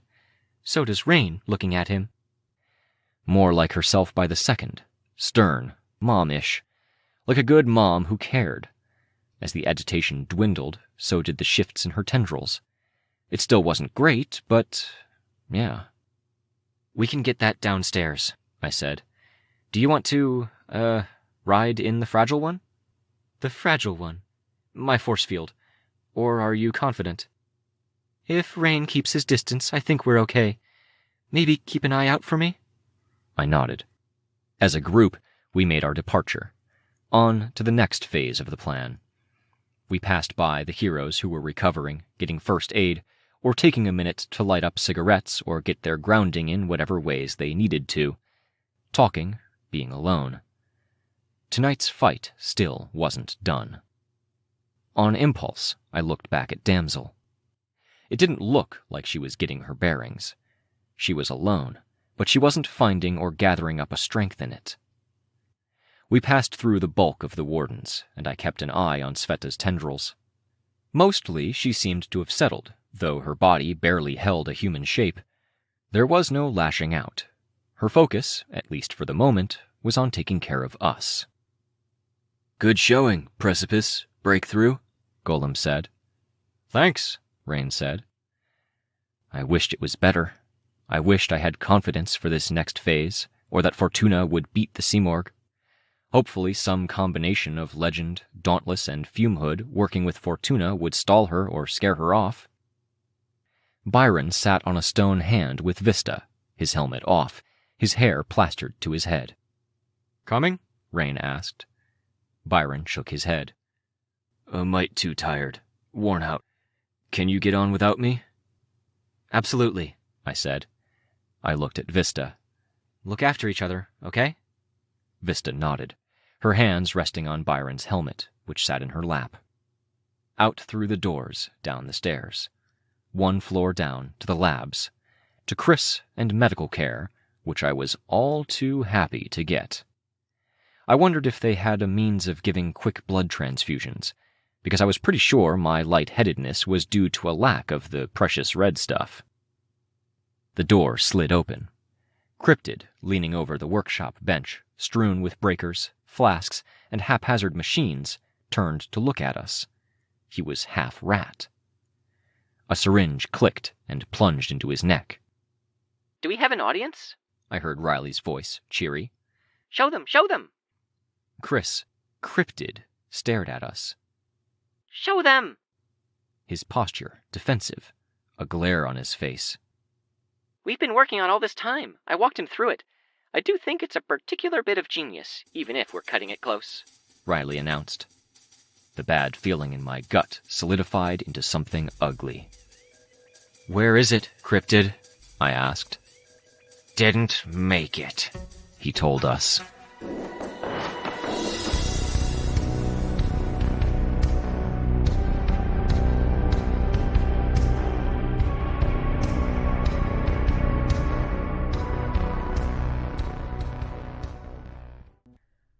Arc 20, Last, Chapter 8.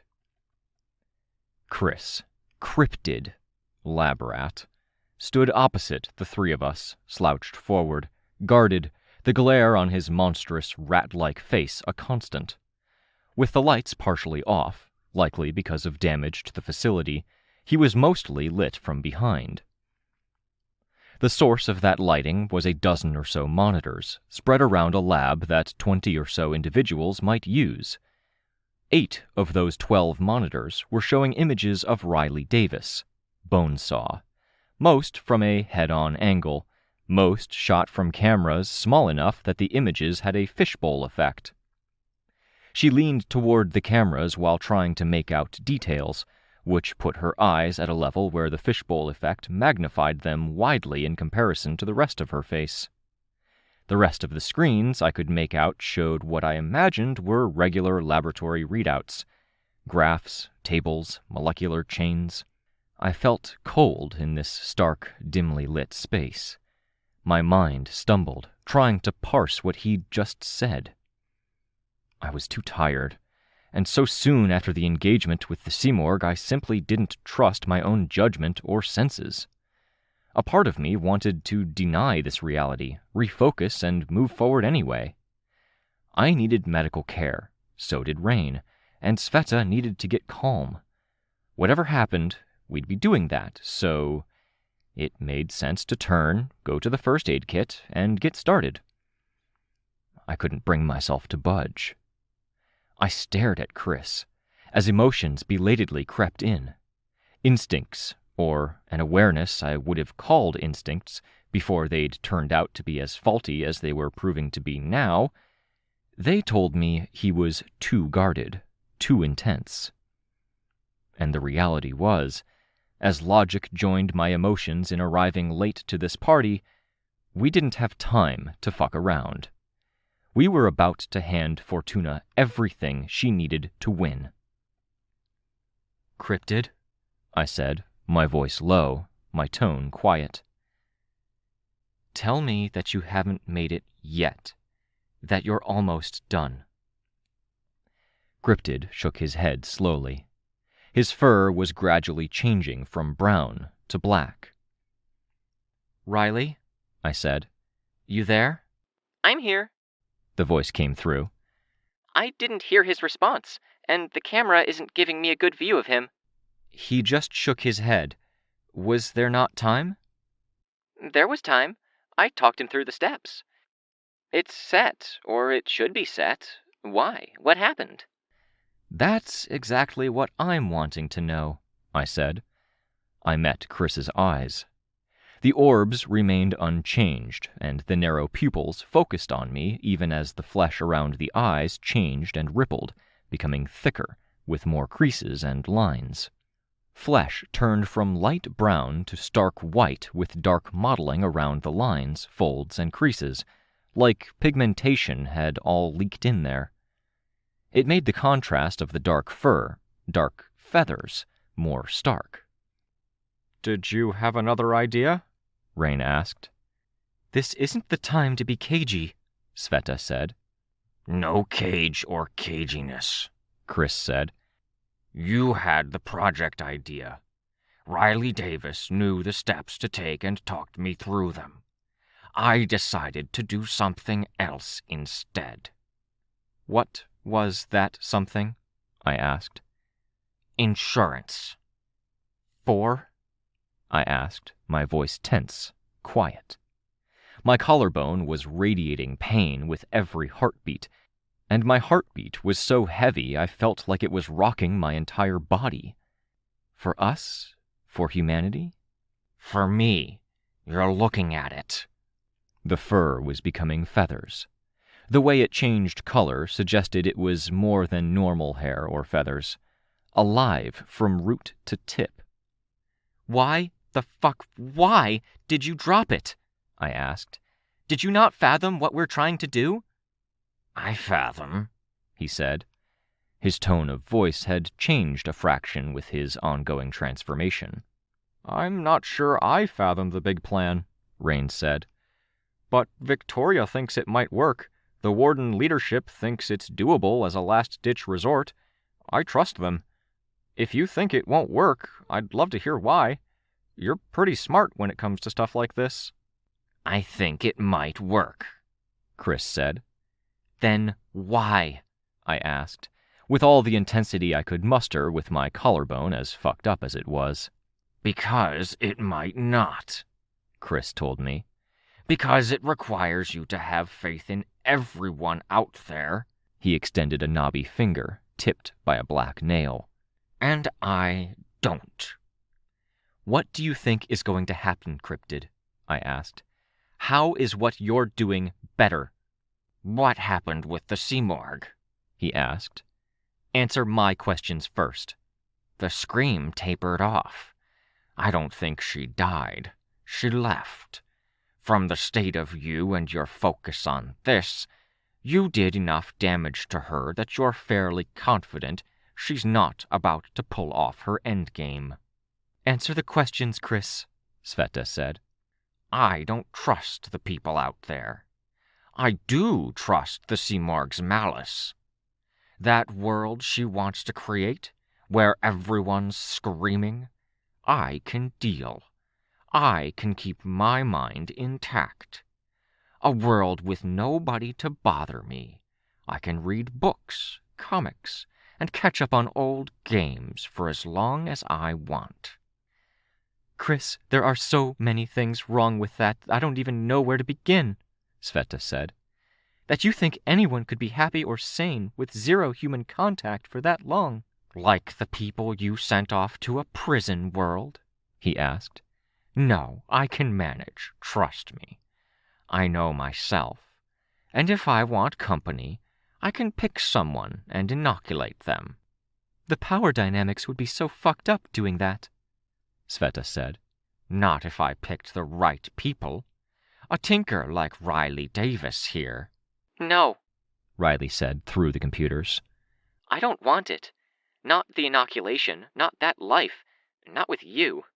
If I could keep myself from coming after you for letting the world fall into the Endbringer's clutches, I'd eventually lose it and come after you at some other points. Chris glanced back over his shoulder. He shrugged, slow, languid, and deliberately. Keeps things interesting. I wouldn't make it interesting, lab rat, Riley said, her tone light. I'd make it final. No chance, no deliberation, no conversation or warning beforehand. I've spent too long trying to find the me in between the normal and the monsters. Fine, Chris said. For a second or two, his eyes weren't looking at anything in particular, as if he was visualizing something or reconciling something. I really don't care that much. The Simorg is hurt, Chris, I said. She doesn't win this one. She's hurt, and she's not stupid. Stupid is the wrong word, I told him. She's a force of nature. You forget. I have the memories of someone who spent years in the birdcage, talking to some of the biggest monsters out there, talking about big things. The closest person I had to a friend was an expert in big. I get how these things work, how they move, what pushes them. I got the birdcage more than anyone else. I got Dragon and what she was. I was ready to bargain with solutions and weapons against Endbringers the moment people beyond the birdcage hit their limit and realized they had to ask us for help. I used some of it against Scion. Infinite flesh when combined with the right powers. You got caught. You got out by luck, and then you died, Sveta said. Chris, you're not that clever or good. I made the giants. Titan counterweapons that are still out there fighting. Not that it matters. What's going to happen out there is all the capes that have been keeping the machine army and other Titans under control are going to go after the Simorg. They're going to hurt her. Whatever other measures you come up with, you're going to try using them. You're going to spend resources and you're going to run out of time. She'll recover because she's far stronger and far more powerful than we pretend she is. She's too hurt, I said, shaking my head more than was necessary for a simple negation. And we'd just sent the order for Dauntless and Fumehood to link up with Fortuna. Past that point, Fortuna has to win. You'll rescind it. You'll stall once you realize you don't have a plan for Endgame. While you're doing that, the Simorg will come out on top. You really believe that? Rain said. Cooped up in this lab, not even following. You didn't see how we cut her in half. I've put all my chips on it, Chris said. She fucking got to you, I said, my eyes widening. No, she didn't. I knew I'd be doing this before we arrived at this facility. I'm the only one here who isn't underestimating her, and I'll be the only one here who can string together two coherent thoughts in the end. Chris, Sveta said, quiet. I should warn you that I'm not in complete control of my body right now. I don't want to kill you, but you're making it very hard to restrain this body's natural impulses. And you'll murder someone you hate again, just, what is it, 8 floors up and 300 feet away from where you murdered the woman who made you what you are? Fuck you, Chris, she said. For what it's worth, he said. I expected you to be upset.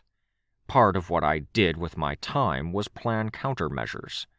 This is yours, Sveta. He picked up a syringe from a table, big and plastic, holding it in one talon hand.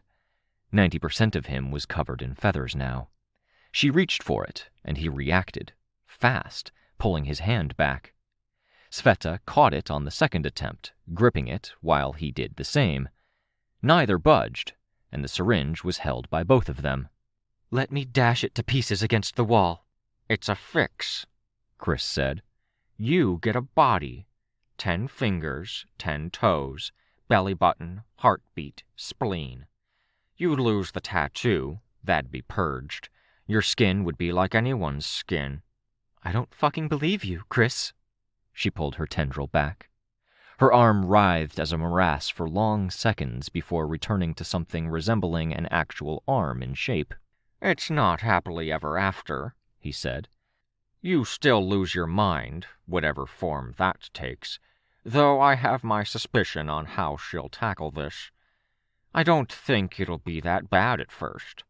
She'll have to spend at least a decade repairing the damage, getting things lined up, coordinating everyone and everything.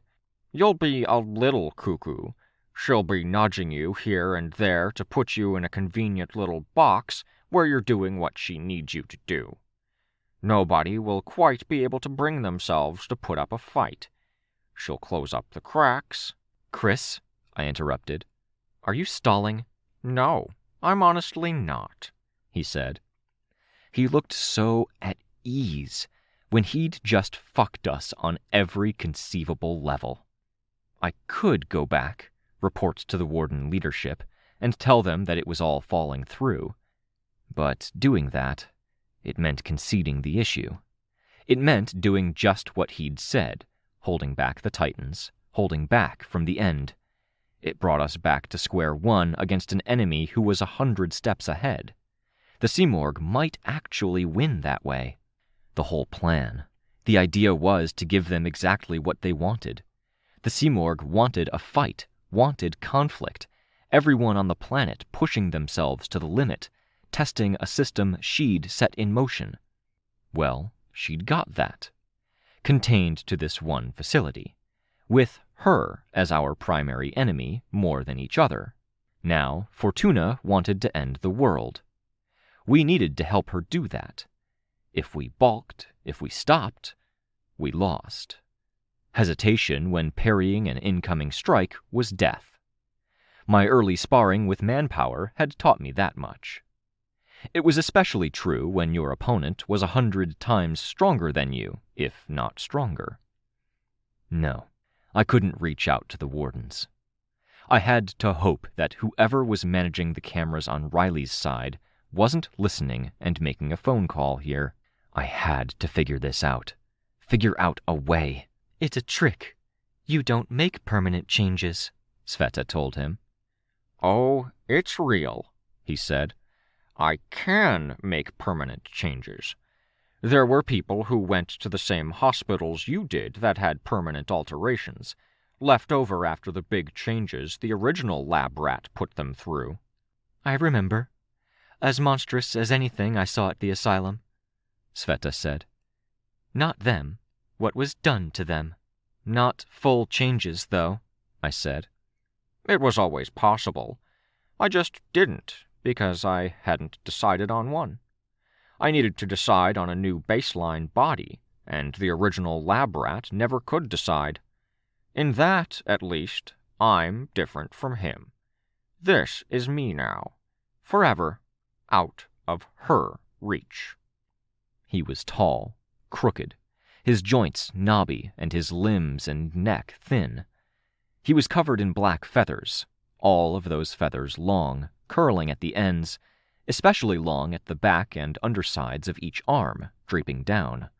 No, if it was that easy, you'd have decided long ago, I said. This is a bluff. If you really think I'm bluffing, you're giving yourself way too much credit. At this point, the only reasons you matter to me is that she's eventually going to win and drive each of you insane, and I don't want that insanity pointed at me. So, Sveta can lose her powers. Rain can never sleep again. The two of you can at least be happy that you won't be as good at murdering people as you would be with powers at full strength. As for you, Victoria, I don't know. I don't understand you. Fucking likewise, I said. So I decided the best recourse was to kill you, when and if you ever came after me. I give myself 95% odds. even with the new force field tricks. I clenched my fists. The clench of my left-hand fist made the skinned portion and the missing fingernail hurt. I could feel the wound from the bullet hole to the bicep, the damage to the collarbone, and the damage to my ribs. The pain helped to clarify my thinking. My vision shook because my head shook, and my head shook because I was so rigid, so ready to do something, to take his head off, to freak out. Every breath came with pain. I'd fought the Simorg in part because I'd wanted to buy time. Time for Chris to build this fucking thing. And he hadn't. Riley, I said, if I went and got another tinker, not necessarily a bio-tinker, do you think you could walk her through it? Chris scoffed. A hollow, eerie sound through a mouth that incorporated some beak. If she's not a bio-tinker, then no. We could try, but I wouldn't get your hopes up. Time's short. Could you do it? We could work out a way of reaching you. And manage distribution at the same time? Riley asked. I don't know. I could. Can you start and stay in touch? On it. Portals are down, Chris said. Little Kenzie's portal box that she made with help from Dragon is offline. I checked a minute before you came in. Around that time, the wardens started asking about capes who could manage mass transportation. No replies, in part because communication is down on multiple fronts. You can check yourself. I will, Rain said. He looked at Chris. No offense, but I don't trust you right now. Finally getting some sense. Never trust. Sveta's voice was low. Seriously, Chris, I will murder you. If that has uncomfortable parallels with Dr. Mother, then I'll wrestle with those parallels another day. He shook his head. You might have won this battle, but you lost this war. It's the way it always is when it comes to her. When the fights go fast, we think she didn't have time to get things moving in the right ways. When they go slow, we convince ourselves we threw enough wrenches in her way to finally derail her plot. You say I have it wrong when I say she wants to keep me alive, but you're the ones who are misunderstanding all of this. I saw Sveta's arm lose its coherence, and my arm started, before I realized it was my bad arm. I was slow, and I needed to use my force field anyway. It didn't matter. She held herself back, just barely. I could see it in her eyes. I don't want to betray another so-called teammate, Sveta said, quiet. Then why don't you go? I asked. Can you reach out for help? We need a bio-tinker. You won't find any, Chris said. Or, fuck it, my sis... I paused mid-sentence. She'd been there in the fighting, hadn't she? It felt like a fleeting thought, or something that could have been a false memory. Was that before or after the Mathers giant thing resolved? I couldn't remember what had happened to her, and the fact I couldn't remember came with a heaping of dissonance. It was like having a body that didn't line up, my self-image as a pretty high schooler at stark odds with a wretched, sprawling mass of flesh and tangled limbs, enough to take up every bit of space on a couch, with some hanging over armrests and spilling out to rest awkwardly on the floor. You won't find her. She won't cooperate, Chris said. You don't get it. This is the Simorg winning. Horror swept over me, belated. A smooth transition from the dissonant horror that was so tied into those 2 years of memory. Victoria, Sveta said, bringing me back to reality just a bit. She was at the doorway. Biotinker, or my sister, or the means of getting Riley and her project to the epicenter of everything. Sveta nodded once, then made her exit from the room, rushing. The door slid closed, banging on impact. A momentary silence followed. It won't be that bad, Chris said. Not for a few generations. That'll be because she's lulling us into a false sense of security, but, we'll be dead after that. I don't think you have any conception of what it's going to be like, Rain said. being mind-controlled in a fucked-up society driven by even more fucked-up systems? I've endured that ever since waking up on the eve of Gold Morning. Implanted instincts until I reached the lab where I was forced to fill my head with the original lab rat's memories and experiments. 2 years, pretty much, all while this city pretended to be functional. I can tell you that you're way off because I've lived it my entire life until a month ago, Rain said. Your 2 years is easy compared to that. No, it's not easy at all, Chris said. But it's better than oblivion, and that's what Victoria's plan amounts to. You chose living over oblivion when you decided to wake up and keep going. Every day you lived with the Fallen. You made the same damn decision I'm making right now. There was hope then. There is not hope in the Simorg's world. I can recall the very therapy session when you said it felt hopeless, Rain, Chris growled. But you kept going. If I respected you for anything, it was for that. Survival first. I joined in. Yeah, fuck that, Chris. Poor fucking you. If that's the bar you're setting, then there isn't one member of Breakthrough, living or dead, who hasn't had to deal with intrusive thoughts, identity issues, and living situations that amounted to a kind of hell. You might not be related by blood, but you're definitely related by something, Chris said, his voice low. You and your sister. You just can't get over your own shit. You're actually a monster, I said. I said it a long time ago. I'll say it again. You're more of a monster than I am, Victoria, Chris said. You and your sister deserve each other. It was fleeting, like the impulse I'd used to twitch a finger. A thought, but this thought was tied to triggers and levers. Force field on, force field opened up. I didn't move a muscle, but my hair stirred as the force field lunged forward, invisible, to cross the 30 feet between me and the end of the lab where Chris stood framed by monitors. He moved, quicker than I would have expected. Taloned claws reached out as the force field bowled over tables, knocked syringes and papers to the floor, and closed the distance to Chris. A taloned hand stabbed at the force field, catching it before it could catch him. Precise, strong, and sharp enough to pop it. Gone like a soap bubble. His long feathers blew in the resulting breeze that followed the sudden termination of those super-strength movements of force field hands through air. He plans to wear this body indefinitely. He picked a strong one. He can see you. I looked at those black eyes with flecks of red and gold in them. The pupils were like a goat's, rectangular.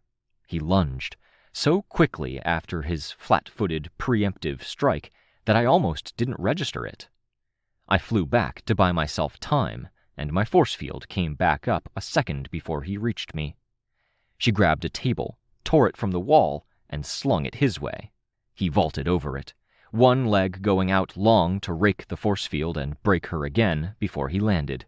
Even landing was a twisting, multi-layered movement as he turned, grabbing Rain as Rain produced a silver blade and swung it.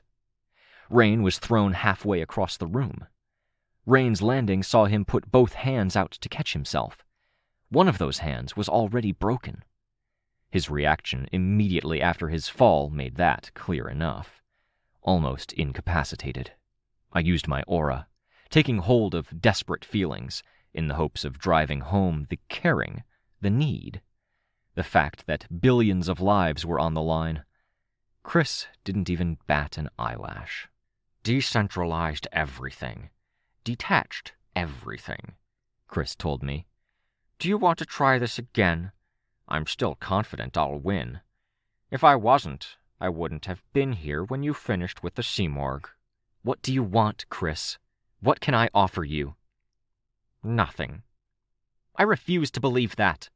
If it's about your faith in everyone else following through on this, give me a test.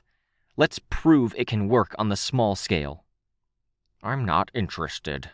I clenched my fist, and then I lunged for him again. This time, it was the wretch and me together, pulling apart, attacking him from 2 different directions. The wretch, fragile but strong. Me, broken but resilient. "What are you—" he started. He stopped speaking for a moment while protecting himself. The wretch avoided giving him any clear strikes, while taking up as much of his concentration as possible.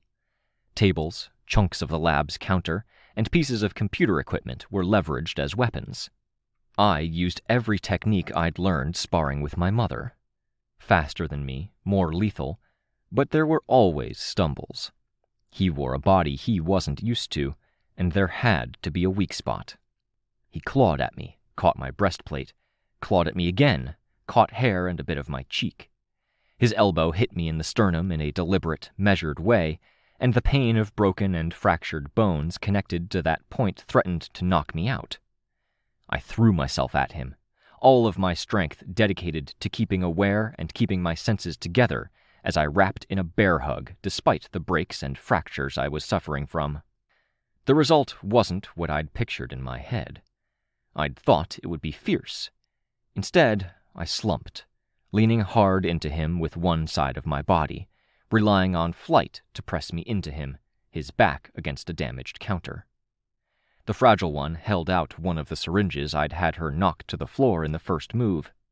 Sveta's, the one that was supposed to give her a body, left deliberately behind.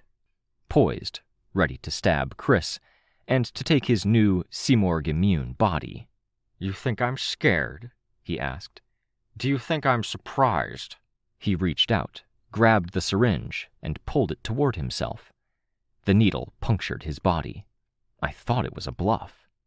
We were already playing a game of chicken, me putting off telling the wardens what was happening and getting them to back off on sending the message to Dauntless and Fumehood. Meanwhile, he was standing on the tracks, his own train incoming, the Simorg pursuing him. We were both at this standoff, but he pressed the plunger. The shedding of his monstrous form was as fast as the adoption of it had been. Feathers began to fall away. Pressed against him, I could feel him shrinking. "I'll get the immunity I need before she gets to me," he said. "I'm not worried." "Do you know why I can do that?" I asked, quiet, a murmur in his ear. "The new tricks, the control?" "I'm sure you'll tell me." I came to terms with the power and where it comes from, the connections. That I'm worth love, even now, even from myself. "That is some Saturday morning cartoon bullshit," he said. "It's reality, Chris. You've been struggling, you've been inconsistent, fighting yourself every step of the way. Fighting the past version of you, the you of now. When you're acting young, you hate it because you're not young, not really. When you're acting older, you hate it because it makes you like him. But every time you have the chance to make a move or blame someone or make some sense of it, you turn on others, blame them, and throw up walls." "And you don't?" he asked. "Boundaries are great, Chris. They're essential. This world can be fucked up, so, yeah, use whatever defense mechanisms you've got at your disposal. Some are better than others, but anything's better than having none." I paused. For a second, I wondered if I was going to pass out. How much blood had I lost today? The pain I was experiencing with every heartbeat and every breath was incredible. He didn't butt in, didn't retort. I told him, my words as intense as I could make them. "Except, once you've thrown up those boundaries, built 4 walls, impenetrable, so high nobody can surmount them, you've still got to be okay with yourself. I don't think you are. I think you're the furthest thing from being okay with yourself." "Get off me." I got off him, flying back. The shift of pressures against my ribs made the darkness creep in around the edges for a moment. "I think this Simorg-driven future might not be so bad for the rest of us, but it's going to be a kind of hell for you," Rain said. "Worse than any fire and brimstone hell the Fallen preached at me about. Shitty thing is, even though you betrayed us twice now, I don't want that for you. I'm having trouble letting go of you as a friend. I let go of you as a friend a long time ago, Chris said. I'm walking out of this room. If you try to stop me, for any reason, I'll make you regret it. I won't rescind the plan, I told him. If we're playing chicken, with an end of the world rushing at each of us, I'll take oblivion over us losing our humanity. If you don't, the wardens will, he said. He started walking toward the door. I floated up, ready to follow, to press the argument. But the simple shift in orientation made my head swim, the darkness creeping in again, my consciousness slipping so very easily, followed by what felt like a desperate 2 steps forward, 1 step back uphill struggle to recover, and I wasn't sure what I'd even say. Chris, still shedding feathers, becoming a child again, walked past me. The door slid closed. He was gone. So that's it? Rain asked. The Simorg wins? The Simorg set all the pieces down. Everything went where she wanted it, I said. I don't know if she wins, though. For that to happen, we need to tell Dauntless and Fumehood to back off. Tell Legend to leave her alone. My voice felt far away. We're not going to do that? Rain asked. No. Okay, good, I think. I would have nodded, but I wasn't sure my consciousness could take that particular beating, not with my collarbone being like it was. No objection. The voice was Riley's from the back of the room. How's the project coming? I asked. Not very well, Riley admitted. I don't have a lot of the things I'd like to have. It's like, if I were explaining it to Mannequin back with the Slaughterhouse-9, I'd describe it as trying to make an oxygen recycler out of a toilet and a microwave. I don't have the pieces I need. Then I don't have the means of putting the end product where it needs to be, and... It's not going very well, I echoed her. No, but I'll keep at it. Thank you. It was a good idea, I think. Maybe. I started, my words interrupted by the thought. She said it in the past tense. Thanks, I think. I have to say it, or they'd revoke my medical tinker license. But you need medical attention. Okay, I said. I'll get right on that. Who or what do you need? Rain asked. Sveta, I said. Let's get out of this shitty lab. Maybe she found someone. We'll meet her halfway, and if we can't, we'll find someone to patch me together. Sounds like a plan, he said. Can I lean on you? I asked. I might pass out. It'd be great if you could catch me. I shouldn't fly more than necessary. Got it, he said. Gently, I said. Ribs, okay, great. We made our way out of the labs, into the partially lit hallway. Lights flickered here and there. From the hallway, we made our way to the stairs, moving relatively slowly. People were running up and down the stairs. Civilians were out of hiding, the ones who hadn't lost their minds, at least. Some had construction equipment, ladders, and toolboxes. Good people. Good stuff. I sure hoped that however the world ended, we wouldn't be coming back to this fucking place ever again. Please, Sveta, tell me you found someone. A tinker hiding where the Simorg couldn't see her. Even my sister. I'll endure her for another conversation if it means that humanity gets to live and stay humanity. I wobbled as we ascended the stairs. Not because of any funny movement, but because of air pressure changes, or another bit of blood loss. I gave Rain's shoulder a squeeze, stopped, then took a seat on the stairs with his help, all out of gas. I'll see if I can grab someone, he said. Cool, I replied. Rain made his exit. I watched the people come and go as they headed up and down. One woman stopped by me to give me a bandage to press to my shoulder, even though I already had the coagulant there. It would have been nice to see some familiar faces, Crystal in particular, Finale, Withdrawal, and Caryatid, even Tattletale, damn it. Victoria! I couldn't bring myself to twist around to look up the stairs, but I leaned over to one side, using flight to stay steady, a grimace crossing my face as my ribs strained. Sveta and Jessica came into view, sparing me the need to lean to one side to try and see them. I grunted for breath. "Hey," Sveta said. "Hey. So your sister's injured. She's not up to helping us." "Falling rubble?" I asked. Yes, but not like you're thinking," Sveta told me. "There were eyewitnesses. They saw you looking down from above and staring. They knew the prior relationship. The rubble fell after you left." She said it with such sincerity, like she knew exactly what conclusions I'd draw. I wasn't sure I believed her. It didn't matter. "You're pretty beaten up," Jessica said. "Can I sit?" "Please," I said, fighting not to let too much emotion into my voice. "Chris is leaving the building, I think. I don't suppose you have any insights to share? Any tricks? Any ways to unravel the riddle that is him?" I felt a little light-headed, rambly. "I think he's less of a riddle than just about every other member of your team," Jessica said. "Oh, no magic words to convince him to change his mind, help us out?"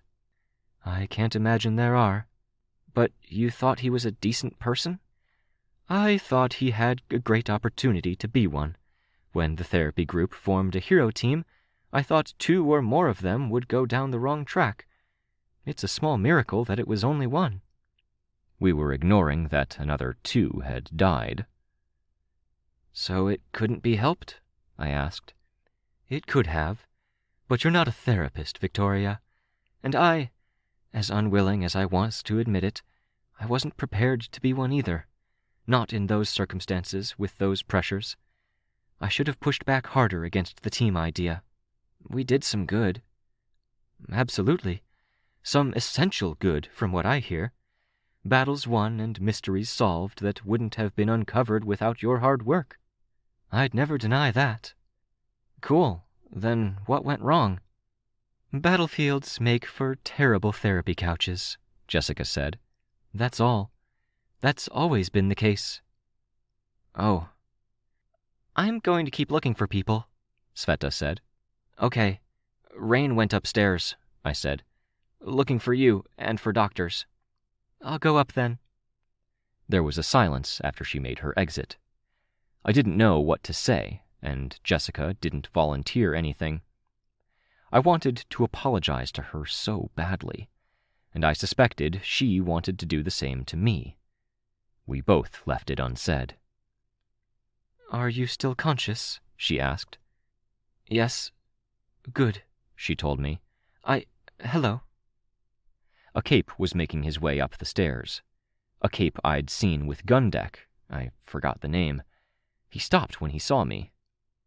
"Is it true?" he asked. "Is what true?" "Your contingency plan that you gave to the wardens? Murder?" "Oh," I said. "That was a last-ditch thing. It fell through." "Good," he said. "Who did you hear that from?" "Another cape. Your teammate told them." "Cryptid," I said. "Yeah." And that was that. That was the card he had up his sleeve. The threat he'd held in reserve if we tried to stop him. Now he was using it to force the warden's hand. People would react. The wardens would reassure. People would take measures to get out ahead of it. "Contingency plan?" Jessica asked. "Kill all the capes," I said. "Contagious, bio-altering sound, I think. It didn't matter how, just that it got enough of us." "How? I don't think that would work." "There are 2 things that the entities have always been bad at handling when it comes to us. Dreams. Rain's thing drove that home. But capes like Miss Militia and Swan Song, they had screwy retention and processing of data through their dreams. Swan Song remembering things that Damsel did after dreaming, and vice versa. I don't know about Miss Militia's." "She remembered her trigger every night when she dreamed. Doesn't matter. Dreams and death. We had enough come back from the dead.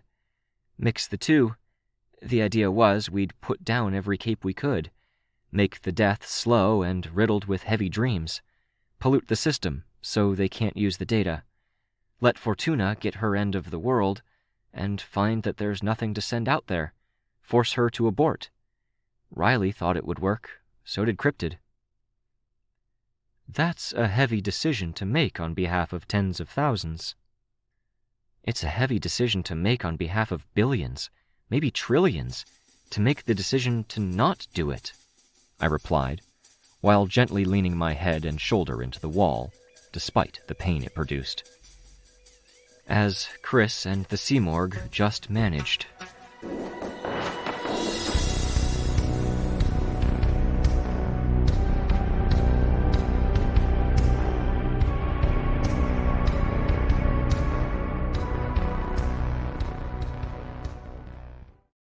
Arc 20, Last, Chapter 9. The technology in my right eye winked out. It was still highlighting random things, showing text and countdowns I could no longer ascertain the meaning or relevance of, and it went dark, turning my eye into an ordinary eye. If there was a light there, and I had no idea if there had been, there was nothing. For a long, spine-chilling moment, I didn't move a muscle or take a breath, as I came to terms with the fact that that might be the world ending. Medical monitors beeped, machines hissed, and at least one person was out of it and either didn't care or didn't know how much noise they were making. Screams, grunts, and inarticulate cries. People looked stressed, and they had 1,000 times 1,000 reasons to look that way. The area, at least, was well lit, although the brightness of the lights and the fact everything was white made my eyes hurt. My head was pounding. Even if my short sit-down with Jessica had let me recuperate enough, I didn't feel like even flying would make me pass out. A crew of nurses made their way through the throng of people who were sitting in the waiting area. 10 minutes had passed from my arrival, and I'd spent most of those 10 minutes dwelling on the problem at hand. The wardens would be telling Dauntless and Fumehood not to engage. That gave us a short clock when it came to the Seamorg's plan to end the world. Around the time those 10 minutes had passed, I'd stopped thinking about plans and counterplans entirely. I'd started watching the nurse that looked like he was going to get to me first, my full focus turned toward him, the checklist of questions he was asking, and the answers I'd give. Could I make small talk? What would I say? If the world was really ending, could I make the interaction as pleasant as possible? It was stupid. So minor. It didn't really matter in the grand scheme of things. But it kept my mind off of the raspy burr to each of my breaths, the pain, and more than any of that, the fact I didn't really have any hope for the future. If my estimation was right, then literally any moment now, the Seamorg would be merging with Fortuna. If she'd miscalculated, then it could be a few minutes more. If I'd lost track of time to a sufficient degree, then it could already be happening, the scream imminent. And I was waiting in line, so to speak, sitting in a chair with a plasticky white cover on the padding, elbow to elbow with the people to my left and right in matching chairs. "All right, miss." I turned my head too quickly. I winced as neck muscles pulled at my collarbone. A female nurse, not the one I'd been anticipating. The guy was stuck talking to someone elderly, a refugee or a Capes family. "Antares, isn't it?" "Yes," I said. My voice had that same just-been-sick burr to it. "What do you need?" My hand was holding the washcloth-sized pad of cotton to my collarbone. The cotton was stuck to blood and pulled at my skin, which pulled at the bone. I felt it grate and click, my expression changing to something like I was screaming even though the air was locked in my throat. A dribble of blood ran down from the pad's edge to the heel of my hand, down to my sleeve. It wasn't like I didn't already have a ton there. "Okay, don't move that. Come with me. I think other people arrived before I did. I don't want special treatment. It's on a requirement basis. That's a clear break and serious blood loss. Do you need help? A chair? I can fly." Technically, I knew that they were giving us triage. I knew it wouldn't be a first-come, first-served basis. At the same time, I was aware I didn't have any friends. The wardens didn't trust me after my altercations with Eric. Non-wardens had reasons to distrust me because they heard Chris's filtered version of my plan. Too many civilians were anti-parahumans. On a level, I just wanted to minimize stress on as many fronts as possible. I floated after the woman, who had ear decorations that threaded through holes in each ear, something that might have come from one of the cultures we ran into with all the interdimensional stuff. She kept looking back to check on me, her eyes flicking down to my feet, as if to confirm to herself that I really was flying. I didn't run into that a lot. The hallway had a U-curve, with sections separated by walls, privacy provided by curtains that slid out in front to form a fourth barrier. People in patrol uniforms stood guard here and there, keeping the peace. 2 of them were helping to carry a stretcher with a cape in heavy armor on it. It all felt so surreal. I'm sorry. I really hope the wardens have something. My thoughts were jarred as I saw Marquis. He glanced at me, saying nothing, before pushing a curtain aside just enough to step into the enclosure. Was she here? If there was a small peace to be found in the small kindnesses and smaller distractions, that possibly erased it, destroyed it. "Dr. Close?" the nurse asked. The doctor was in the center area, surrounded by nurses and papers that had been written on, not printed. "Antares," he said, "I've seen you on television." "Oh no," I said, deadpan in part because I was trying very hard not to provoke my injuries. "I don't take sides," he said. "That is a lot of blood right there." "There's more," I said, hard to see with the black top on. He shined a light in my eyes, then at my mouth. I opened it. "Close," he said. I did. He took my hands and looked at the fingertips. Well, the ones he could see with the bandages. "Lip color is okay. Fingernails don't suggest circulation problems. Any confusion?" "Thoughts are a bit rambly." "Dizziness?" "Yep." "Sweating?" "I just fought the Simorg. If I wasn't drenched in cold sweat, that'd be the problem." "That's a yes?" "Yes." "Breathe deep?" "I'd rather not. My ribs are..." "Fractured? Broken?" "Fucked. Pretty fucked. My collarbone's really fucked. Broken. I'm not sure about the ribs." So much for that thinking I'd done earlier about talking to that nurse and being really concise, making everything easier. It wasn't just my thoughts that were rambling. "It could be a fracture," he said. I peeled the pad of bandage away, as much as I could. It helped I'd just done it a minute and a half ago. Minute and a half. The world is ending. The Simorg is winning. "Oh," he said, with enough surprise in his voice to bring me to the present. I almost jumped, and the only reason I didn't might have been that I was way too fucking tired. "Oh?" I asked. "Broken," he said. "That's what I said," I answered, my voice a whisper. I wasn't sure he'd heard, because he was preoccupied saying something to the nurse. He looked back to me. "Abdominal pain? Chest pain?" "My ribs are pretty fucked," I reminded him, my tone tense. I felt bad enough sitting in a hospital cubicle while the world was fucking ending without him wasting time. "Just running through. I'd like to get this costume top off you so we can get a better look at that. Nurse, if you could help Antares here with her costume." "I got it," I said. The nurse hesitated. My force field peeled away from me, moving me as little as possible. Force field hands brushed my hair off to the side over my good shoulder, tugging it where blood made it stick to cloth or skin. I began pulling it off in increments. "I'll give you a moment of privacy while I check things," Dr. Close told me. "Help her if she needs it, Leia." "Yes, doctor." Did I scare him? I wondered. I didn't need it. I debated tearing at the cloth, but for one thing, I didn't want to scare them, and for another, I wasn't sure it was actually easier. It was sticking to my body from armpit to waist.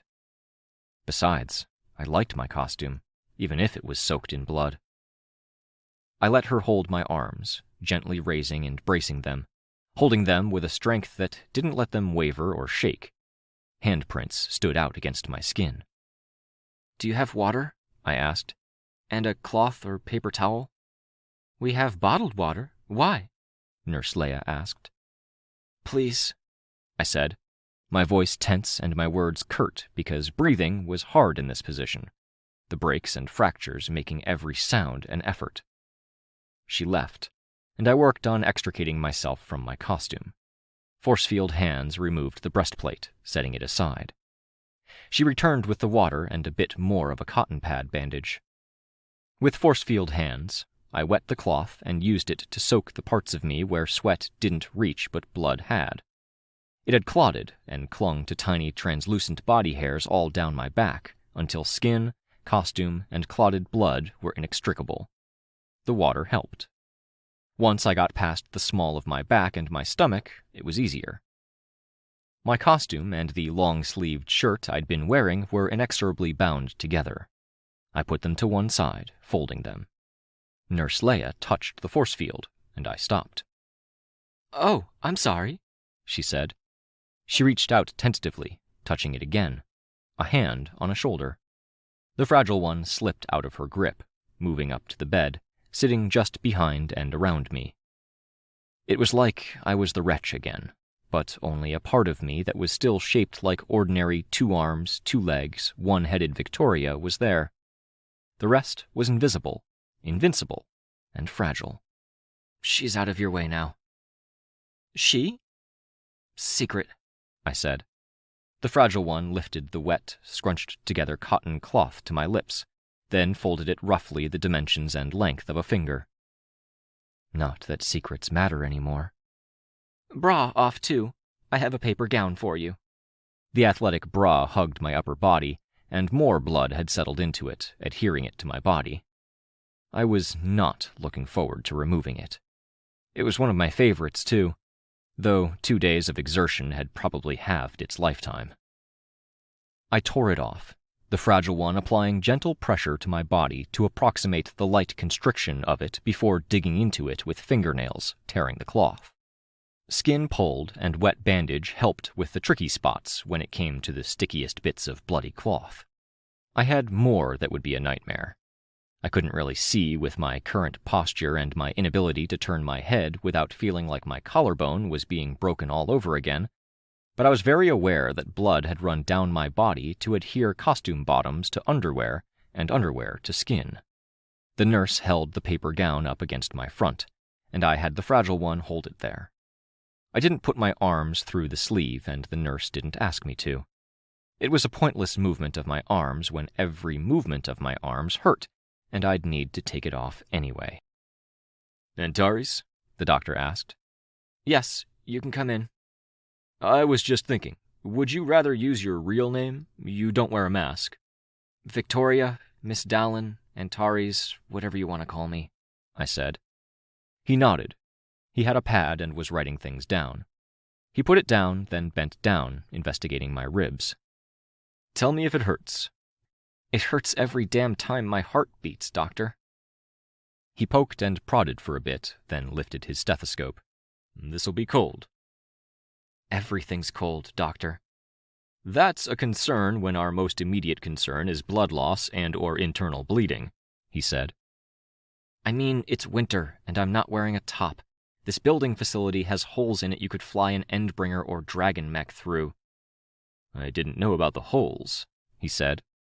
He pressed the stethoscope to my chest. It was cold. He touched my wrist, then my hand. "Your body temperature is a bit low, even with all of that." If nothing else, I appreciated being in this hospital room because it was distracting me. I could focus on the little things, like keeping the rest of my blood in, not passing out, how to articulate the damage to my ribs, and how to gently remove articles of clothing using alien engines of chaos and conflict. Fuck. I'd choose to feel like this for the rest of my life. Broken collarbone, every breath sparking a thought-disturbing bit of pain, cold and sticky, if only it meant I didn't have to feel the heartbreak. I would have forgone any fixes at all, let these wounds stay open. If only someone from somewhere else in the facility would walk in and say there was a plan. "Do you happen to know your blood type off the top of your head?" Dr. Close asked me as he jotted some things down. "B negative." "We're going to get you some," he said, without looking up. "Disrupts powers, doesn't it?" I asked him. "Temporarily?" "I was about to mention that. No guarantees, but there's a small chance you won't be able to do that trick with the... What's that, telekinesis?" "Basically," I said. "I'd like to keep my powers available, just in case." Just in case. "You won't have anything if you go into hypovolemic shock. Can I get you to lie down? The nurse can assist."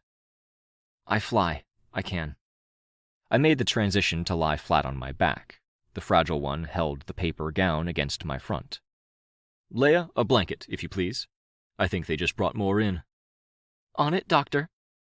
It was harder to breathe while laying down. I let the doctor putter around, preparing the space for things to come. My flight kept me from pressing down too hard on the bed. A distant screech built up in volume. Horror gripped me, lingering even as I processed it as hospital equipment or someone's power, not the Simorg's scream.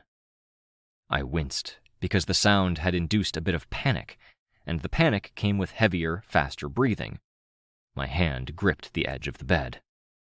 "We'll need you to sign a consent form," he told me. In the wake of the noise, it hit me harder. I shivered. The blood transfusion. If I said yes to it, I was effectively surrendering, saying there was nothing more. My fight was done. No powers, no nothing. Knock, knock. Ugh, fuck. Was this a bad thing? A good thing? "Can I come in?" The doctor looked at me. "A friend?" I didn't know how to answer that. "I'm topless, except for a bit of paper. I don't know if you care about that," I said, raising my voice. "I was a warlord. I've cut throats, had my throat cut. I've shot people," Tattletale said as she let herself in. "I really don't care about your boobs." I rolled my eyes. I wanted to move my head, too, but that wasn't an option. "Are you here for a particular reason, Tattletale?" I asked. "Chastity. She got a good knock to the noggin. Cassie's fretting, and Rachel needed to be told it'd be better if she stepped away instead of getting cranky about it. I saw Marquis and a certain someone take their leave, realized you were here." My neck and side hurt like fuck. Did you think I needed a pointed pain in my ass instead? You don't have to." "Nah, hun, just checking in. You did your brute destroy Gur-Arg thing. You apparently forgot you're supposed to be invincible. Now your job is done. Mine is ongoing." "Gathering info." "I just told you I was a warlord. I'm still managing, administrating, moving key pieces around." "Rah, rah," I said. "So I'll get right to it," she told me. "A lot of the pieces are running around very upset and concerned about something that apparently started with you." "Uh-huh, that." "I want to play a little game, Vicky. If I say black, you say..." "White?" I ventured. "Yeah," she said, like it was the most profound thing ever. "Can I kick her out?" I asked Nurse Leia, who had just made her way inside, navigated around Tattletale, and who was now draping a weighted, warm blanket over my legs. "You could." "Listen," Tattletale said. "That's the way it's supposed to be. I say black, you say white. I say let's literally nail teacher's ass to a wall, and you're supposed to say that's wrong.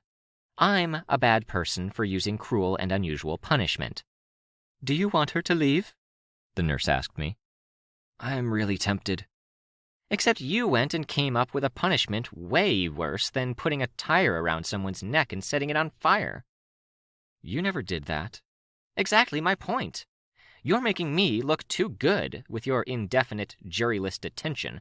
And now I hear you were apparently planning on mass murder." The nurse gave me a look, and it wasn't her checking if I wanted Tattletale to leave. One line from Tattletale, and the nurse was wary, not entirely on my side anymore. "Can you give us a minute?" I asked. The doctor and nurse made their exit. In the background, I heard someone grunting and screaming.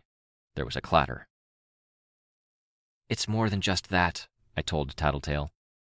Cryptid gave a pretty trite one-line explanation. There were contingencies, plans, post-plans. Oh, I know, Tattletale said, which is part of the reason I'm here, checking.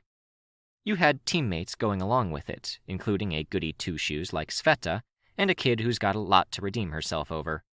The wardens were entertaining it, despite the fact you're not in their good books. I'm okay in their good books, I think. You're not in their best books. Conceded, I grunted. So there's more to it, Tattletale said. It was a last-ditch effort. Riley, Bonesaw, thought it would work. So did Cryptid. We send capes to fight Endbringers knowing that a good proportion will die. We have to send a certain number or they win and we lose something fundamental. Sure, Tattletale said. Now we've got forces worse and stronger than a single Endbringer lined up. It requires us to commit more, with a higher proportion of death. 100%. Maybe, I said. I used flight to get to a sitting position, holding the paper dress in front of me and the bandage to my shoulder. Does it matter? We don't have what we need. The Simorg got out ahead of us. It matters to me, Tattletale said. I've tolerated a lot, spending time with you, helping out your teammate. I laughed, one note, then winced with pain. But I have to draw the line here, Tattletale said. I lost someone important to me because she wanted to make a stupid, grand gesture at the end. She made the gesture without communicating with anyone, except your sister. Then she carried it out. You, I hate to break it to you, aren't important to me. Good, I'm glad. But I have no tolerance for this shit. Zero. The wardens knew, my teammates knew, Lookout accepted. The plan was to ask every single cape out there if they'd oblige us. Maybe we'd force the problem elements, the ones we'd sign off on executing anyway, I mean. The monsters. And whatever, yeah. The effect would be passed from cape to cape by contact, but it required that handshake.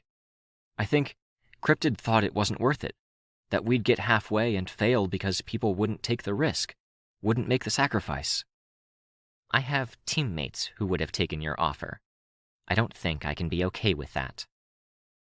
I am fucking open to better ideas, anything, I told her.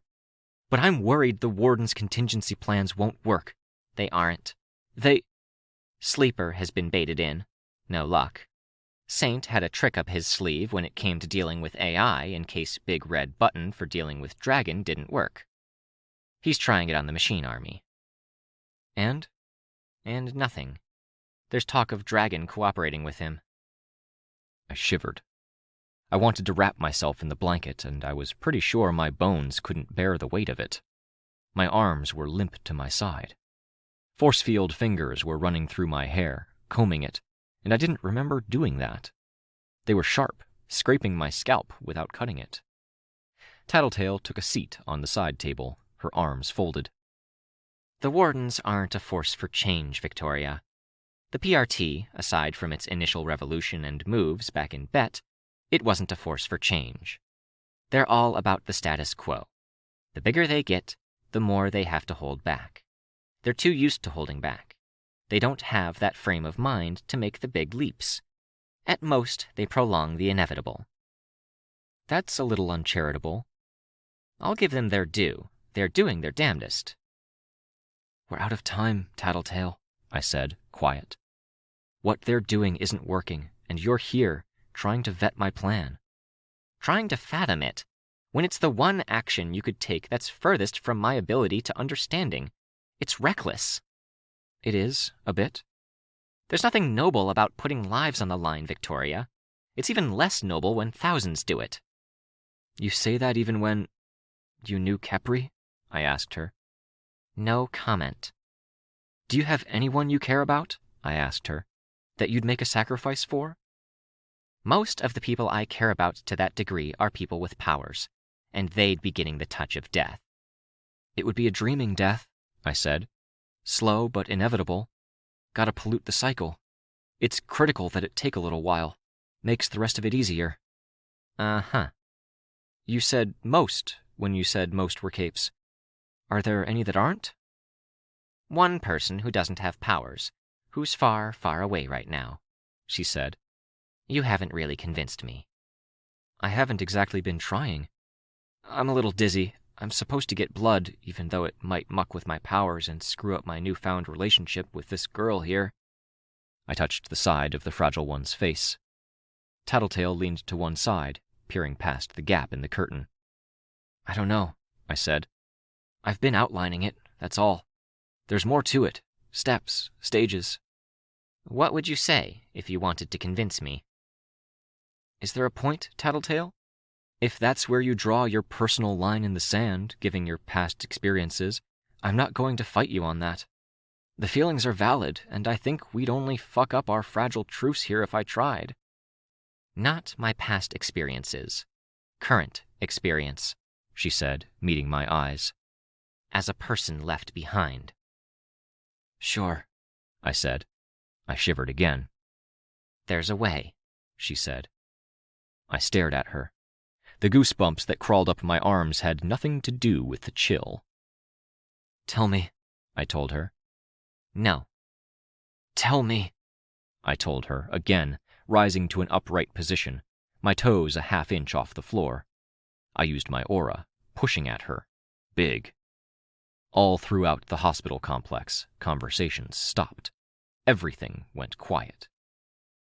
Tattletale stood strong. You haven't convinced me. You'd take Rachel from me? Gru, again? Imp? Chicken fucking Little? The heartbroken kids? Potentially.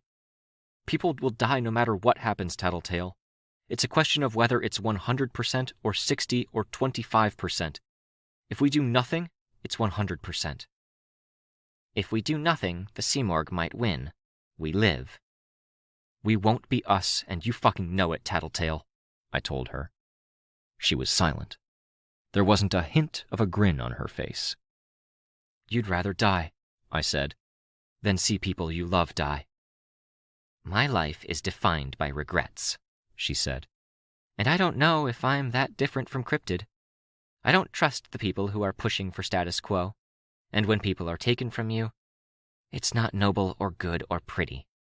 There's no heroism to fighting cancer or hurling yourself against an Endbringer and hoping it goes away. I thought of Dean, of thoughts I'd had not long after losing him. It's just an ending, Tattletale said. You could go, in place of Imp or in place of Chicken Little. What number are we trying to reach then? Tattletale asked me. You didn't sound sure about how many would need to die. I'm absolutely not. Someone moved on the other side of the curtain. Tattletale flicked at the curtain itself, reached out with a hand as if to tell someone to stop. People reacting to the aura. She clenched the outstretched hand, then brought it down to her side, balled into a fist. Then how many, Victoria? How many people do we need to convince in a painfully short period of time? What's the point I can say we've met the threshold? I can trick Imp into staying home, or trick Chicken Little. She looked so sad, like she was about to cry. I hadn't seen Tattletale like that, but it felt more like her than any other conversation I'd ever had with her. Enough, I said. Insufficient. It's the way it's always been. Against Endbringers, against Scion. The more, the better, and if we don't get enough, then everyone loses. Vista doesn't get her knight in shining armor, and Capricorn doesn't get to blow off years of pent-up steam with Vista. It's not about that. He's not about that. If you go, then you'll break Capricorn's parents' hearts again. How about that? You're leaving Lookout alone, or you're asking the poor kid to die alone, despite the fact that it's her worst fear. You're asking Precipice to end his journey unfinished. Sveta never gets to be a human for a prolonged period, doesn't get normal dorky dates with a creative boyfriend. You're using your power to get details. That's low. Of course I fucking am, Antares. I've been working my ass off to save those people. I've gone without sleep. I've had migraines every third fucking day. So if you want to convince me, you've got to tell me it's somehow worth it to end every single one of those people's stories where they currently are. Miserably unfinished. I raised my good arm, then let it fall. That's not an argument. It's an argument you don't like. If it comes to that, any one of those people, those bad endings, I think we're willing to do it for their own reasons. We are, Sveta said from beyond the curtain. She slipped through. Her tendrils were writhing. I saw a glimpse of Rain on the other side. Gru, too, his back to the curtain. A story half finished is better than no story at all, Sveta said. If we die, there's nothing. No legacy, nobody to remember or carry on sentiments. There's no point to it all. There are so many other people out there with their own lives, I told Tattletale. Civilians, jerks, capes who ran from these battlefields. It's basic fucking empathy to not want to end their stories either. The world didn't start and finish with the people you know. I heard a sound, a deep voice. Brian murmuring words that sounded agreeable, though I couldn't make them out. The world isn't worth keeping if they're not in it, Tattletale said. That's a big if and you know it, I said. I don't know if you're disagreeing on principle, given your past. A horrible, slow, nightmare-filled death for thousands? That may be pointless? That's not principles, Tattletale said. I think we let people choose, I told Tattletale. I think we give them the information and we let them choose. If we don't end up getting enough, they're just getting a head start. I think you know that we should, and that's why you're standing here arguing with me, wanting me to say words that make this easier or simpler, or wanting me to force you to tell me so you're absolved. I knew, telling her, that there was a chance she'd realize and walk away, or hit a wall, or anything. When using my aura to evoke an emotion, I knew there was a chance that a certain person's lens for viewing the world would alter the response. I could give a man fear and get anger in response. Words were the same. I watched as Tattletale took in that information through her particular lens. I watched her turn, pushing aside the curtain with more force than was necessary, giving people a view of me wounded and unarmored, before Sveta closed the curtain. You have a call. Tattletale's voice came from the other side of the curtain. That communication with Fortuna you were planning. Lookout's handling the technical side. You know where she is. You'll want Precipice with, since he's the one that got through to her in the first place. It might help. That wasn't an answer. That wasn't... If you need to get Riley or her stuff to a place you can use her, there are non-cape ways. Several. I picked up my blood-crusty costume with the fragile one, pulling it on. The rush of realization providing a dizzying rush that threatened to make me pass out at the same time it dulled the edge of the pain. Sveta followed, with Rain jogging along. Semiramis was out there, with Tattletale. As Tattletale gestured in my direction, I felt my collarbone pop. My costume shed crusty blood. My first thought was that it was a trap, that she was rewinding my memories as well, in a final action of regret. But I didn't feel anything slipping away. I felt better, as the worst of my wounds were targeted, undoing what had been done, giving me just a bit more strength, a bit more of what I needed. Which fit. Outreach, possibly final, from Tattletale. It served as a push forward, and recognition that she understood, even though she'd never be able to use words to voice it.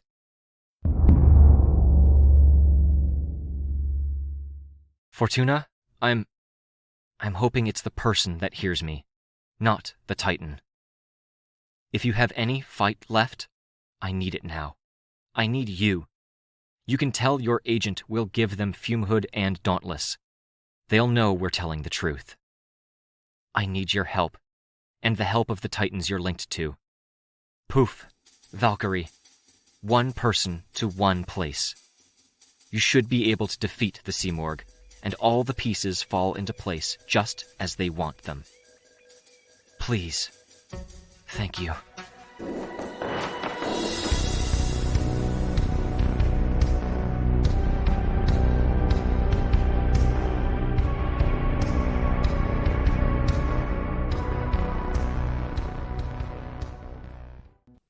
Last. 20.A. Fortuna.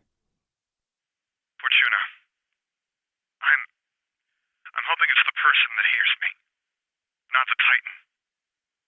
Is there a response? I don't know. No. The voice cut in, female, weary, rough at the edges. If you have any fight left, I need it now. I need you. You can tell your agent we'll give them Fumehood and Dauntless. They'll know we're telling the truth. Did she clear that with Chevalier? No, but I don't think he'd say no. Really? We're running out of cards to play. Our friends, he started. He stopped as Antares began talking again. I need your help, and the help of the Titans you're linked to. Poof, Valkyrie, one person to one place. You should be able to defeat the Simorgh, and all the pieces fall into place just as they want them. So that's her plan. It's a reach. Do we have any indication the person, Fortuna, can wrestle control from the Titan? Arachne, Accent, Fumehood and Dauntless seem to have some slivers of their old self still intact. And we're asking them to give up what they have, using them as currency. Please. Thank you. Antares said, her voice bearing the telltale distortion as a recording of an ongoing transmission. Defiant. The word sounded firm, authoritative, but it was followed by silence. Dragon? You and Dauntless didn't get along, Dragon noted. The kindest way of putting it. I was an ass. Do you think he would agree? To give up his very being to contribute? Defiant steered a careful course around the cluster of Titans, mindful of the Simorgh's plotted course, as she tried to stay away from Dauntless and the attacks the Titan made with the power of light. He watched Dauntless, studying the Titan, trying to gauge. He thought of the recording he'd seen of the Titan turning to look at the boy. What had his name been? Addison? There had been humanity in that moment. Defiant was plugged into the Marduk. Its sensors were his eyes, its air intake his lungs, its considerable power source his heart. Sensors tracked the movement of air along the Marduk's exterior, and he felt it much as he would feel the wind over his own skin, where his present body still had conventional skin. It came to him as data, each block of data represented by a three-dimensional arrangement of numbers and letters. A part of his brain that he had modified with Dragon's help read that data, processed it. While he was plugged in, he was the Marduk. It had been his go-to ship in the months immediately following Gold Morning, and it was his backup ship now, while the Uther was replaced by several of Dragon's AI. The landscapes of then and now were not so different. Dark, laid bare to the worst vagaries of weather, buildings ruined. In the weeks after Gold Morning it had been abrupt temperature shifts, the heavy amounts of dust in the atmosphere bringing surprising darkness and periods of cold, before summer came through with an intensity that suggested it was trying to make up for the days it had missed. Now that wasteland was occupied by monsters. Some of them were monsters he'd helped bring to this battlefield. A handful more were friends, or as close to friends as he ever got. Sleeper's storm was creeping forward. Dragon was, it seemed, splitting her attention between a conversation with Saint and a conversation with him. The Titans had gathered and stood as a defensive line, spaced apart like each one's position mattered on some fundamental level. 4 of the Titans had powers that drilled, dug, or carved. Titan Amano-Nuhoko, Titan Augur, Titan Drillbit, Titan Ghast. All 4 Titans were tearing up the crystal landscape below them, aiming for specific paths and locations. If there was a point to it that wasn't making it hard for parahumans to get close, he couldn't fathom it. Both he and Dragon were keeping an eye on ongoing events, in part because the Simorgh had shut down most communication networks. Stonewall was back at the Warden's base. He was recovering from a hit he'd taken from a parahuman ability during the raid on Teacher's base, and he had enough authority to be the person making calls, both in the sense he was using the phone and he was having to make decisions. They'd reached out to people overseas. The European settlement had seen the first cracks cross their territory, extending across the ocean to where they were. They were offering their assistance, but they lacked the ability. Too many of their capes had died in Gold Morning. Too many others were spread out across other Earths. Getting them from there to here would require hours. They had minutes. Are you getting lost in thoughts, Defiant? No. Yes. What was the question? Do you think we can rely on him? I can remember seeing his son during events. He was there when Tattletale's group raided a fundraiser my team was hosting. He was invited to attend, but I sent Dauntless out on patrol that same night. When he heard, his first thought was whether his son was all right.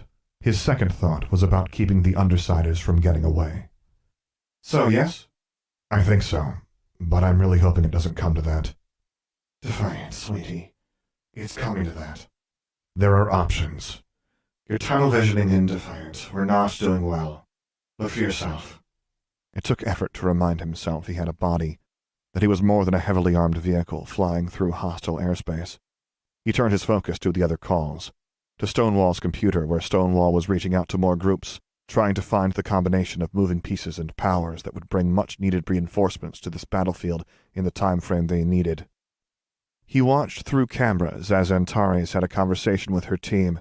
Little Lookout was at the computer, and was using the computer to manage a line of communication he didn't have the resources to tap fully into. They were still waiting for a proper reply.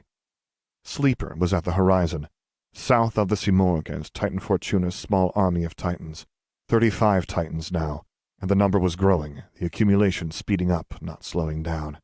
The machine army was loose. They hadn't breached the perimeter because there was no perimeter anymore. Dragon was running a program using some of the Marduk's resources, along with a wealth of other resources, simply trying to use the data they had to find every place a tinker had been, using months-old data to try and work out where there might be workshops, damaged or discarded tinker tech.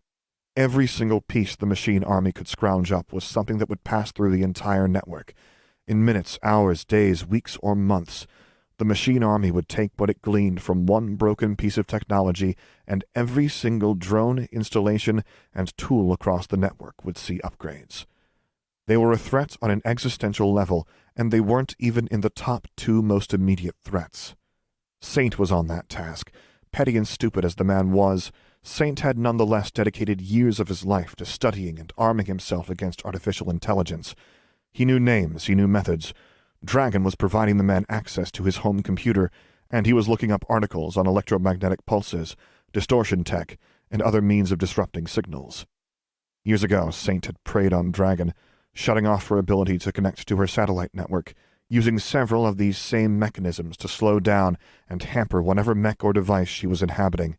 He would kill her, block any final uploads, and leave her to self-revive from an hours-old backup with no knowledge of what he'd done or how he'd beat her. Then he would dismantle the mech she had been using, repurpose it, and outfit his team in power armor rooted in the same technology. Now he worked to do something similar to the machine army, which was effectively in service to the wounded Simorgh. As that thought crossed Defiant's mind, he saw the Simorgh change direction. In service to the wounded Simorgh, because she spent long enough in their proximity. He hated that he noticed her, because it felt like manipulation, like she was leading him to his next natural thought. She had spent far too long roosting on Dauntless. Dauntless fought the Simorgh, striking out, over and over again, every time she pulled out of cover. The Titan was relentless, and stopped only when Fortuna's group made its move. She was already healing, missing wings were growing back, and her lower body existed as a series of feathers touching end to end or end to middle, like she was the thinnest of lace, formed of feathers harder than steel. It gave her legs and suggested she was hollow, where Behemoth had had a skeleton and a core. I guess that's it. Antares' voice was more distorted. Range concerns, and a tinker with Stonewall was using more of their haywire bands to try and get messages through. She was done her back and forth with her team. I just need a sign. A signal. The feed crackled, the response garbled, a flood of code he didn't have the equipment to interpret. What was that? He asked. A yes, Dragon said. He set his jaw. He didn't like it. He didn't trust Antares to be the one doing it. They had given her some slack, and she'd abused it. She'd used her power against a civilian warden staffer. She wasn't level-headed. Now they were putting thousands of lives on the line. She's moving, I noticed.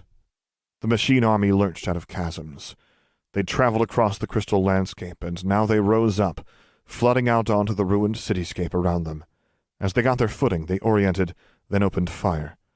His Marduk's sensors tracked the lasers, even though they were invisible to the naked eye. His naked eye, singular, could see the damage each of those lasers was doing. The Simorgh used the opportunity to soar, rising up above the building she had been perched behind. Defiant brought the Marduk around, aimed, and switched the channels on the power core. For this weapon, he could only hover while the weapon primed.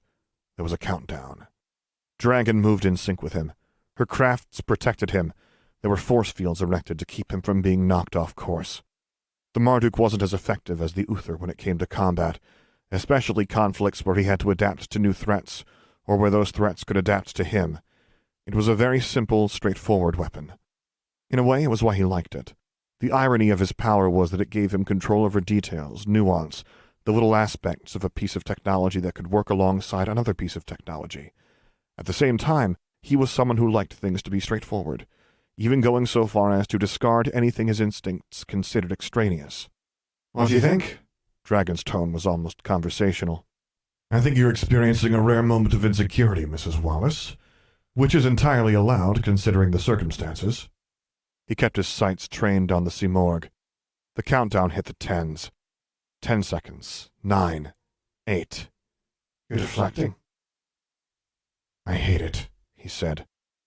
As if to punctuate the statement, the Marduk was hit from the side, an attack that bypassed the force fields. It knocked his shot off course, brought his nose around toward Dragon's craft. He steered hard, compensating. He'd anticipated this. The benefit of using this weapon was that it didn't require exceptionally good aim. An area of the city 1/5 of a mile wide and a mile long was pulverized. Buildings were driven into ground and broke apart into chunks no larger than a human head. The wavelength of the beam let those chunks lift up for a fraction of a second before the next wave of the beam thrust them down again with the same force as before. The Simorgh was almost out of the path of the beam. He clipped her and she reoriented, pulling out of the way even as she was hurled back and down. Much of the lower body she had been building broke away from the force of the impact. A wing shattered. The remainder was lost in the plume of smoke that rose from the tract of land he had blasted. Dauntless, too, was in the path of the beam. He had his shield, and he was rooted into the ground in a way that resisted being thrust away with the kind of power that could push a moon out of orbit, but the grazing hit still demolished one of his arms, tore a chunk out of the Titan's side. For long moments, Dauntless didn't move. Defiant fought to reorient, switching systems around so he wasn't so vulnerable, and so Dragon could do what he needed. Was that what you put in your head? Defiant thought. When the Simorgh roosted on you, was she thinking of this moment, reminding you of the times I exerted authority to take away your time with your son? Are you aware enough to realize I didn't mean to do that to you? Or is resentment building? Are you reaching a point where you serve her instead?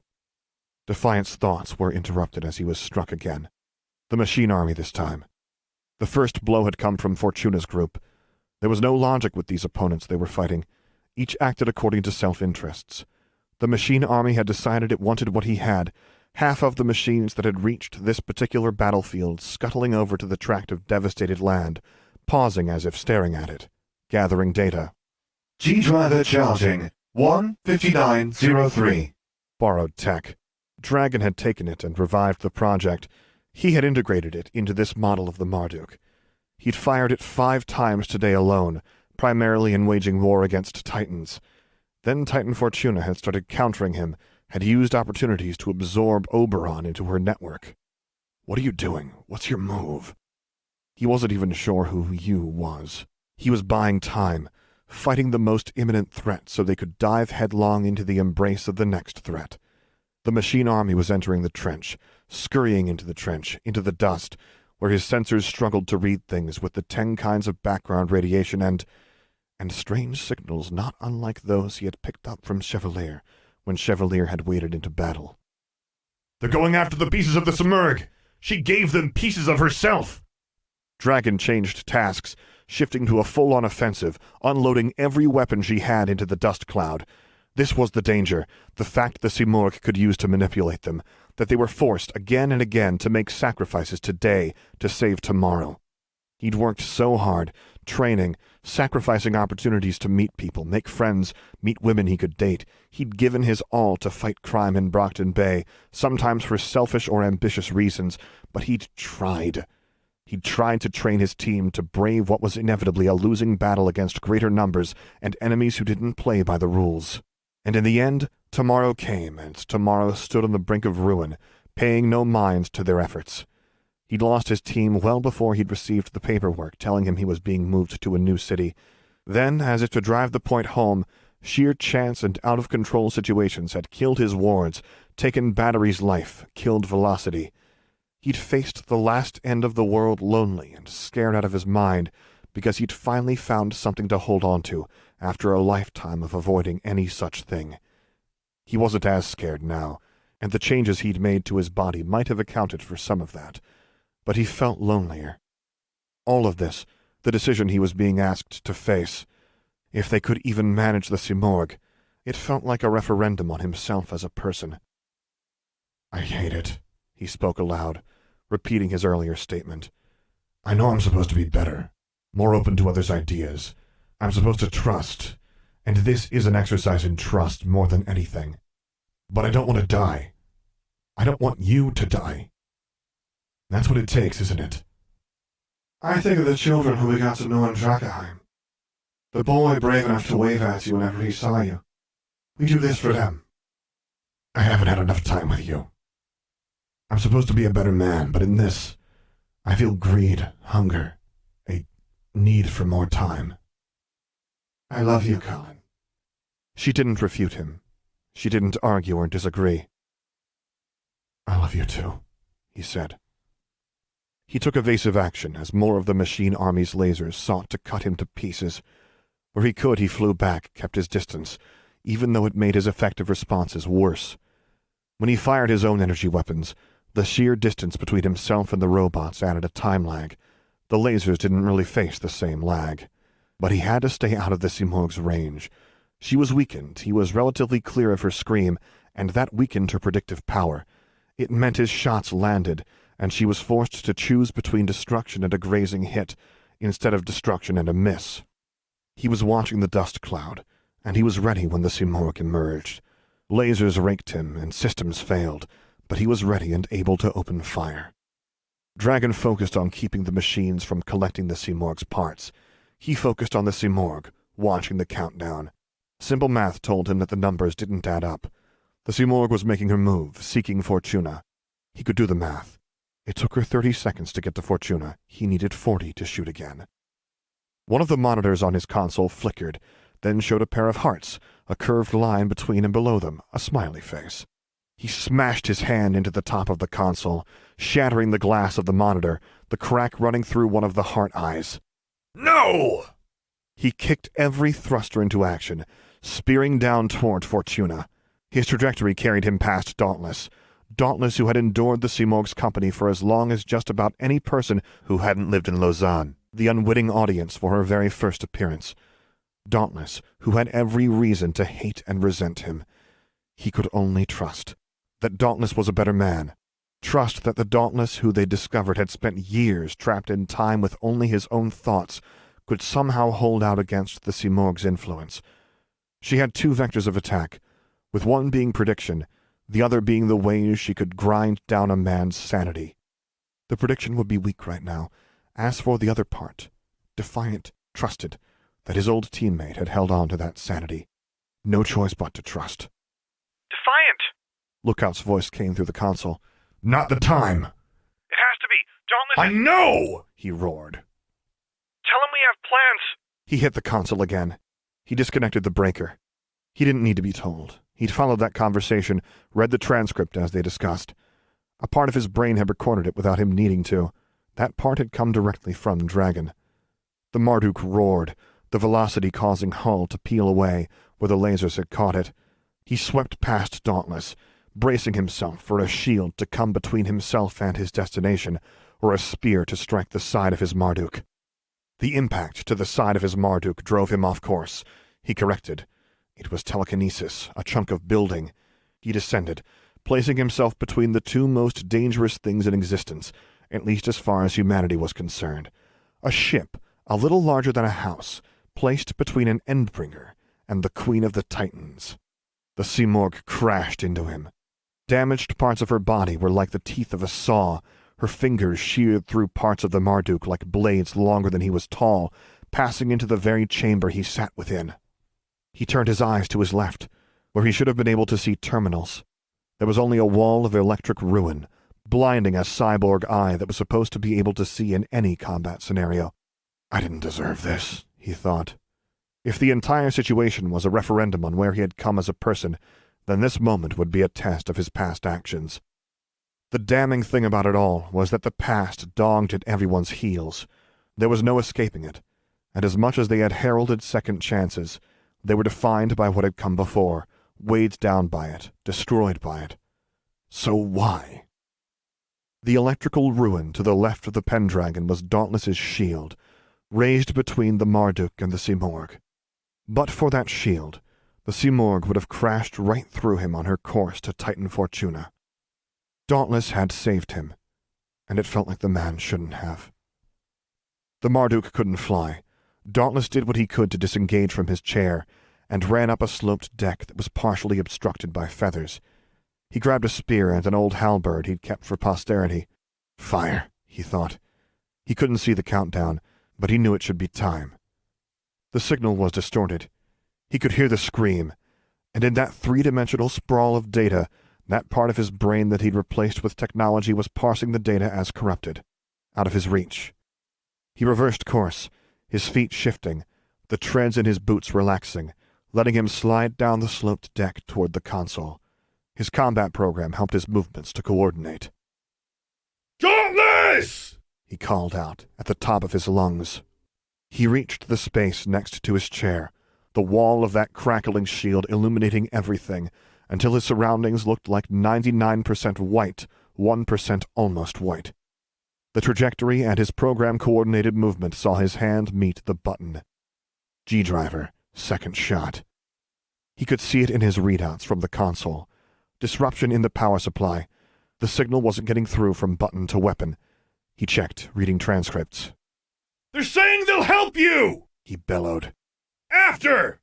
But we need you to do like we discussed before! Dauntless moved, the spear swiping to one side, striking the Simorgh. Defiant, at the very front of his ship, nose pointed almost at the ground, almost everything illuminated by brilliant white light, could see the Simorgh's upper body and part of her face. Connect to Fortuna! Defiant called out. She knows what to do! The Titan Dauntless moved again, the spear sweeping up. The data readouts warped. The electricity was its own distortion, its own interruption. Defiant hit the button for the manual instruction to fire, but the timing was wrong. Titan Scotty was there too, her blade hand at the Simorgh's back. Digital readouts read that the Custodian Titan was active in the area, all dogpiling the Simorgh, who struggled to make contact with Titan Fortuna. Dauntless's spear moved again, and this time Defiant simply held the button down. When the spear's disruption overrode the Simorgh's signal, the signal got through. Simorgh, Titan Scotty, Custodian, and Dauntless were all flung back. The Marduk ripped in half from the strain of firing, and Defiant leaped, 90 feet between himself and the rubble below. It was his old halberd that he used to catch himself, his old halberd that fired out a grappling hook, catching Titan Fortuna by the side. Scotty had been there. He lowered himself to the ground by stages. When he landed, dust was kicked up by his boots scuffing the ground.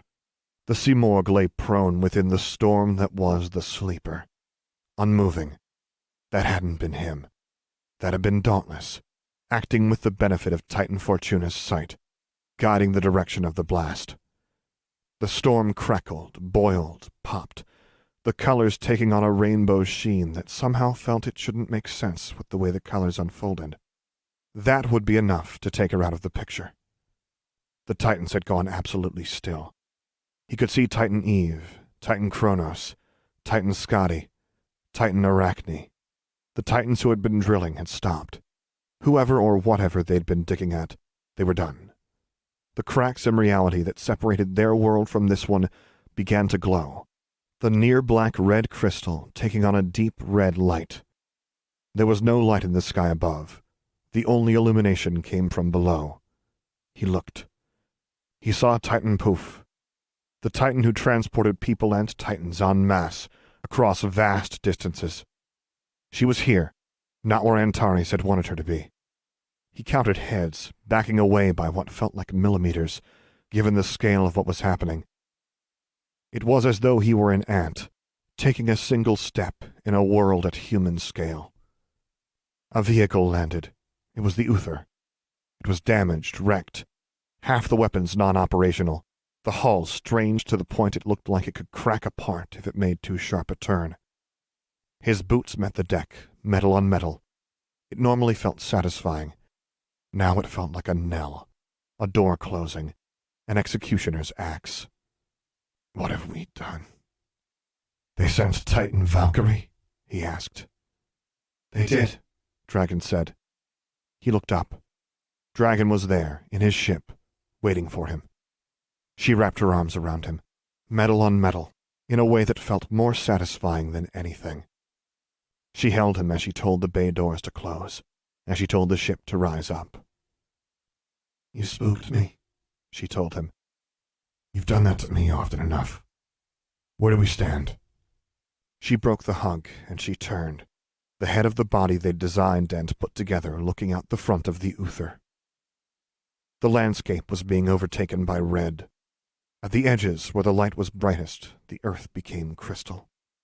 He fixed his eyes on the silhouette of Dauntless, now utterly still, on Titan Eve, who he hadn't known. He had fought so damn hard to keep his place on his team. He had wronged Dauntless. Dauntless had made the decision, knowing what was at stake. Where do we stand with who? Dragon asked. There's a lot. With the machine army? Out to Saints now. Alternative measures, plans that aren't...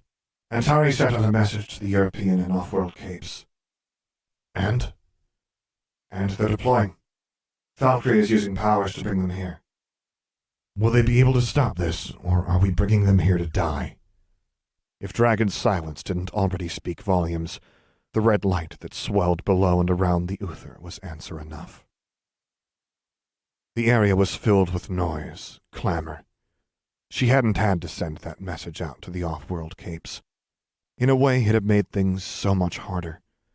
It gave people hope, and that was the worst possible thing when hope wasn't deserved, when it was too late.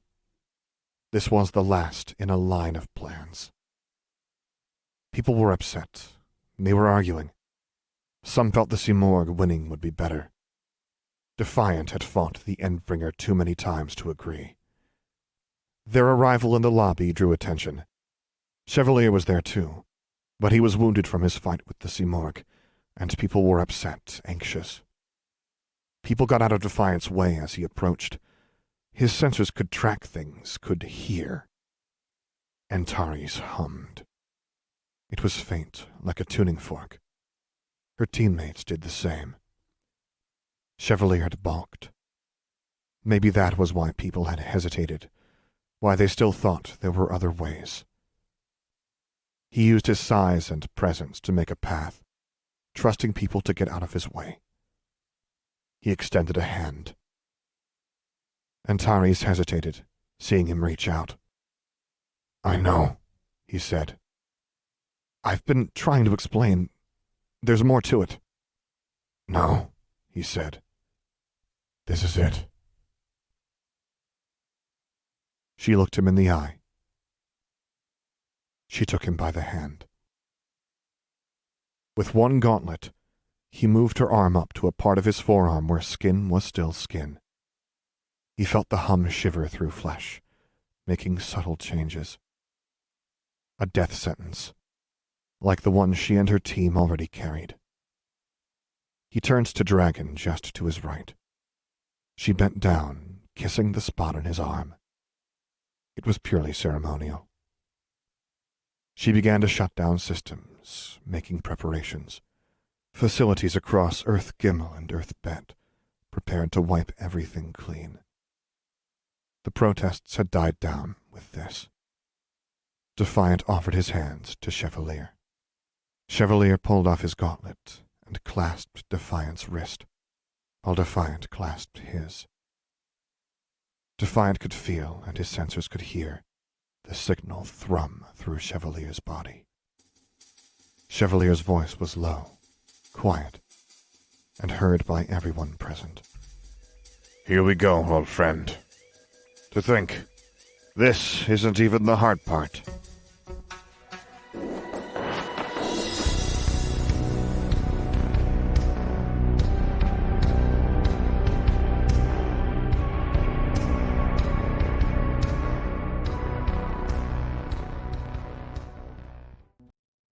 Arc 20, Last, Chapter 10. The mood was somber. We stood in the midst of a war zone, with holes in the ceiling, holes in the building exterior, and wind whistling through those holes and down hallways. Rubble was strewn everywhere. Bloodstains marked where people had bled more than 20% of their blood volume and likely died. And there were pieces of broken or dismantled tinker tech lying around that were cordoned off with more seriousness than the cracks in the ceiling that still shed chunks of concrete, or the holes in the floor large enough to drop a truck through. The only fighting was in words, and those words weren't shouts, not really. A few loud people, but many more people were remaining quiet out of respect for the dead, though the deaths hadn't happened yet. Depending on where they stood on buying into this plan, those dead could be us, a majority of the capes who wore costumes and masks, or a minority share of those same capes if the person arguing was an optimist. Among those who didn't believe the plan would work at all, the relative hush and the subdued, respectful tones were for the trillions who would die, for humanity. The Simorg was out of action. Sleeper had her. She had wanted to enslave humanity, bringing us all into her siren call. From there, we, 99.9% of us if Chris was to be believed, would have been stuck in roles she had prescribed for us. I'd already felt the impact of that, just in the span of the raid on this facility. That had been one decision, and we'd ultimately opted out of it. She'd chosen her option, and 2 members of Breakthrough were gone. I couldn't imagine that being every decision.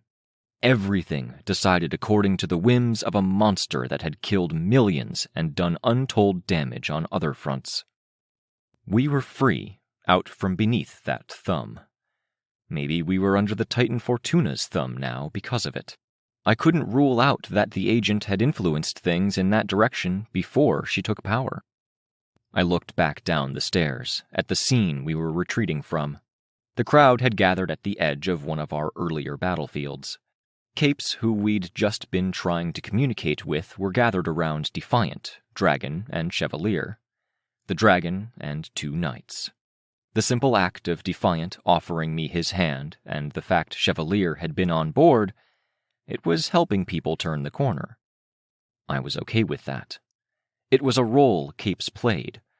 A handsome costume, a pretty mask, and a person with presence and personal power. It helped cut through the bullshit sometimes. A double-edged sword, obviously, when people like Scribe had used it for the wrong cause or interests. But it had also let Legend and Stonewall nudge things further along, faster.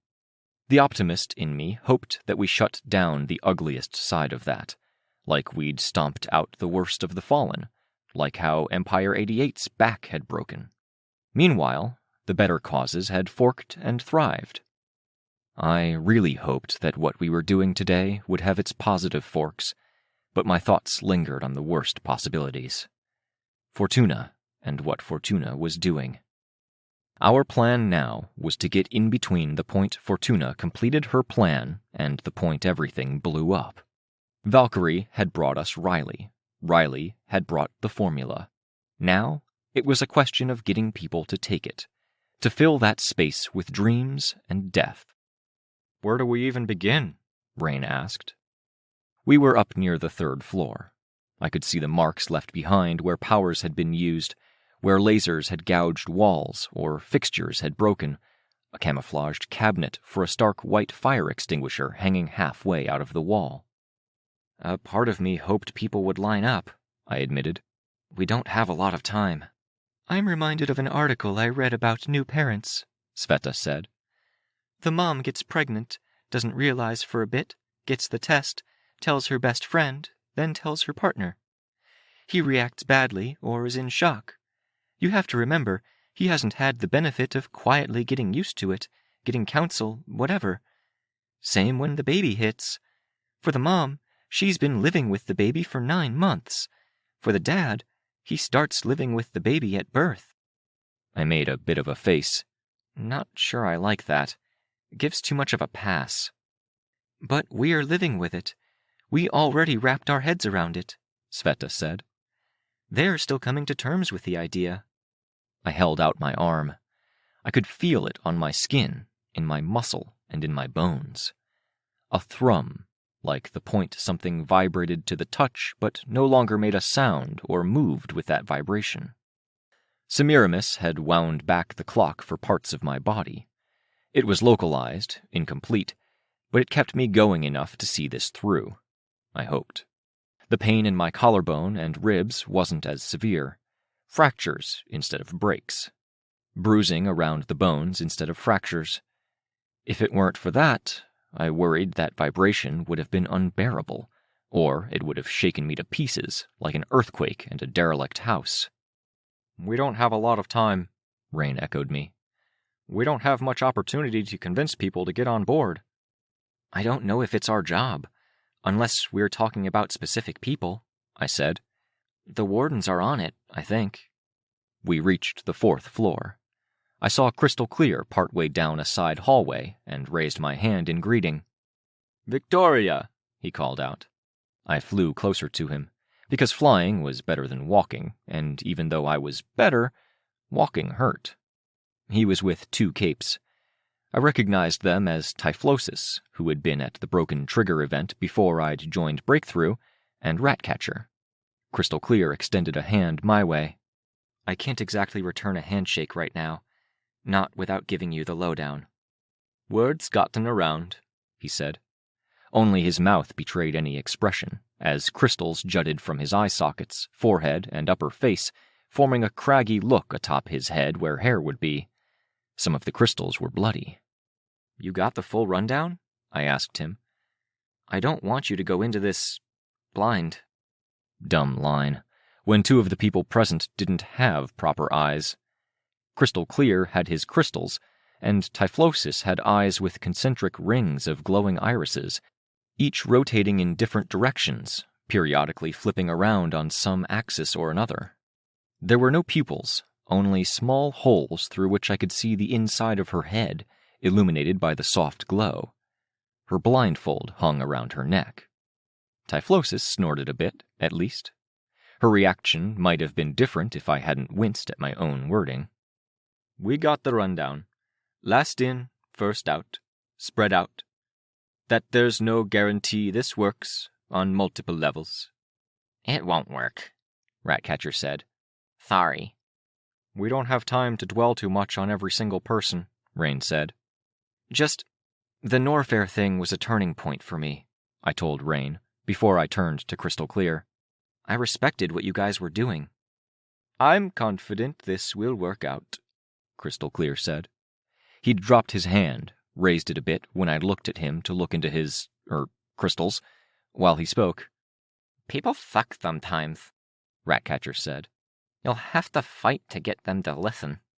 Will you do this with us? I asked her. Bad dreams, and then I die. Complicated dreams, I told her. Not always bad.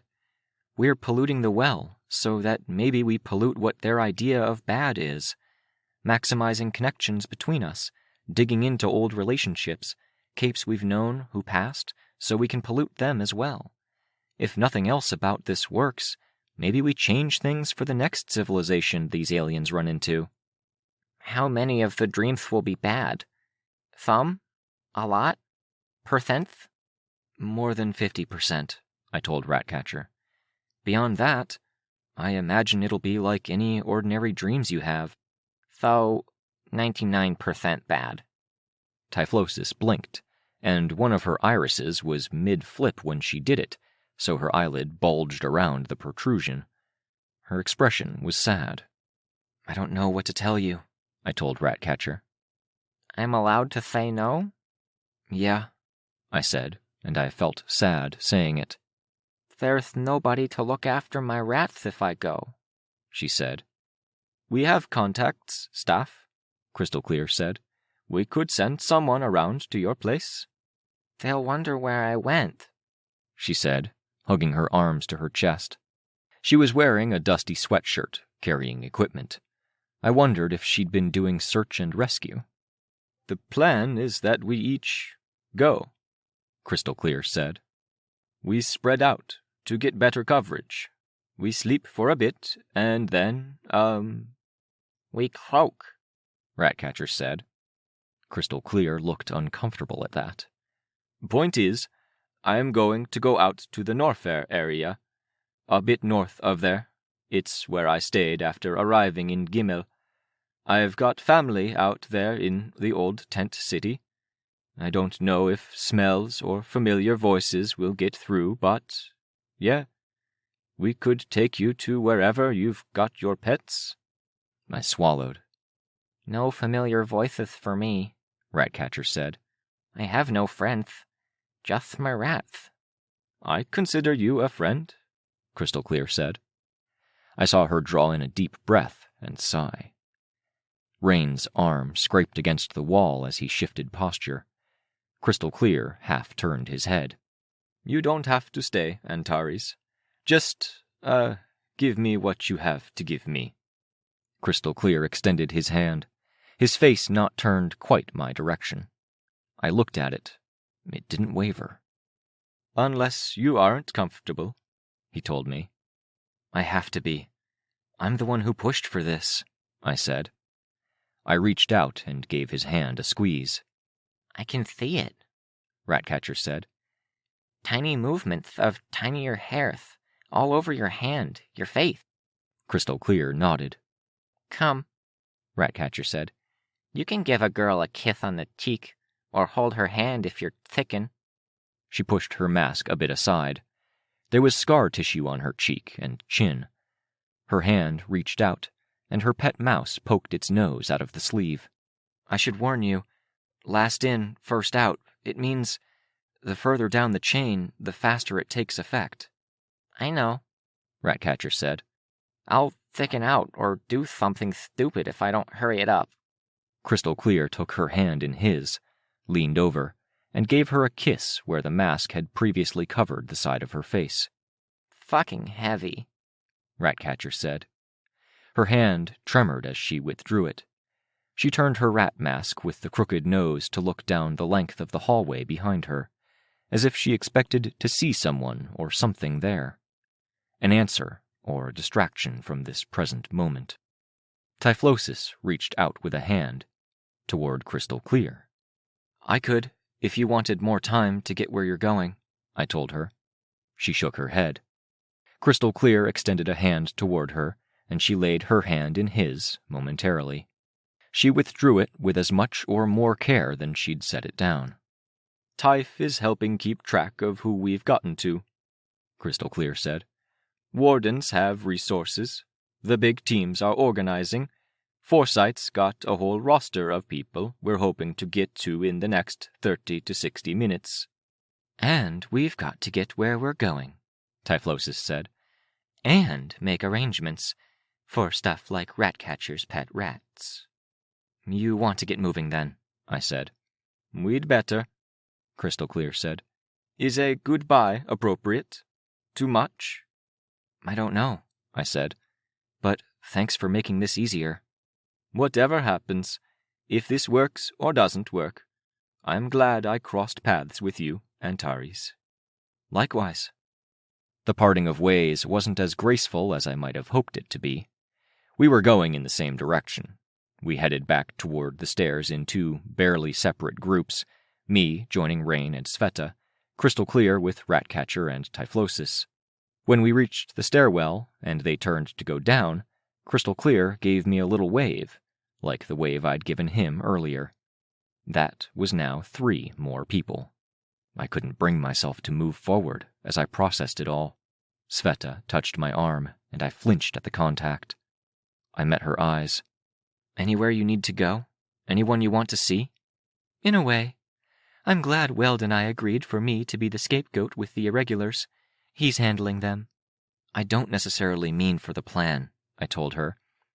If or when we get everyone, or get mostly everyone, where do you want to be? Is there anyone you want to be with? I want to find a nice rocky spot down by the water, she said. Do you want company? No, she said.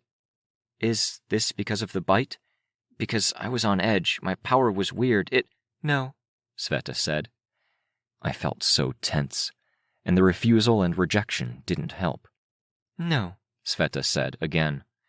If there was more time, or if I knew I'd wake up and have a chance to move somewhere else, to have another place, I'd have a sit on my own, and I'd spend some time with you.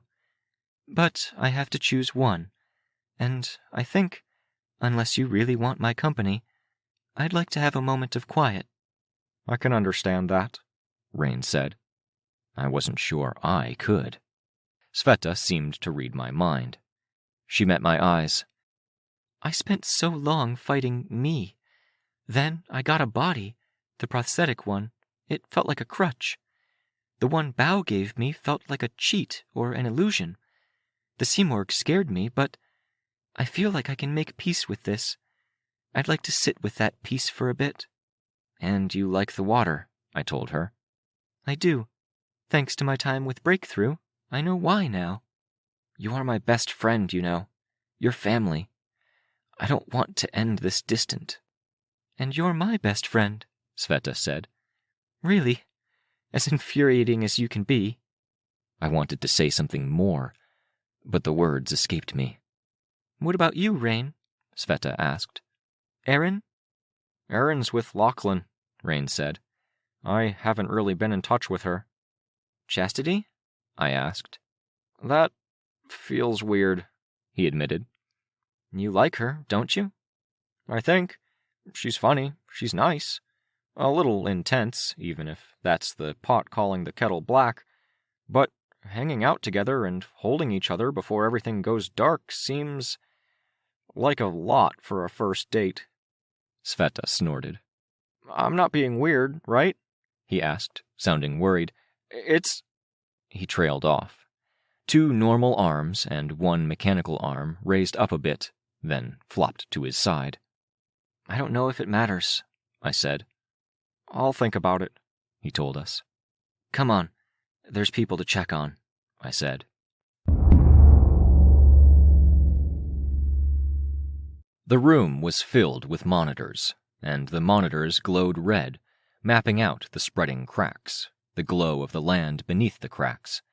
Different clocks showed different countdowns. Hey, Kenzie said, sounding very light-hearted. She swiveled in her chair, and her face was hidden by her mask. Hey, I told her, quiet. You got dosed? She asked. I nodded. Dose me? That takes a lot more discussion first, I told her. Okay. I'm keeping tabs on things. We've got a whole bunch of capes trying to make sure we cover all the bases. Contact everyone we need to talk to. Where are we at? I asked. 30%. 30% of capes, as far as we can tell. That many? The wardens decided they had to force a few. I snapped to attention at that. What? Who? Capes in prison. The most dangerous ones. Monocaros was one of them. They had a dialogue about it, and they decided there was too much danger. That the heroes all die and the villains stay? Kenzie nodded with vigor. Okay, I said. Just the most dangerous ones, then.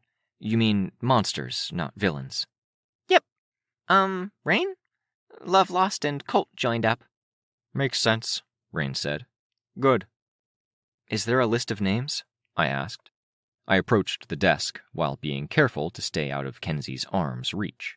There was an organization of names floating in 3-dimensional space, connected by diagrams that looked almost like Capricorn's constellations. I couldn't make heads or tails of it. It's organized by points in space, so... Kenzie said. My sister? Oh, I got video footage. I don't need to see... But she was already pulling it up, already projecting it onto the wall. I watched, tense, as my mother and father stood on one end of the room. Marquis and Panacea stood on the other. No audio, sorry, Kenzie told me. I didn't need audio. I could fill in the words very easily. The protest, the little head shake. Doubt, worry. It made sense she wouldn't want to do this, wouldn't want to make that point of contact. Ironic. It was Darnall who entered the room. He remained at the door, and the camera didn't show a good view of his face, but it was clear he was talking. I could see it. The shift in stance, the break in protests. It didn't take that many words, possibly because he and she had exchanged so many words over the past 24 hours. I hadn't had nearly enough sessions with the man, but I could imagine his tone, though the exact recipe of words to break through Amy's stubbornness eluded me. Unfortunately, Marquis could see the shift in posture and expression as well as any of us could. I watched the recording as Amy took a step forward and was blocked by an eruption of offensive bone. She touched it, and the wall broke. Marquis dropped to his knees. She walked unimpeded to my parents. It was my dad who brushed hair away from her face, touching her forehead. I saw Amy's posture change. There was an exchange of words, and I was glad I couldn't hear it. Then she crossed the room to walk over to Darnall. The image froze as she disappeared from view. I released a breath I hadn't realized I'd been holding. My parents had the effect. They'd passed it to her. That was that. She couldn't use her power on herself, unless something dramatic had changed when we'd cracked the crystal. Speaking of... Crystal? I asked. Doing outreach, Lookout said. Aunt Sarah? protecting Riley Davis. Okay, I said. Okay. And Chris? They're going to hunt him down. Really? Yeah. He was spreading half-truths, and they asked Jessica, who asked Riley, who said he was a problem. They'll imprison him and take away his stuff if they can. Jessica said to, I think, as a compromise. Okay, I said. She swiveled in my direction, and I quickly took a half-step, half-fly back. Right at the beginning, the promise was that you wouldn't leave me out. All my life, I've been left behind, or ignored, or... Bringing you with isn't a good thing if we're taking you to a bad place, or an ending, I said. Leaving me behind isn't a good thing either, she said. In so many ways, she was precocious. She was smart for her age. She had a work ethic that a squadron of 35-year-olds wouldn't have. She was, unfortunately, advanced for her age when it came to relationships and the kinds of things or dynamics she might get entangled in. In other ways, she was a child, not yet a teenager. There wasn't a rational argument I could make that she would accept. There wasn't an emotional argument I could make that would budge that heart of hers. No, I told her. Sorry. Sorry, Sveta echoed me. Okay, she said brightly. She swiveled, turning to the computer. I've got important stuff to do anyway. I don't know if you want to have a conversation. Nope. Make preparations? Rain asked. I'm preparing right now, doing stuff. What if we asked you to step away from the tech? Disengage? This is all pretty... It's a lot. Kenzie turned back my way. The eyes etched into her round mask stared at me. I don't want you to regret not talking with us now, years from now, I told her. Because part of the reason we're doing this is to give you those years. And people like you. And people without powers. She turned back to her work. No, it's fine. I'm busy. You can't avert this. There's no fix. There's no tweak. It's not... I know. That's fine. I'm busy, Kenzie said, firm, her hands at the keyboard. You don't want... I don't, she said, with more emotion, her skinny arms tense. Kenzie stared at the screen, hands at the keyboard, silent. Are you okay? I asked. You had a freak-out earlier. Then you seemed to rally. Being away from your tech seemed to help. Talking with Gru helped some, she said. But... She trailed off. But what? Sveta asked. Victoria, do you remember one time you were complaining you never get the benefit of a doubt, Victoria? From your parents? From people when you were trying to warn them about Amy? With the diary thing and teacher's propaganda? I've said something like that, but not to you, I don't think. I picked it up somewhere. My point is, I'd really like that benefit of a doubt right now. I know a lot of what I do is my fault, but a lot of what I deal with is also because when I tell people stuff, they assume I don't know, that I've been coached, that I had intentions, or they think about themselves first. I know, I said. It's always been a juggling act, trying to give you the ability to make decisions and keeping you safe. I'm safe sitting at my computer. I need to be sitting at my computer because the portal tech is still a thing people might need one day, and I need it to not blow up, and stuff I can't tell you, and I'm not going to freak out. I promise. If I was going to, it would be because Juliet froze Roman so Chicken Little, Candy, and Darlene could touch him and get the effect. Well, technically it was Chicken Little doing it, then Darlene did it because he did, and Candy joined in after. Fuck, I said. Does Tattletale know? Nope, Kenzie said brightly. She's going to shit herself. She'll be so mad. But I'm calm, see? I'm okay. Because it's Breakthrough's plan, and I trust it's the best option. So I'm going to do my thing. Then I'm going to see how things go, with as clear a view of it all as anyone could possibly get. Do you want anyone around? I asked. I could get you over there. Nope. Imp called Charlotte and Forrest. They're going to come here to help look after the gang while they're asleep. They can keep me company.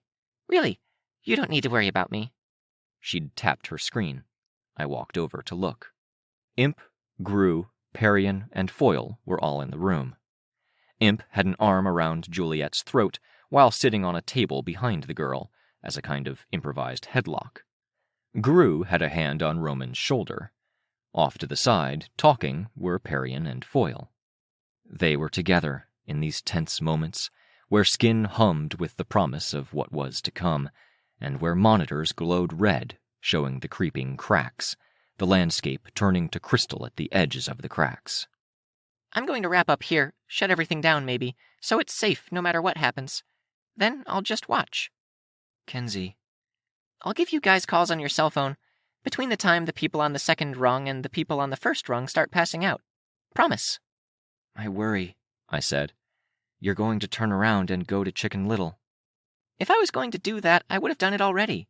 If I was planning to do it later, I'd use projections and tech, and do you really want to spend the time you have remaining chasing me? That's pretty damning, Rain said. That you're already thinking that way. I'm always thinking this way. But if you really want to make me feel better about all of this, I'd like to look after Breakthrough. Look after how? I asked. Ashley's freaking out. Byron's sitting on the roof and hasn't been dosed. And Natalie's driving and it's a little shaky with the state of the roads. I'm keeping tabs on her car's dashboard. Damsel is freaking? I asked. They're having a hard time dealing with her. Here, take this. I gave the screen one last look before I hurried off. 32%. You're afraid. Her voice rang through the large hallway. Wardens stood in a loose formation at either end of the hallway. I'm the most terrifying thing in the world to you, and it's all your own doing. Ashley, I called out. Damsel spun on her heels. She almost lost her balance.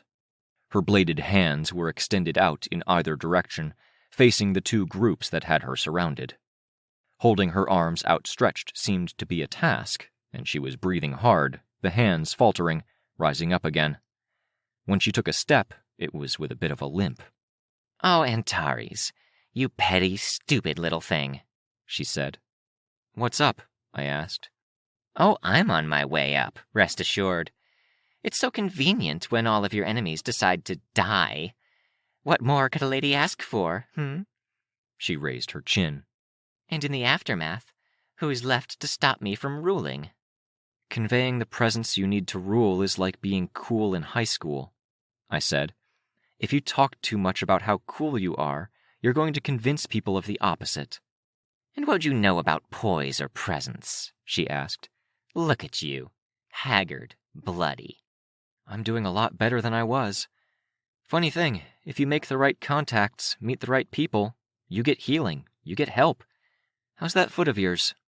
Oh, it's sore. A small battlefield injury. But in a matter of days, you'll be dead after pissing yourself in a nightmare-filled sleep, she told me. And I'll mend, weighted on hand and foot, dressed in the finest clothes available. Fucking city's in ruins. Not much available, one of the wardens said. I'll manage. I've always managed. And do what? I asked her. Your team? Deathchester? Are they sticking around? They'll come around. We did well enough when I led. They'll come back. 4 members of Deathchester had agreed to make contact. The rest had left, frustrated with Damsel's ranting. I hadn't asked that question without knowing the answer. A good rule of thumb for a lawyer, taught to me by a lawyer parent. Back! She barked out the word. Her power lashed out, and she made a quick circle with her claws, shaping it as it rolled out. It became a circular whirl, spinning about 20 feet down the other end of the hallway before losing momentum and dissipating. The edges of it had raked floor, ceiling, and walls, damaging a door. But what comes next? I asked. After you rule the ruins, a bit of petty looting? Running from the heroes and authorities? All it takes is one bullet. I've been shot before. I'll live. There's an alternative. Tea. Chats. The voice that spoke wasn't mine. Fuck you, child. There's a reason you're so unloved. Hanging out, using tech to work out the coolest costume stuff, glowing, smoking eyes, and I could do stuff with your claws, giving them cool effects. I'll keep my response succinct. Have they taught you that word in school yet, brat? Damsel used her power, a lash. I pulled back, dragging one of the more heavily armored capes back and away. Kenzie remained in the line of fire. The power licked her, grazed her. She flickered and remained where she was. Kenzie continued. There'd be no running, not much danger. Same deal I offered Swansong. Damsel used her power again, lunging forward. A beam from one of the capes clipped her, knocking her off course, but her forward momentum was a lot. I sent the fragile one forward, low and close to the corner, invisible. Beneath the fragile one's fingernails, I had my own blood.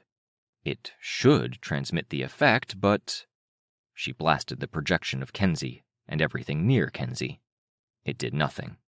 Ashley, come on, Kenzie said, sounding mildly put out at worst. This is not a hard decision. Damsel raised a claw, poised like she was going to slash Kenzie. She stopped. She looked down at Kenzie. Kenzie's projection looked up at her. For a moment, it looked like an impossible decision, a paralyzing one. I miss you more than almost anything, Kenzie said.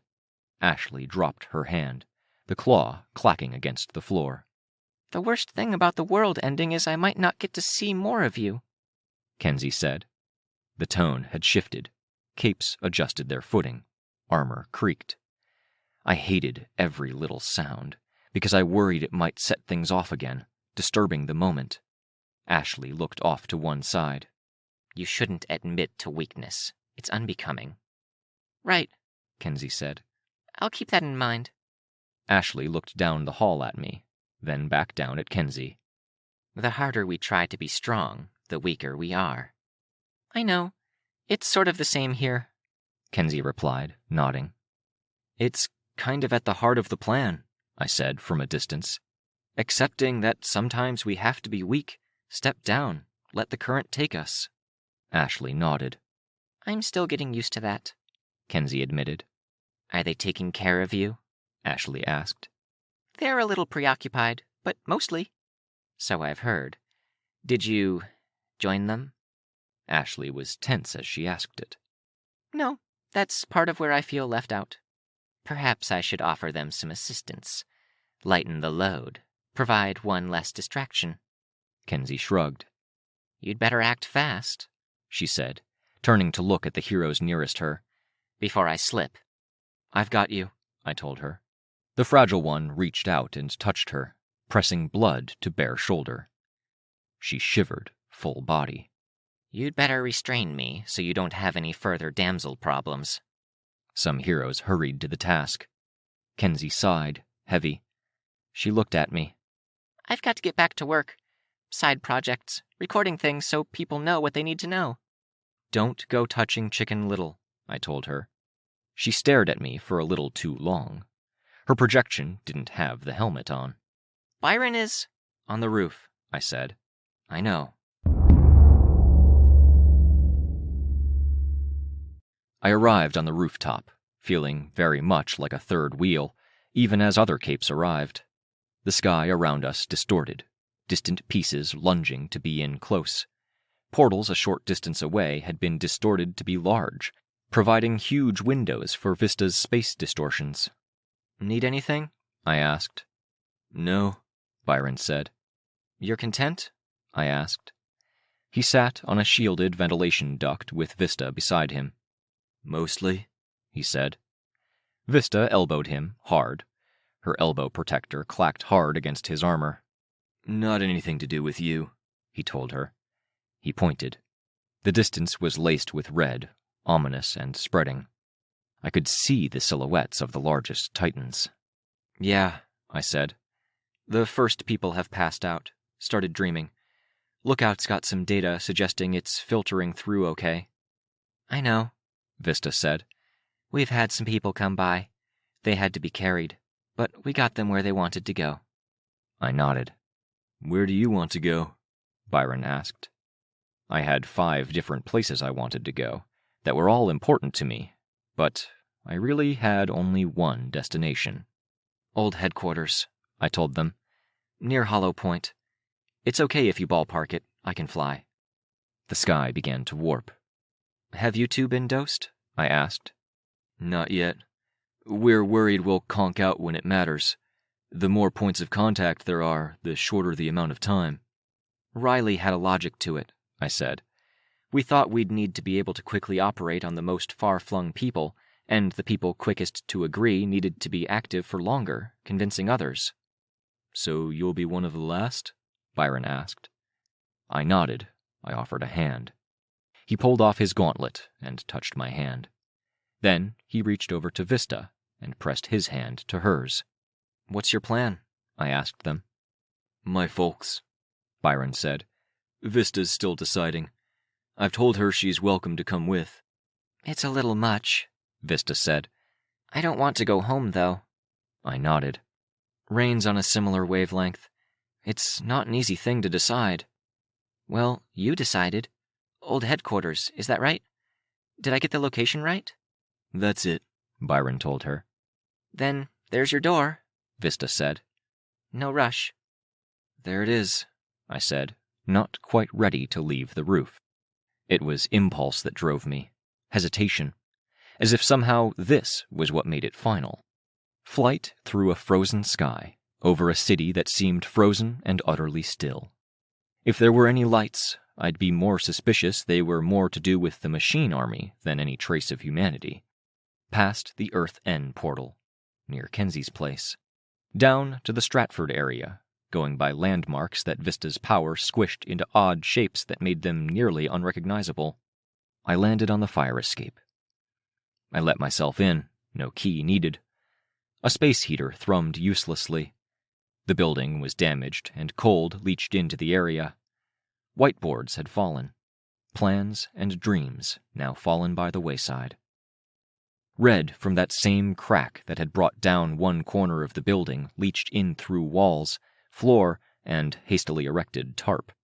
Not that I could discount that connections I'd made months ago were helping us get the people on board now.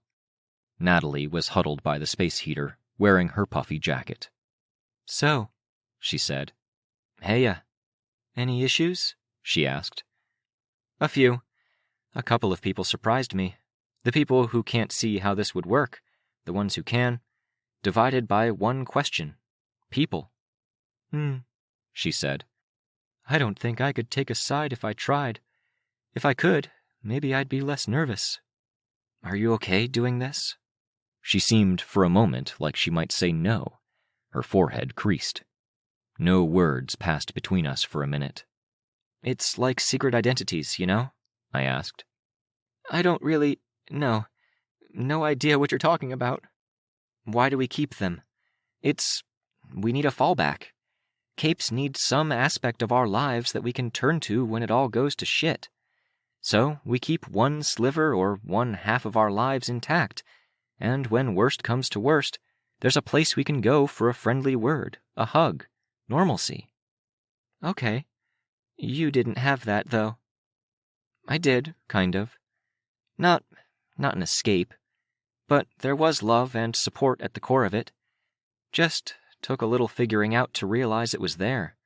And, at the end of the day, here in Gimel, I think we kind of forgot we need that sort of thing. That ability to reach out, fall back. I guess. I reached out. Natalie extended her hand below mine. I dropped a fob into her hand. She stared down at it, nodding for a moment, then asked, Do you want me to leave the space heater on? It's battery-operated. I can get it, sure. I'll stick around. The floor creaked as she walked over to the door, and the fire escape banged with her boots. I could hear her making her way down to her car through the holes in the wall and floor. I looked out over the water, tinted red, and at the sky, which I imagined glowing redder by the minute. Sveta was somewhere out there, on another shoreline. My duty in this was done. Just a question of waiting. It was up to them now.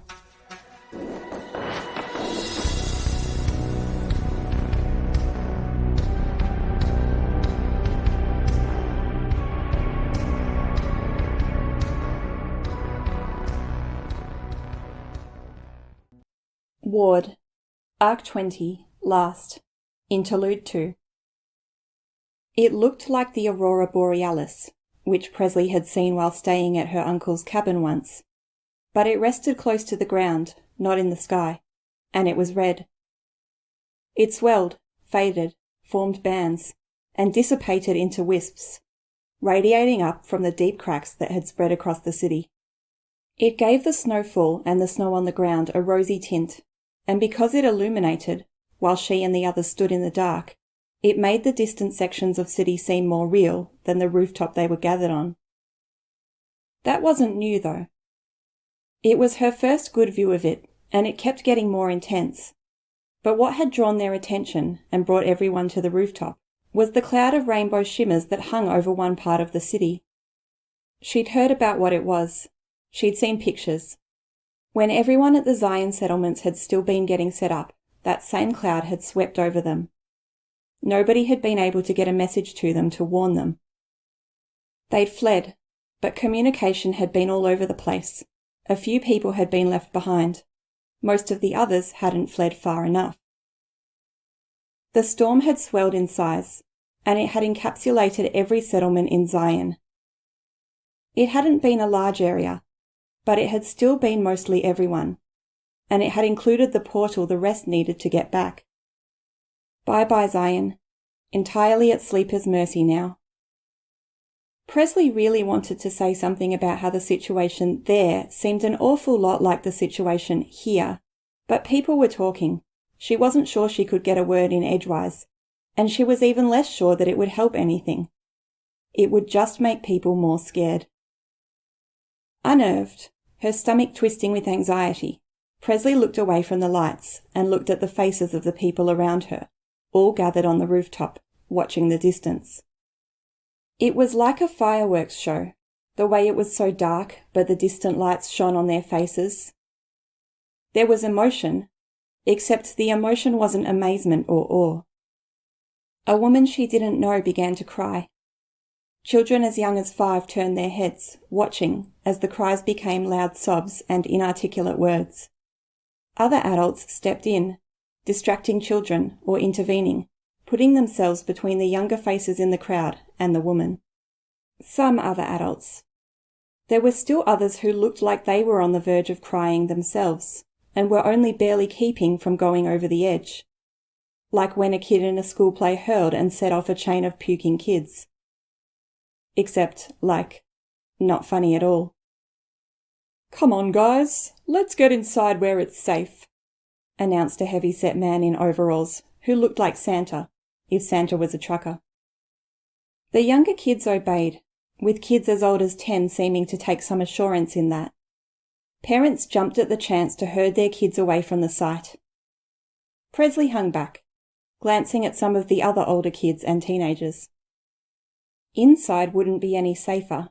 This was big, and the closest thing they had to reassurance was that they didn't know exactly what was happening. Presley's dad was one of the people who'd drawn closer to the woman, who was having a full-on freak-out now, her kids standing by awkwardly, wide-eyed. Presley's mum gave Presley a sharp look, then indicated the kid, who looked big enough to be a year older than Presley, even though he looked young for other reasons. Awkwardly, Presley gave the guy the lightest of punches on the arm to get his attention, then motioned towards the door. The punch was because it was the bare minimum, least committed of all ways she could get his attention, and she doubted he would hear her if she spoke. She didn't really feel like talking anyway. A lump in her throat, her stomach a heavy kind of ticklish with anxiety, she stole a glance at the red glow that was taking over the city, then pushed the door open. The building was some survey site, 3 stories tall, box-like, made of the same prefab segments as a lot of other buildings, and covered in brick-coloured spackle to hide the seams. Inside, it was exceptionally boring. Every single room was like the back room in the library, which had the bare minimum of furniture, where people could have meetings, or they were like the dismal little office that the vice principal had, but never used. Now it was surrounded by tents.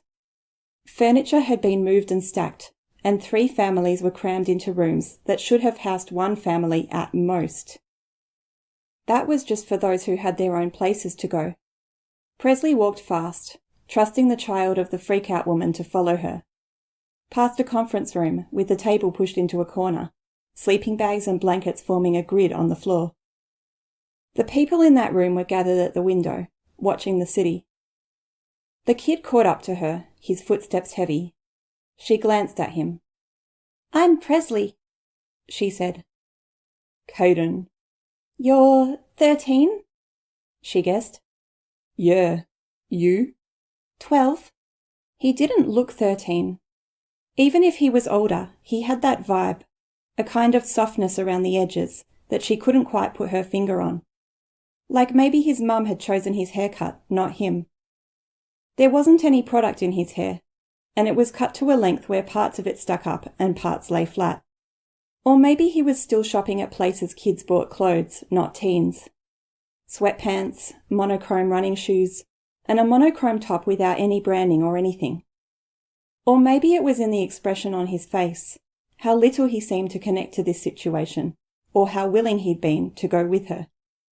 Any one of those things could have had excuses. The world was ending. It was hard to find time to get hair gel on or find a store that sold good clothes, even if you cared about that stuff. Still, blah. He gave her a sidelong glance he seemed to think she wouldn't notice, then fixed the fringe of hair at the edge of his forehead with a brush of his fingers. In her classes, she'd started to notice the divide between the kids who hadn't moved on from grade school and the ones who had. Boys were especially prone to it. She really hated to admit that the more boy-crazy girls were right about anything, but when they directed 90% of their interest at older boys, she could sympathise. Getting stuck with an immature kid was the worst. And now Presley was walking into the big room, where there was barely any room to walk for all the piles of luggage and makeshift beds, and the dopey kid was following her. "How are you doing?" she asked. "It's kind of scary." He shrugged, his expression giving away nothing. "Do you know where your spot is? I've been here for a few hours, so if you need directions—" Maybe he'd take the hint and go away. "Our stuff's in the lobby," he said. "I guess I'll get it later." "Oh," she said. He kept following her. "Why'd you tell me to come with?" he asked. "My mum and dad were giving me the evil eye and pointing at you. I think your mum needs a moment," she said. She gave him an apologetic look, both because she was preemptively shooting down any interest he might have, and because it had to be awkward. "She's such a loser," he replied. Presley wasn't sure how to answer that.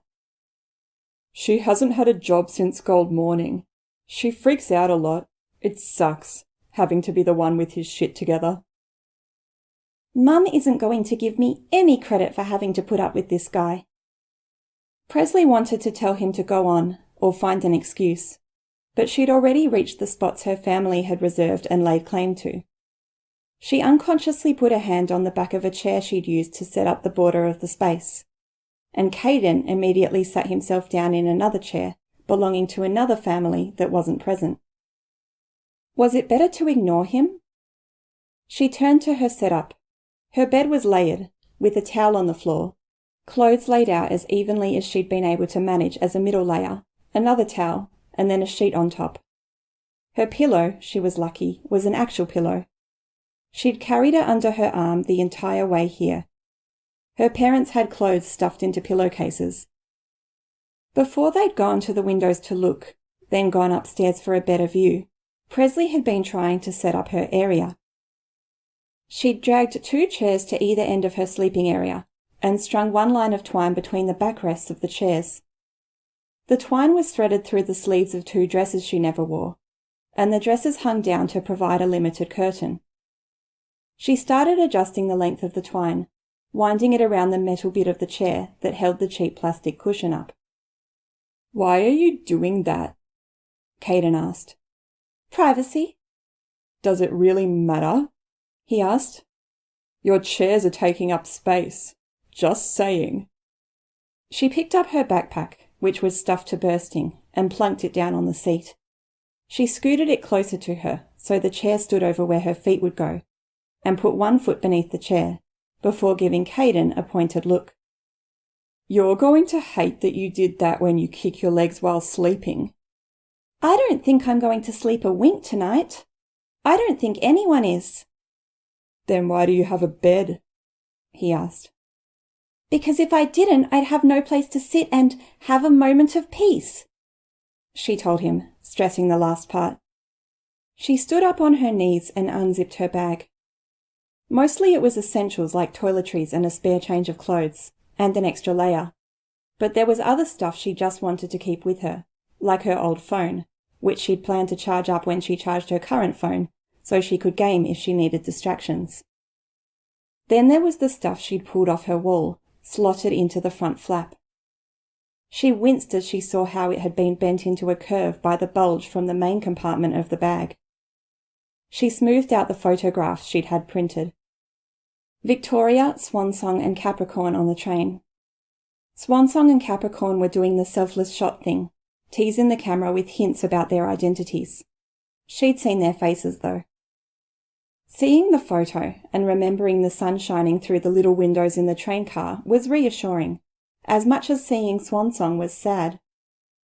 By looking at the picture, she could imagine being there back then, when things had been okay and cool, even promising. Compared to then, the only light that came from outside was ominous, alien, and she had no idea what it meant. She studied the picture, immersing herself in it. The quirk of an eyebrow on Swansong's part, the way her shoulder hunched forward, a little defensive. Capricorn was pretty, as boys went. She used the stick tack still on the back of the photo and pressed it to one button on the dress curtain. One step toward making this crowded, noisy, bright, unhappy place a little more like home. Caden's seat creaked as he leaned closer, looking. She almost took the picture down in response. "Holy shitballs. I recognize 2 of those people. So you're a fangirl. I was wondering what was with the hair." "I'm not a fangirl," she told Caden, bristling. "I met them. I email them and talk to them sometimes. I knew them before they were a team. I keep track of them." "You realize you just described a fangirl. I knew them before they were big is hyper fangirl." Presley turned and stared at the guy, not sure of how to reply. She was secretly glad she had already come to the conclusion that he was just a kid, even if he was older than her, or else she might have picked up one of the chairs and tried to clobber him. Probably not. The risk she wouldn't be strong or fast enough was too big, and it was tied with twine.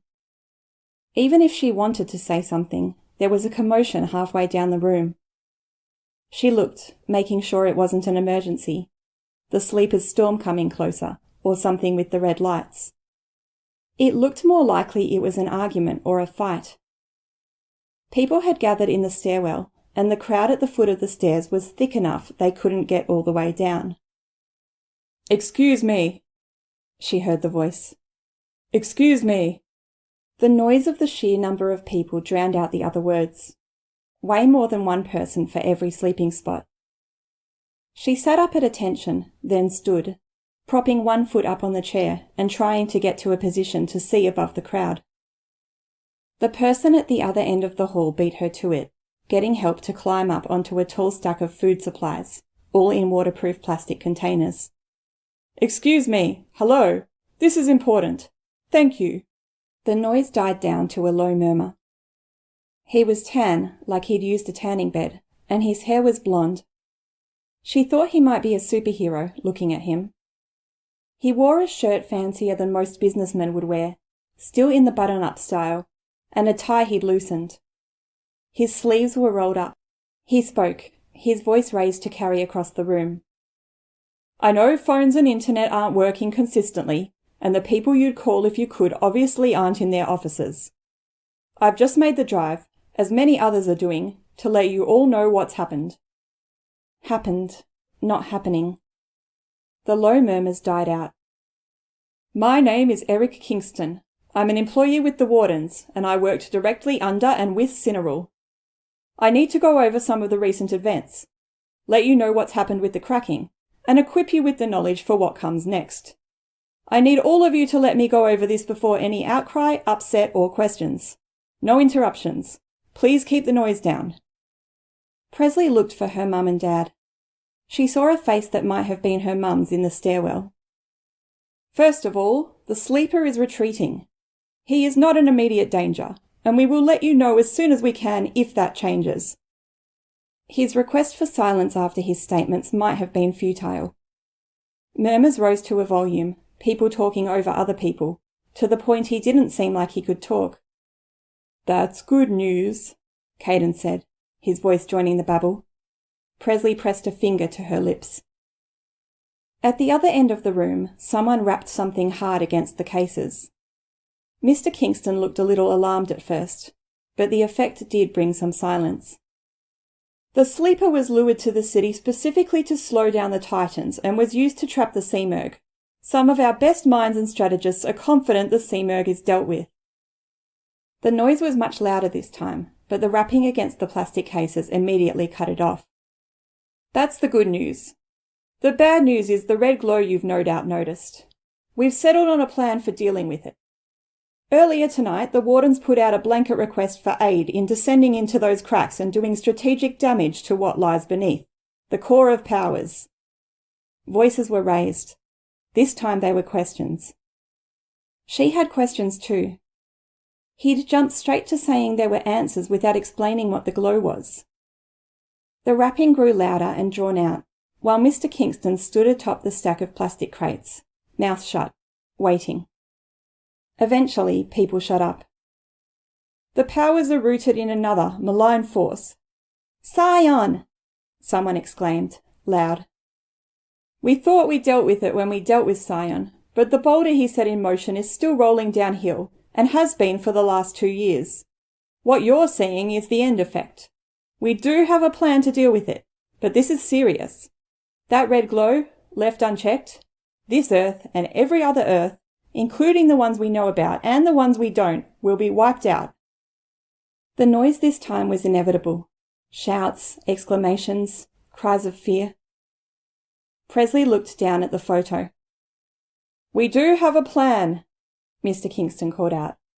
"We do have a plan. Please, listen. The hill—" He seemed to give up at that, waiting, hanging his head. Some people left the room. Others made the effort to squeeze themselves in. Presley was glad she had the chairs bordering her space, or people might have edged in or started walking on her sleeping spot. "Thank you," Mr. Kingston said, after the volume had dropped. "The hill that this boulder is rolling down is Powers, to put it in the simplest terms I can.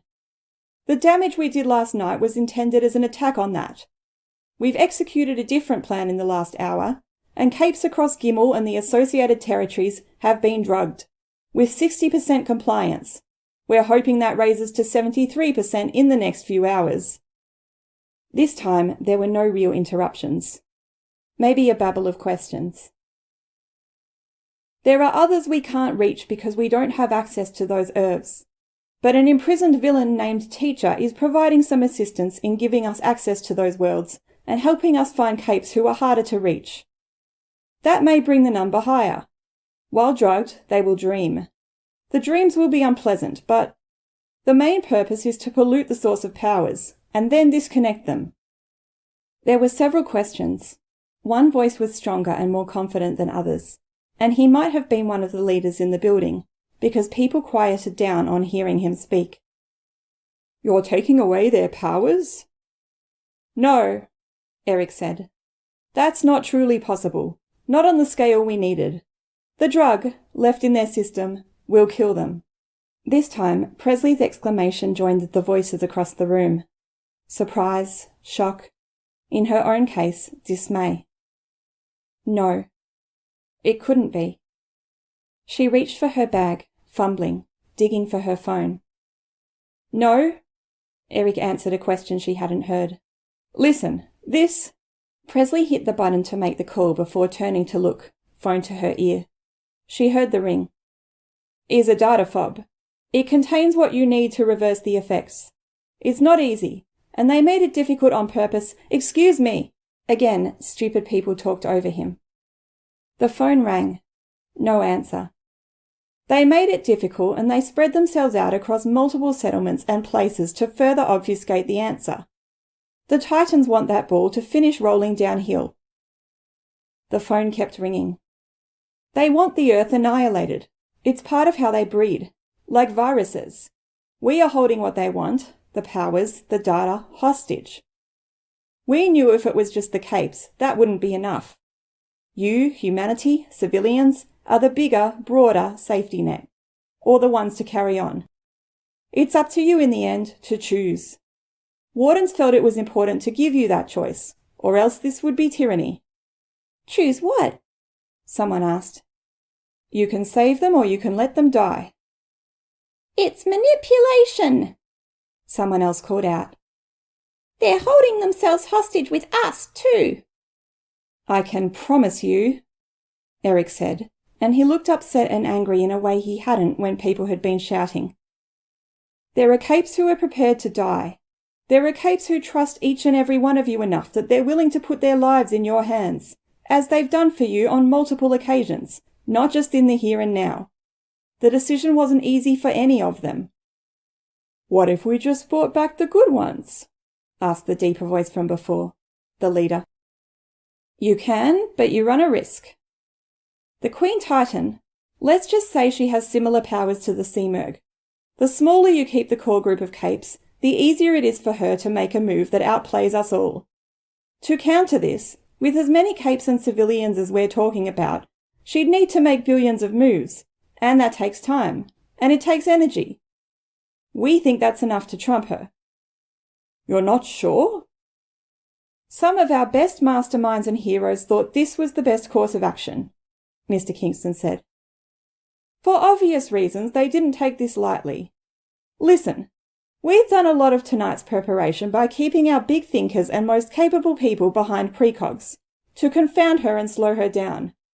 Right now she's diminished, trying to bring that rock downhill and to the finish line.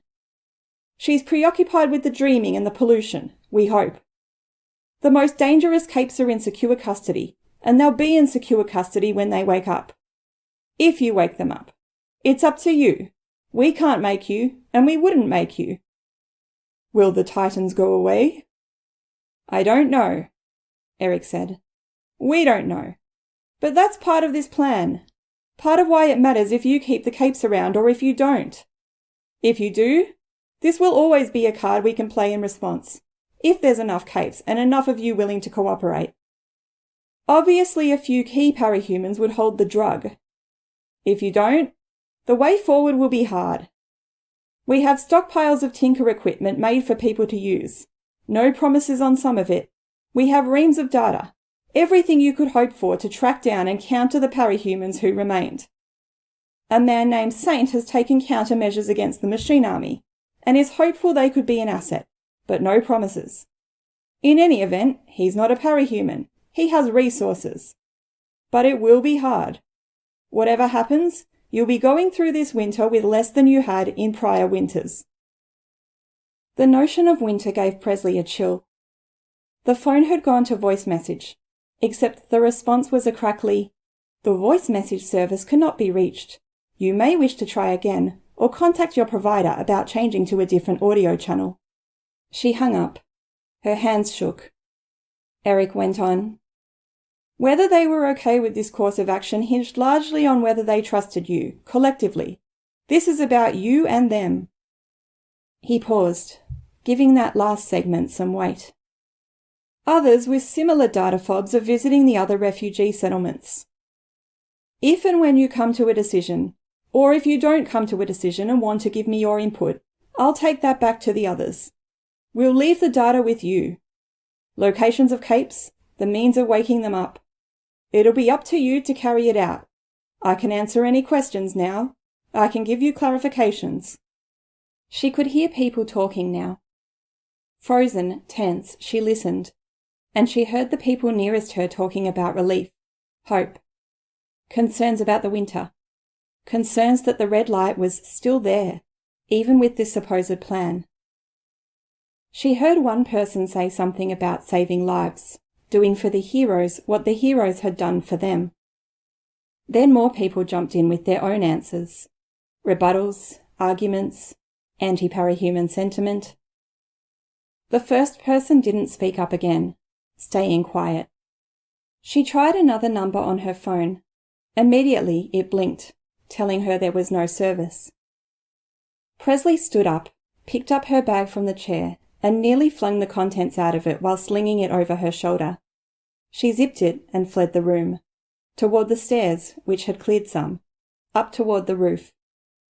A part of her wanted to find her parents, to act like a little kid, to plead with them to fix it.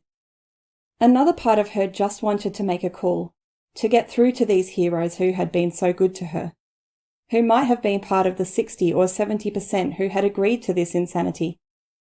They didn't realize what the people were like, how many people were awful or untrustworthy or stupid and short-sighted. She tried again as she made her way up the stairs. Then she tried again, at the top of the stairs. A hand brushed her shoulder, and it might have been her mum or her dad. She wasn't sure. She reached the rooftop and she stepped outside. Cold, but she still wore her jacket from earlier.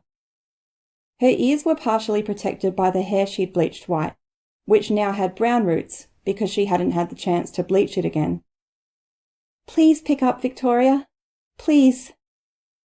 She hit the button for the 4th time, the wind blowing around her. The ringing started. 1.5 rings, and the person on the other end picked up. "Hey, Presley!" The voice came through. Young. "Look out!" "Yeah, sorry. I saw the call go through, but Victoria can't answer." She took the drug?" The voice on the other end made an amused sound. "Not a drug, but yeah. I see on my computer here that Eric made it to where you are. He just filled you in, I guess."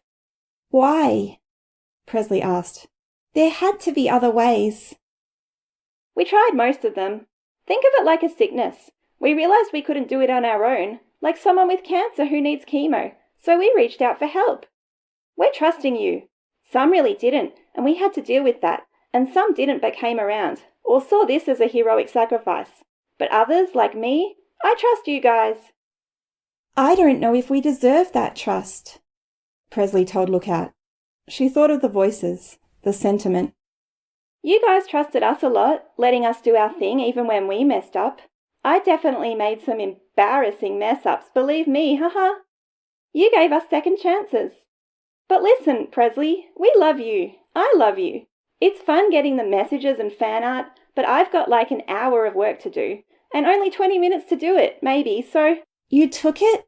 Haha, yeah. I did say I trust you. I truly 100% believe people are good, Presley. I love people. I know this will be okay. And I'm not sure we have enough. The red light's still shining and the cracks and crystallization is spreading, so I'm going to contribute my 0.1%. No. Already done, Prez. And we are going to hang out again. I'd stake my life on it. Presley's mouth opened, but words didn't come out. That was a joke. Imp's rubbing off on me. But okay, I'm going to patch you through, but I really, really, really have to get work done. See you later. Don't tell Natalie what I did. Look out. The phone had already crackled. Now it rang. Presley blinked several times. On the fourth ring, this time, there was an answer. Natalie Matheson here. Who's calling? Presley, Presley said, her voice tight with emotion. Oh, honey. Presley could hear the noise of a car in the background. I shouldn't call you if you're driving. I didn't want her to bother you. It's okay, Natalie said. I'm on my way to a settlement. My car is... Turns out it's terrible for driving on roads like these. I'm getting a ride. Where are you? Who gave the presentation? I forget his name. Kingston. Eric? Yeah. How did he do? I don't think people want to bring the capes back. That's just one place. Let's hope. I'm supposed to present this to a group of 200 people, and I swear, if it wasn't this important, I'd chicken out. I'm so worried I'll stammer with the stakes so high. Didn't you want to be a lawyer? Presley asked, leaning onto the snow-dusted railing. In the distance, Sleeper's cloud was receding. I don't think I could speak in front of a judge and jury. Probably. Presley didn't have a ready response except, Good luck. Thank you. I hope I don't need it. Presley thought about asking questions, stopped herself, then thought about it again, and in the rethinking she found herself blurting it out. Did they all take the drug? Breakthrough? Yeah. Why? Different reasons, hun. I talked to Victoria in advance, then talked to her when she handed me the data. I think she's spooked. She hopes for the best, but she plans for the worst. She puts a lot on herself, so she took it in the grimmest possible terms. A lot of this was her idea. No, Presley said, shaking her head. As for Precipice, Capricorn Blue and Tress, I think they trust people. They didn't see it as dying or putting their lives on the line. Or if they did, they didn't let it show. Neither did Lookout, but she was too young. We didn't let her. Presley swallowed. She almost told Natalie, but Lookout could be listening, and Natalie didn't need distractions. And Capricorn Red? Presley asked. He didn't get pulled along into what his brother wanted? He sided with his brother. I think it was important for him that he do that for his brother. And Cryptid? What about Swansong's sister? I don't know about Cryptid. He eluded capture. Swansong's sister is in custody. She tried to attack Lookout, hit a projection instead. When and if she wakes up, she'll be imprisoned. She wasn't doing very well toward the end. Presley could hear the distant rumble of Natalie's ride working its way through snow and ice. What happens next? Presley asked. She looked out at the red light, the glowing city. I don't know, Presley, Natalie said. But I can tell you. The call crackled. Service is... Can't hear you, Natalie said. Bye. Bye, Presley said. She hung up, her fingers numb, and jammed hand and phone into her coat pocket, her bag heavy on shoulders sore from carrying that bag for hours earlier. The red glow pulsed, danced across the sky, formed patterns. When it reached certain points, she imagined she could see the distant Titans. She'd been right. They hadn't run far enough away, just like Sleeper and Zion. The world was going to blow up, or the capes were going to die. I guess you're going to need another team to root for, Caden said. Presley turned around. Caden was there. There were some other people at other points along the roof, trying to make calls. Adults, not paying much attention to her. Maybe basketball? Baseball? You don't know what you're talking about, she told him. I know you're going to get over this in a few years, and by the time you're out of high school, you're going to be embarrassed you got teary-eyed over some dorks in costume. She wiped at her eye and found the moisture there. No, that's not it. They did what they were supposed to. This is what capes are for. It's why we kept them around. Don't use past tense. She spoke the words through gritted teeth. That decision hasn't been made yet. It kind of already has.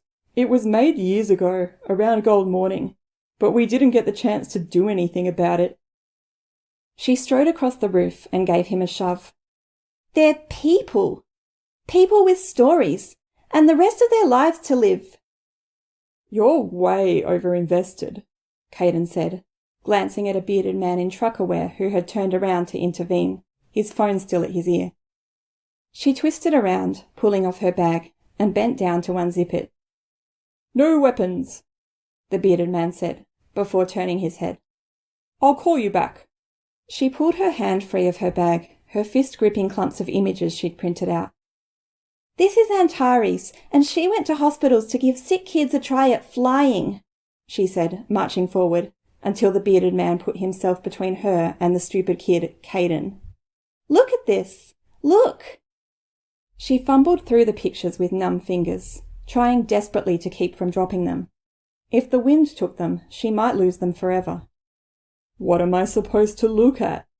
Caden asked, almost taunting. Just a second. She found it, a recentish picture of Victoria. No costume, no hood, and her top was short-sleeved. Look at the scars. Look at that. I can tell you what some of those were. She mentioned in passing she'd been shot, stopping Fallen. She's been burned. She's been cut. Heroes get hurt. It's what they're supposed to do. She got hurt because she fought the monsters who would have gone after people like you and me, if they hadn't been stopped. No, it's not what they're supposed to do. She dug through the photos again, and wished desperately she were more articulate, as if she could argue against this stupid kid with anti-parahuman sentiment and represent her side better. How many other people were having this debate, discussing this very thing? How many of them had the close relationship with a team or the information that she had? She'd followed Breakthrough from the beginning. They'd started small, and they'd risen to the point that they were helping make plans this big work. Stupid, desperate plans, but if she couldn't convince this moron, how could anyone convince the others? She pulled out more, one with Precipice in an old costume. Precipice went to jail because he was raised by monsters. He has worked hard to be a hero since. He's fought to be better. He went to jail. She pulled out one of Victoria, her arm around Swansong's shoulders. She had to take a step to the left because the bearded dude was keeping her from lunging at Caden and mashing the pictures into his face. Swansong, ex-villain, and she got better. She gave her life stopping the Fallen, I think it was. It was a lot. Teacher and the Fallen and others. And those guys would have won if not for people like Swansong. And it was sad and it was tragic. And look out, their kid Tinker. She said she hurts every day because of Swansong dying. A lot of sob stories. No, and fuck you. This is what they're supposed to do because it's what I'm supposed to do. It's what you're supposed to do. We get better. We push forward. We give our all, even if it means reaching out to shit breathers like you to help and back them up. They struggle constantly. Tress and Capricorn had to deal with messed up stuff, but they were good in the end. And that's just one team. Presley's dad appeared in the doorway. And that's important, she finished, lamely, limply. She'd crumpled some of the images in her hand in her anger. Now she pressed them to her side. Sorry, John. Was there a problem?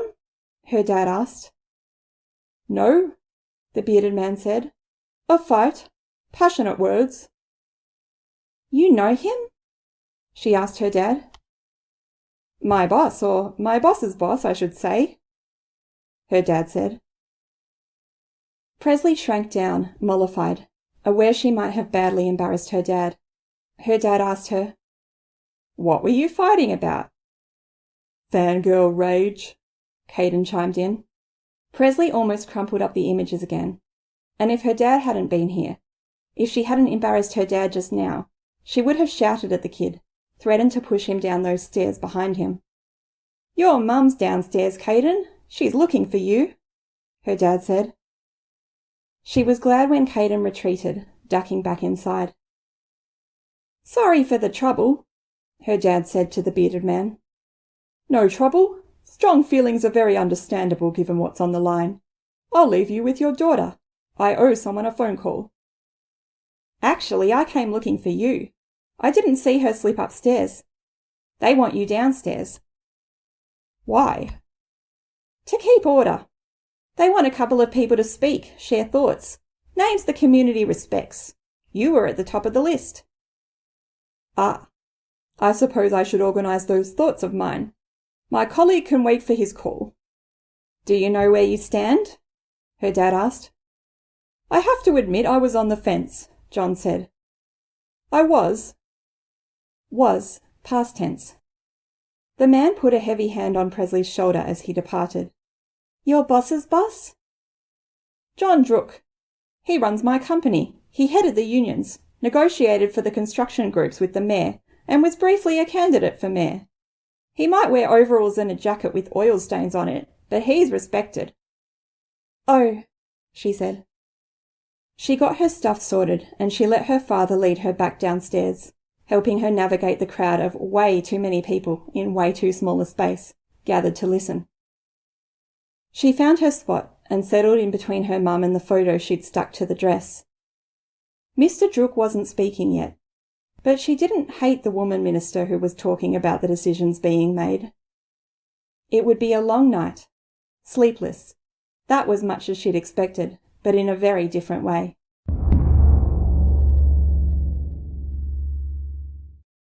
The people who hadn't fallen asleep stood at the windows. They watched. The red was fading, growing lighter. It was hard to tell with the way the sky was changing colours, but it was overcast. She could look at the snow and see the pinkness of the light shining on it diminishing. She held her father's hand firm. She wasn't the only person who was holding someone's hand. Everyone watched, tense, as danger faded. "We're getting word," someone said, one of Eric's colleagues that had come in with him. The voice was too loud, considering that maybe 1 in 5 people in the room was still sleeping. Others were at other windows, or were up at the roof. The Queen Titan crumbled. 2 others followed shortly after. "What does that mean?" John Drook asked, and he was considerate with his volume. "It means she decided on her path," Eric said. "She wanted the cycle to continue, and rather than fight us, every step of the way, the easiest way to do that is to let us carry on." "It's over?" "It should be. We should wake up our capes."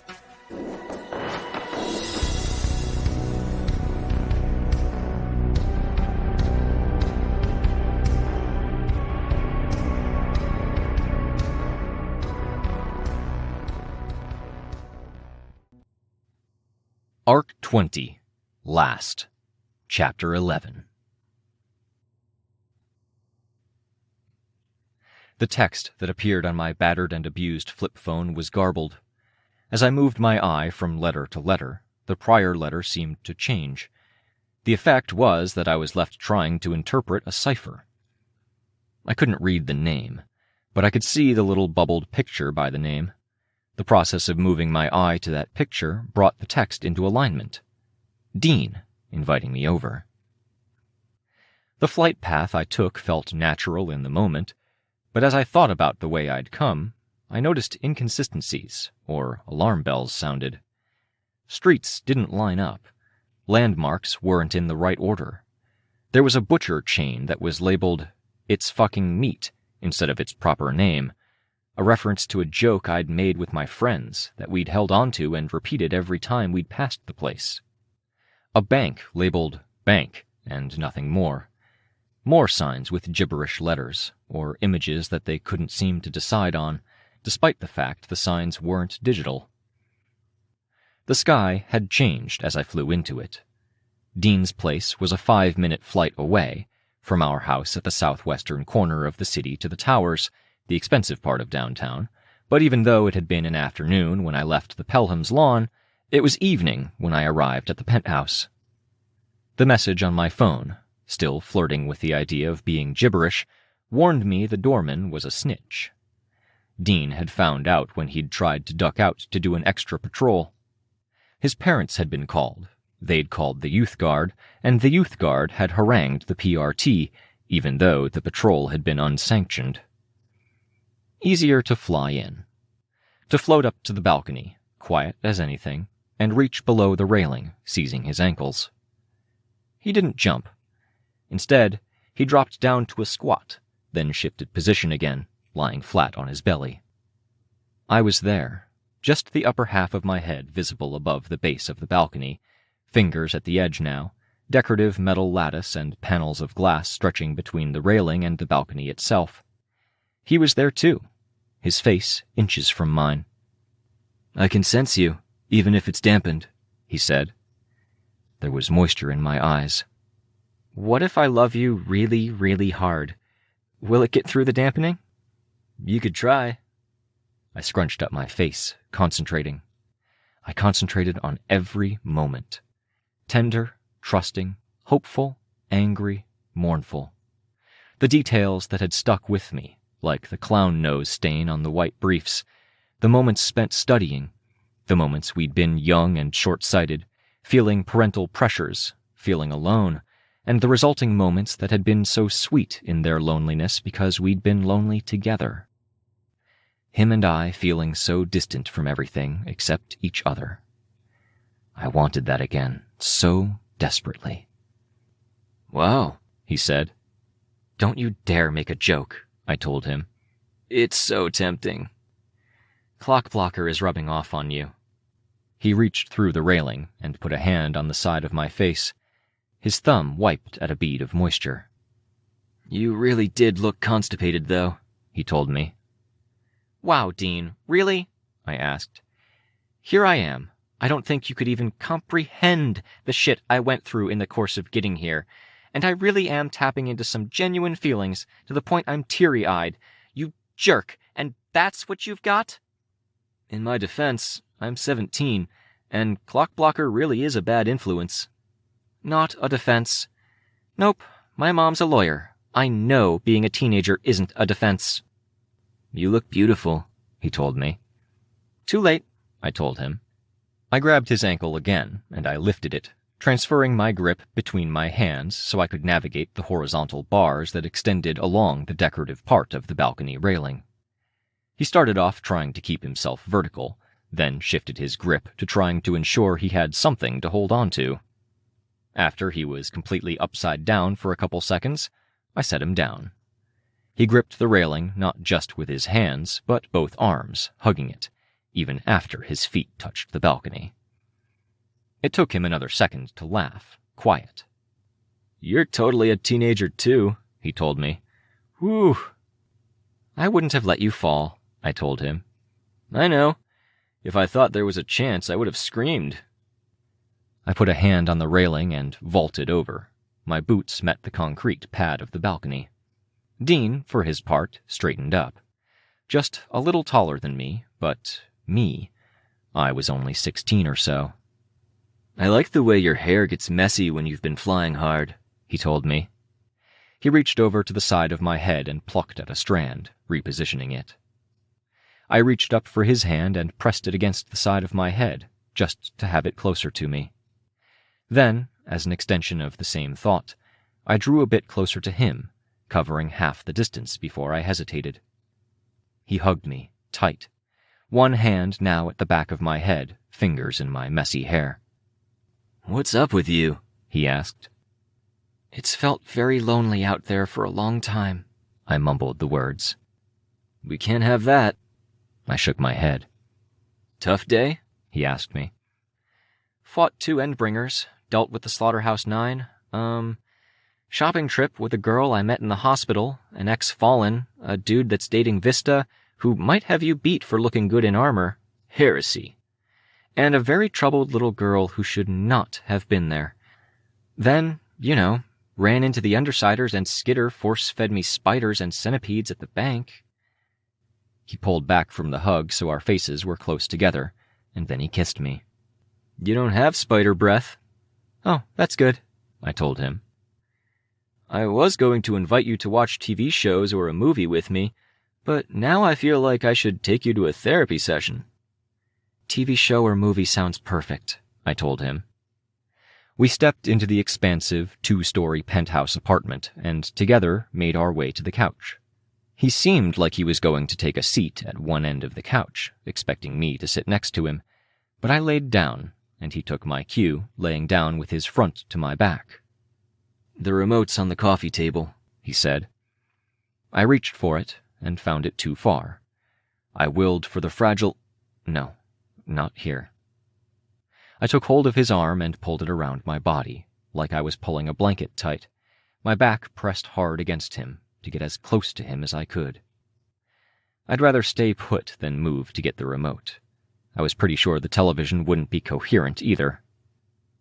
Where are your parents? I asked. Having dinner with my father's vice president. I twisted around, squirming a bit until I was facing him pressed between me and the back of the couch. You really are beautiful, he said. He extricated an arm and used it to fix my hair, adjusting strands. I miss you when you're not around, The world makes more sense when you're in the room. That's a lie. The world doesn't make sense. Maybe it just feels like a kind of nonsense I can handle. I've been trying to handle things for so long I think I've lost all objectivity. Loneliness and a world you can't make sense of for what sounds like a long time. Did you get caught in a time warp? 4.5 years passed just like that. Crazy time warp. Do you think you could take off this sweater? He asked. He touched the shoulderless black sweater I was wearing, with wool that was a 1/2 inch thick. Slippery slope there, Dean Stansfield. We don't have to do that. I just want to touch more of you. Be closer to you. That's what that is, you dolt. Not like you're talking about. Our faces were close enough for us to kiss, but we didn't. I searched his features. I need something first, I told him. Whatever you need. Tell me, how long did you know Amy wasn't well? He exhaled slowly, broke eye contact. Tell me, I asked. I'm trying to figure things out. I figured there was time. She hates me. I needed to reach out. I needed to get to her, past that initial wall. Give it a few weeks or months. But you knew, and you kept it from me? He nodded. Hurts. And I'm not blaming you, but I and a bunch of other people got really hurt by that. I'm just a teenager guy, Victoria, he told me. I'm stumbling through so much of this. I do the best I can. I make mistakes, or I get overconfident. I thought maybe I could help her get a handle on her issues before they could ever come up. And then you die before you can. Do you love me? I do. I nodded. I leaned back, using flight to keep myself upright-ish so I could pull it off. I ran my fingers through my hair after. I still wore a black tank. He touched my arm, fingers tracing from shoulder to elbow. Feels like a weird leap to make, talking about heavy stuff like your sister, people getting hurt, me fucking up, moving to this. What do you think this is? I asked. I thought it wasn't going to be anything rude. It's still a weird leap. I've got so many walls up. If you want me to take the barriers away, I need to know I can trust you. He nodded. You didn't tell me your cauldron. His eyes widened. Pretty big betrayal, keeping that from me. So many conversations we had where you implied, you lied. Yeah, I feel like a shitheel saying it, but is this another thing? Another barrier that gets lifted? That is a shitheel sort of thing to say, Dean. I'm just wondering, what happens next? You're really thinking about sex now? I'm really thinking about us and the future. If I give the right answers, admit to my faults, do you leave and never come back? I stopped, shaking my head rubbing against the sofa cushion. I'm really, really hoping and praying that this is a visit and I don't come back for decades. Sorry. Then what is this? Resolution? Figuring out where we stand? Whether 80% of me loves you and 20% of me resents you, or if it's 50-50, which it probably isn't, or 95-5. I couldn't tell you, he said. It's one of the rules. If we say anything, they come after us and take away what they gave. I searched his expression, and I saw the regret, the hurt, how very hard it had been. Searching his expression, I saw him in a wholly new light. How clear his skin was, the proportions of his eyes. Even the smell of him, it was subtly different from someone like Annalise. You're a teenager, I said. Mistakes happen.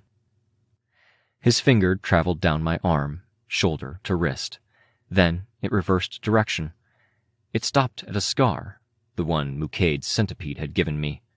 It passed an abrasion, then reached another scar from McCade, with skin that rippled around the scar because the acid had burned and the burn had scarred. His expression was sad.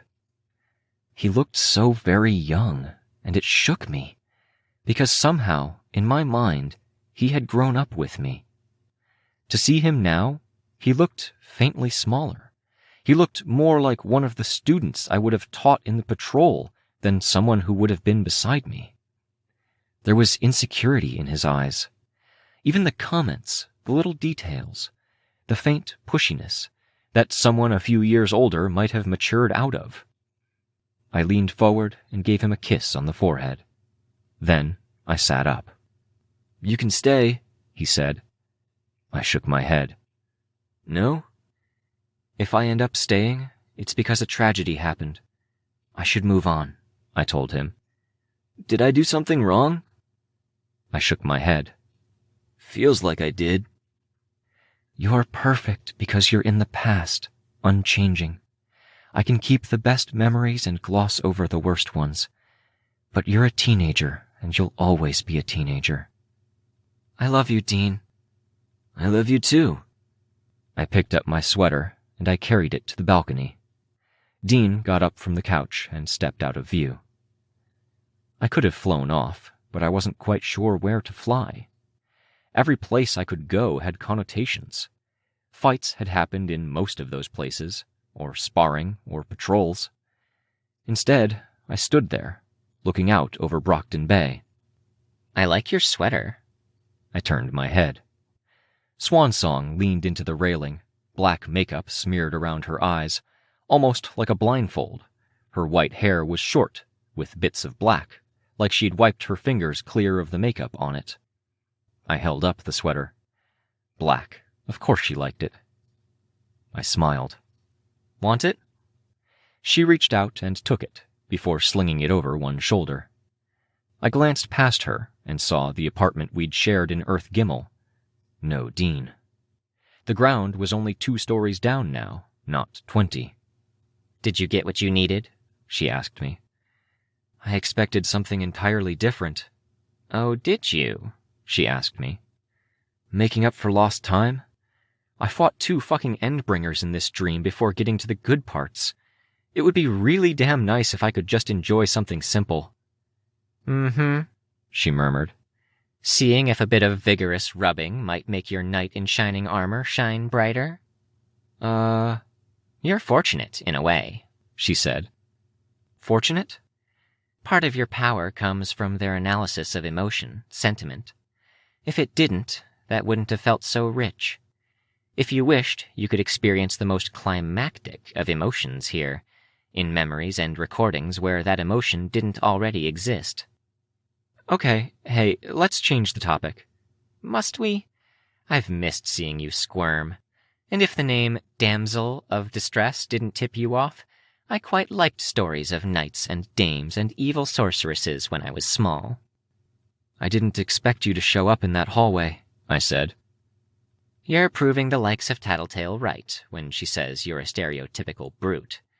That wasn't a graceful transition. That was blunt. For shame.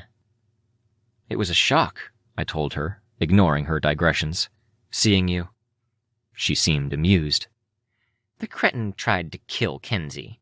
What she thought was Kenzie. When she was talking about you taking her over, I thought it was metaphorical, not a literal wresting of control.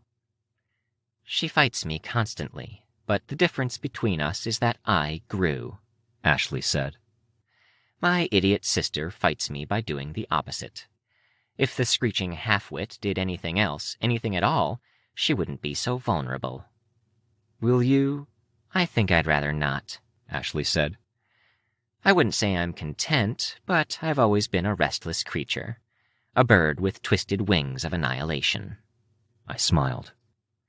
If I wasn't restless here, I wouldn't be me, perhaps.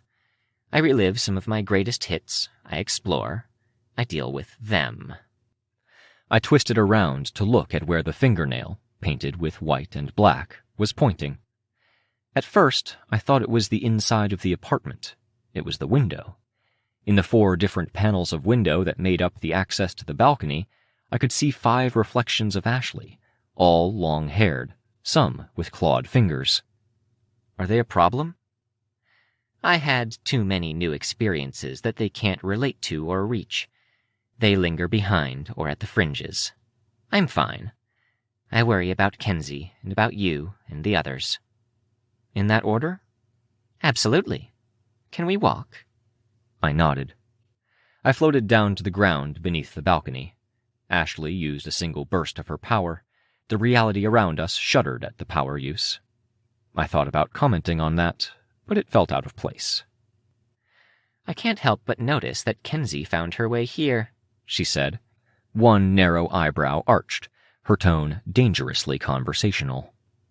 Whatever I do, if I include her, if I leave her behind, it feels like a damning wrong choice. If she was the one thing I focused on, I think I'd still get it wrong, but she's not, and the end result feels like the worst of both worlds. I talked to her. She found someone on her wavelength. A darkness manipulator. Yeah. Let them meet. She's strong, she's determined. She'll find her way. But I worry. As do I, my friend. We walked through Hollow Point, past broken windows and empty streets and stores. We stopped at a clothing store, and Ashley pointed at some articles that were still on the mannequin. I opened the door, wanting to get closer, but when I did, there was only darkness within. More damsels appeared in the glass, peering at us. One of them reached out to scrape the interior of the glass with clawed fingertips. Ashley seemed almost bored with it. Let's keep walking, she said. I nodded. When she walked past me, however, she was careful to skirt my shadow. I looked down, and I took a step back. When I did, the shadow remained on the sidewalk, while my own shadow followed me. I stepped forward again, and I scuffed it with my toe. It came away, like a smudge on glass. Below the pavement was grass and a fallen plank, and the plank had yellow graffiti on it. I remembered that graffiti. Your plan. It's spreading faster. Pollution. I was spreading it more intentionally during the ugly parts. Maybe it'll make a difference. Or reduce the chances I'm stuck in here for hundreds of years, reliving those parts. It'd be nice if people like my uncle could hold on to memories of time with his son for another 100 years, while that bad stuff disappeared. Let's hope, she said. She touched a window. I looked through it. Inside was what could have been a bed and breakfast, or hotel room. In a chair was a body, head obliterated, the white carpet beneath the chair soaked with blood. Not mine. Not my recollection or memory. Ashley sighed. Turning away in the same moment, a lone damsel stepped into the faint set of reflections in the glass. I gave it a lingering look, then moved on. Have you seen the others? Sveta is hard to reach. It's an imperfect connection, distorted. I watched from a distance. For an instant, we were in the crystal landscape again. What had been red and black was so lit up with white flickers that it was luminescent. Seeing Swansong amid it, it looked like it was entirely her element. Bright, chaotic, and intense. I saw Sveta and Rain earlier. Rain's managing, supporting Love Lost and Colt, and being supported in turn. You already mentioned Kenzie. On the other side of a ravine. Talking was difficult, but we managed it. And Tristan? I asked her. We were plunged into a ruined city. She shook her head. No? Too far to reach. Connections are broken, and you're not the only one poisoning the paths. It makes it harder. Which raises the question, I said. Does it? Will this work?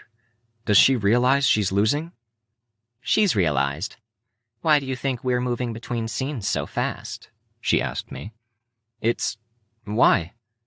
If this were water, it would be churning, she said, looking out over the landscape of lightning in the shape of crystals. Powerful people are being pulled out, one by one. I drew in a breath. I felt dizzy when I realized what she was saying. I suppose I'll see you again one day. Perhaps my contrarian sister will cede all ground and I'll give you a call after. Perhaps she'll find a middle ground and accept some parts of me. Or maybe you'll die, 60 years from now, and you'll be recorded in the annals of this place. It's not Valhalla. It's not hell either, not quite. It's a last test, a question mark drawn out over hundreds or thousands of years. Look, just in case there isn't time. There isn't. Shit. Look, you understand this place as well as anyone. There's still unanswered questions. So many. Titan Fortuna was drilling. What was she drilling for? What was she doing and why? I don't know, my dear. I know the person within the Titan found a kernel of strength, and she managed to send Valkyrie to where you needed her. Valkyrie used her power once, then returned to Fortuna's side. But the drilling... I can't see. I can't go there. I do hope you find the answer. Damn it, I swore. Shit. Tarnation, she told me. Be happy. I do believe we won. I drew in a breath to respond.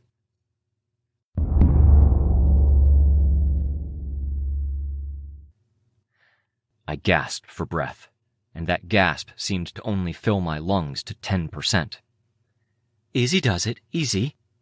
The woman who knelt beside me wore a winter jacket and was middle-aged. I was in an unfamiliar room, one I'd chosen. It was the most intact room in the building that we'd made our headquarters in. My cell phone. I'd placed it over top of my chest, just to be sure the signal would reach. It slid from my chest and onto the bed as I tried to sit up. You've been in a kind of stasis for more than 12 hours, the woman said. Your heart rate was slowed, your breathing adjusted. I know, I said. The act of speaking made my chest kind of hurt.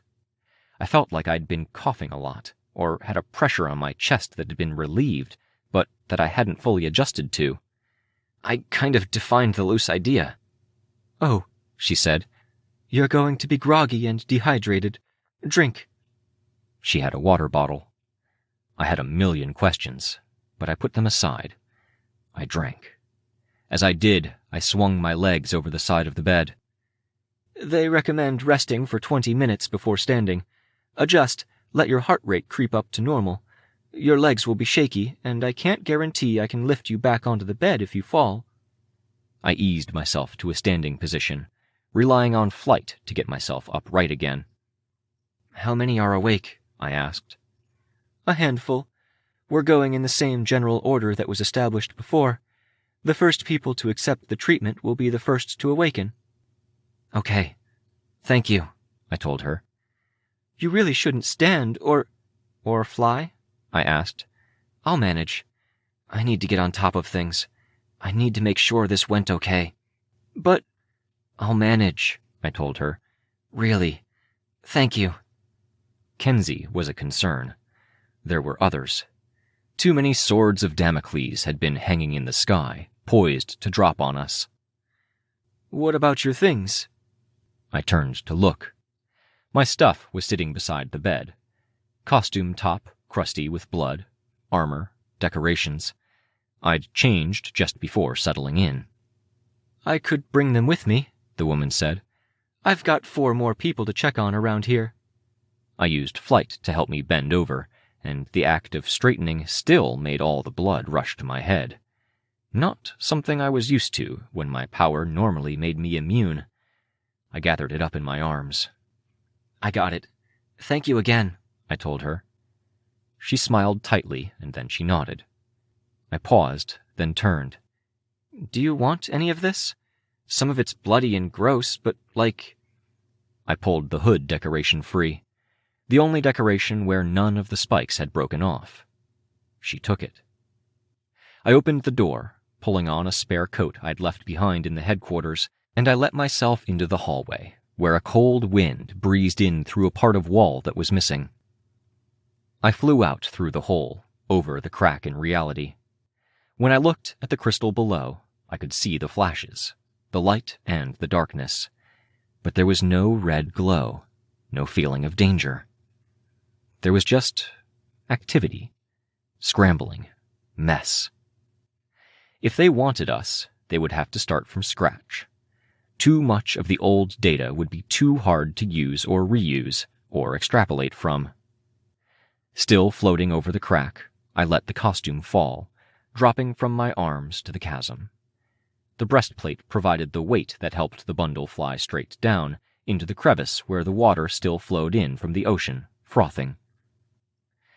Too small to make out before it was even halfway gone, then gone forever.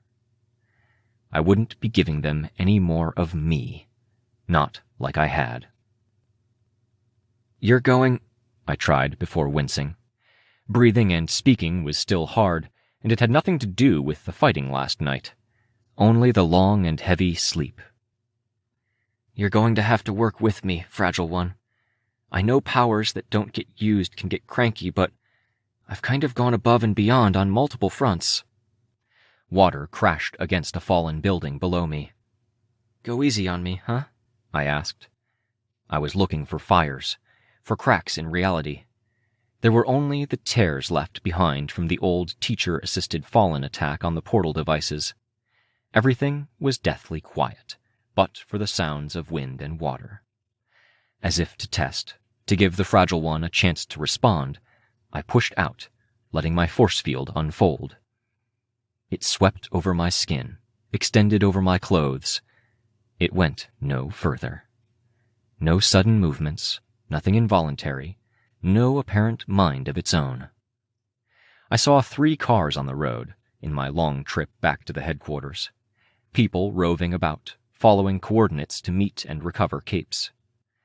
I had to fly low to pass through a portal. I'd worn comfortable clothes to sleep, and I wore a coat now, and I was glad for the force field that had no extra wind resistance.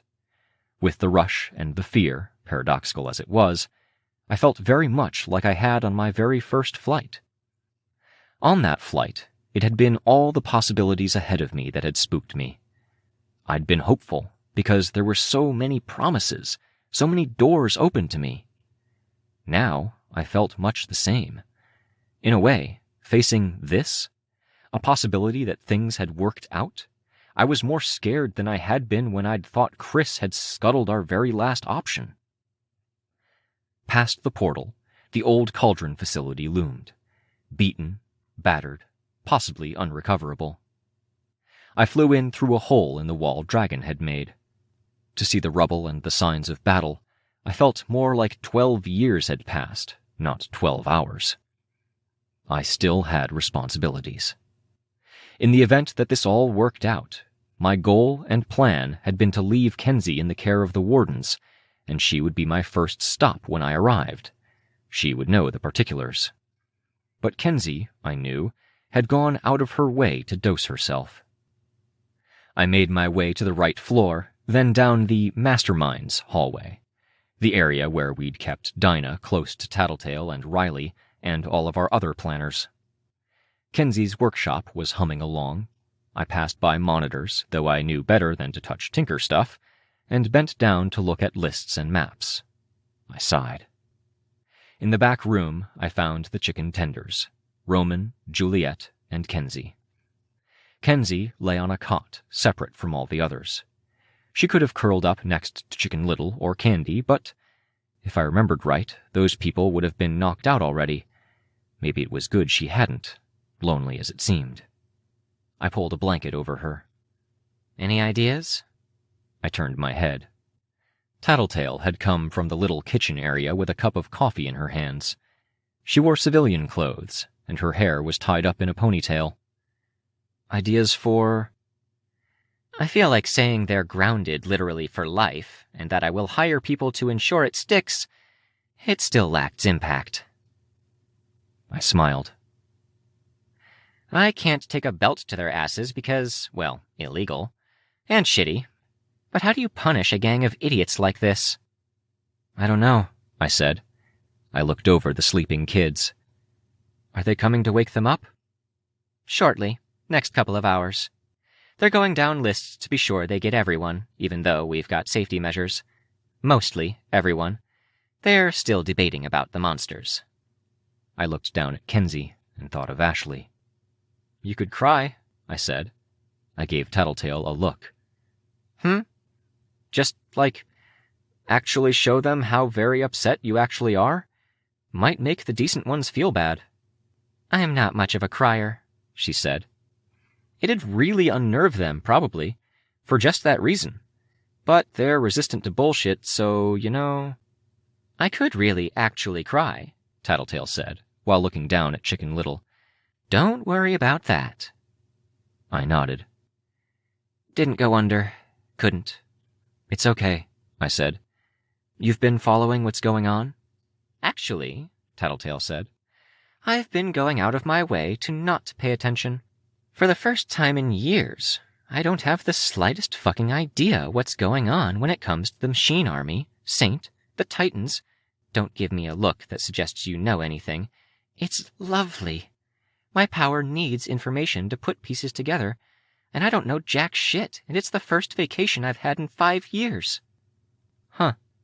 And if you start asking questions or using me as your little exposition device, setting all that machinery prematurely into motion, I may actually murder you. Or I'll sick the worst heartbroken on you. No need to worry about that. You did good, Tattletale, I said. You deserve a break. Sure. You too, I hope. Want to, grab a coffee in the cafeteria? I asked her. Might have to duck out as people start waking up or showing off, but... We're not friends, Vicky. Sure, I told her, rolling my eyes. So, as not friends, do you want to dream up punishments for kids over coffee? I'm ravenous. She looked down at the cup she was already holding, then pitched it into the garbage. Rachel kludged this together, and it's so strong it makes my eyes hurt. Fine. Fine, I said, with a note of easy humor and a lack of guard I hadn't let myself feel in a long, long time. Like I could have laughed as I said it.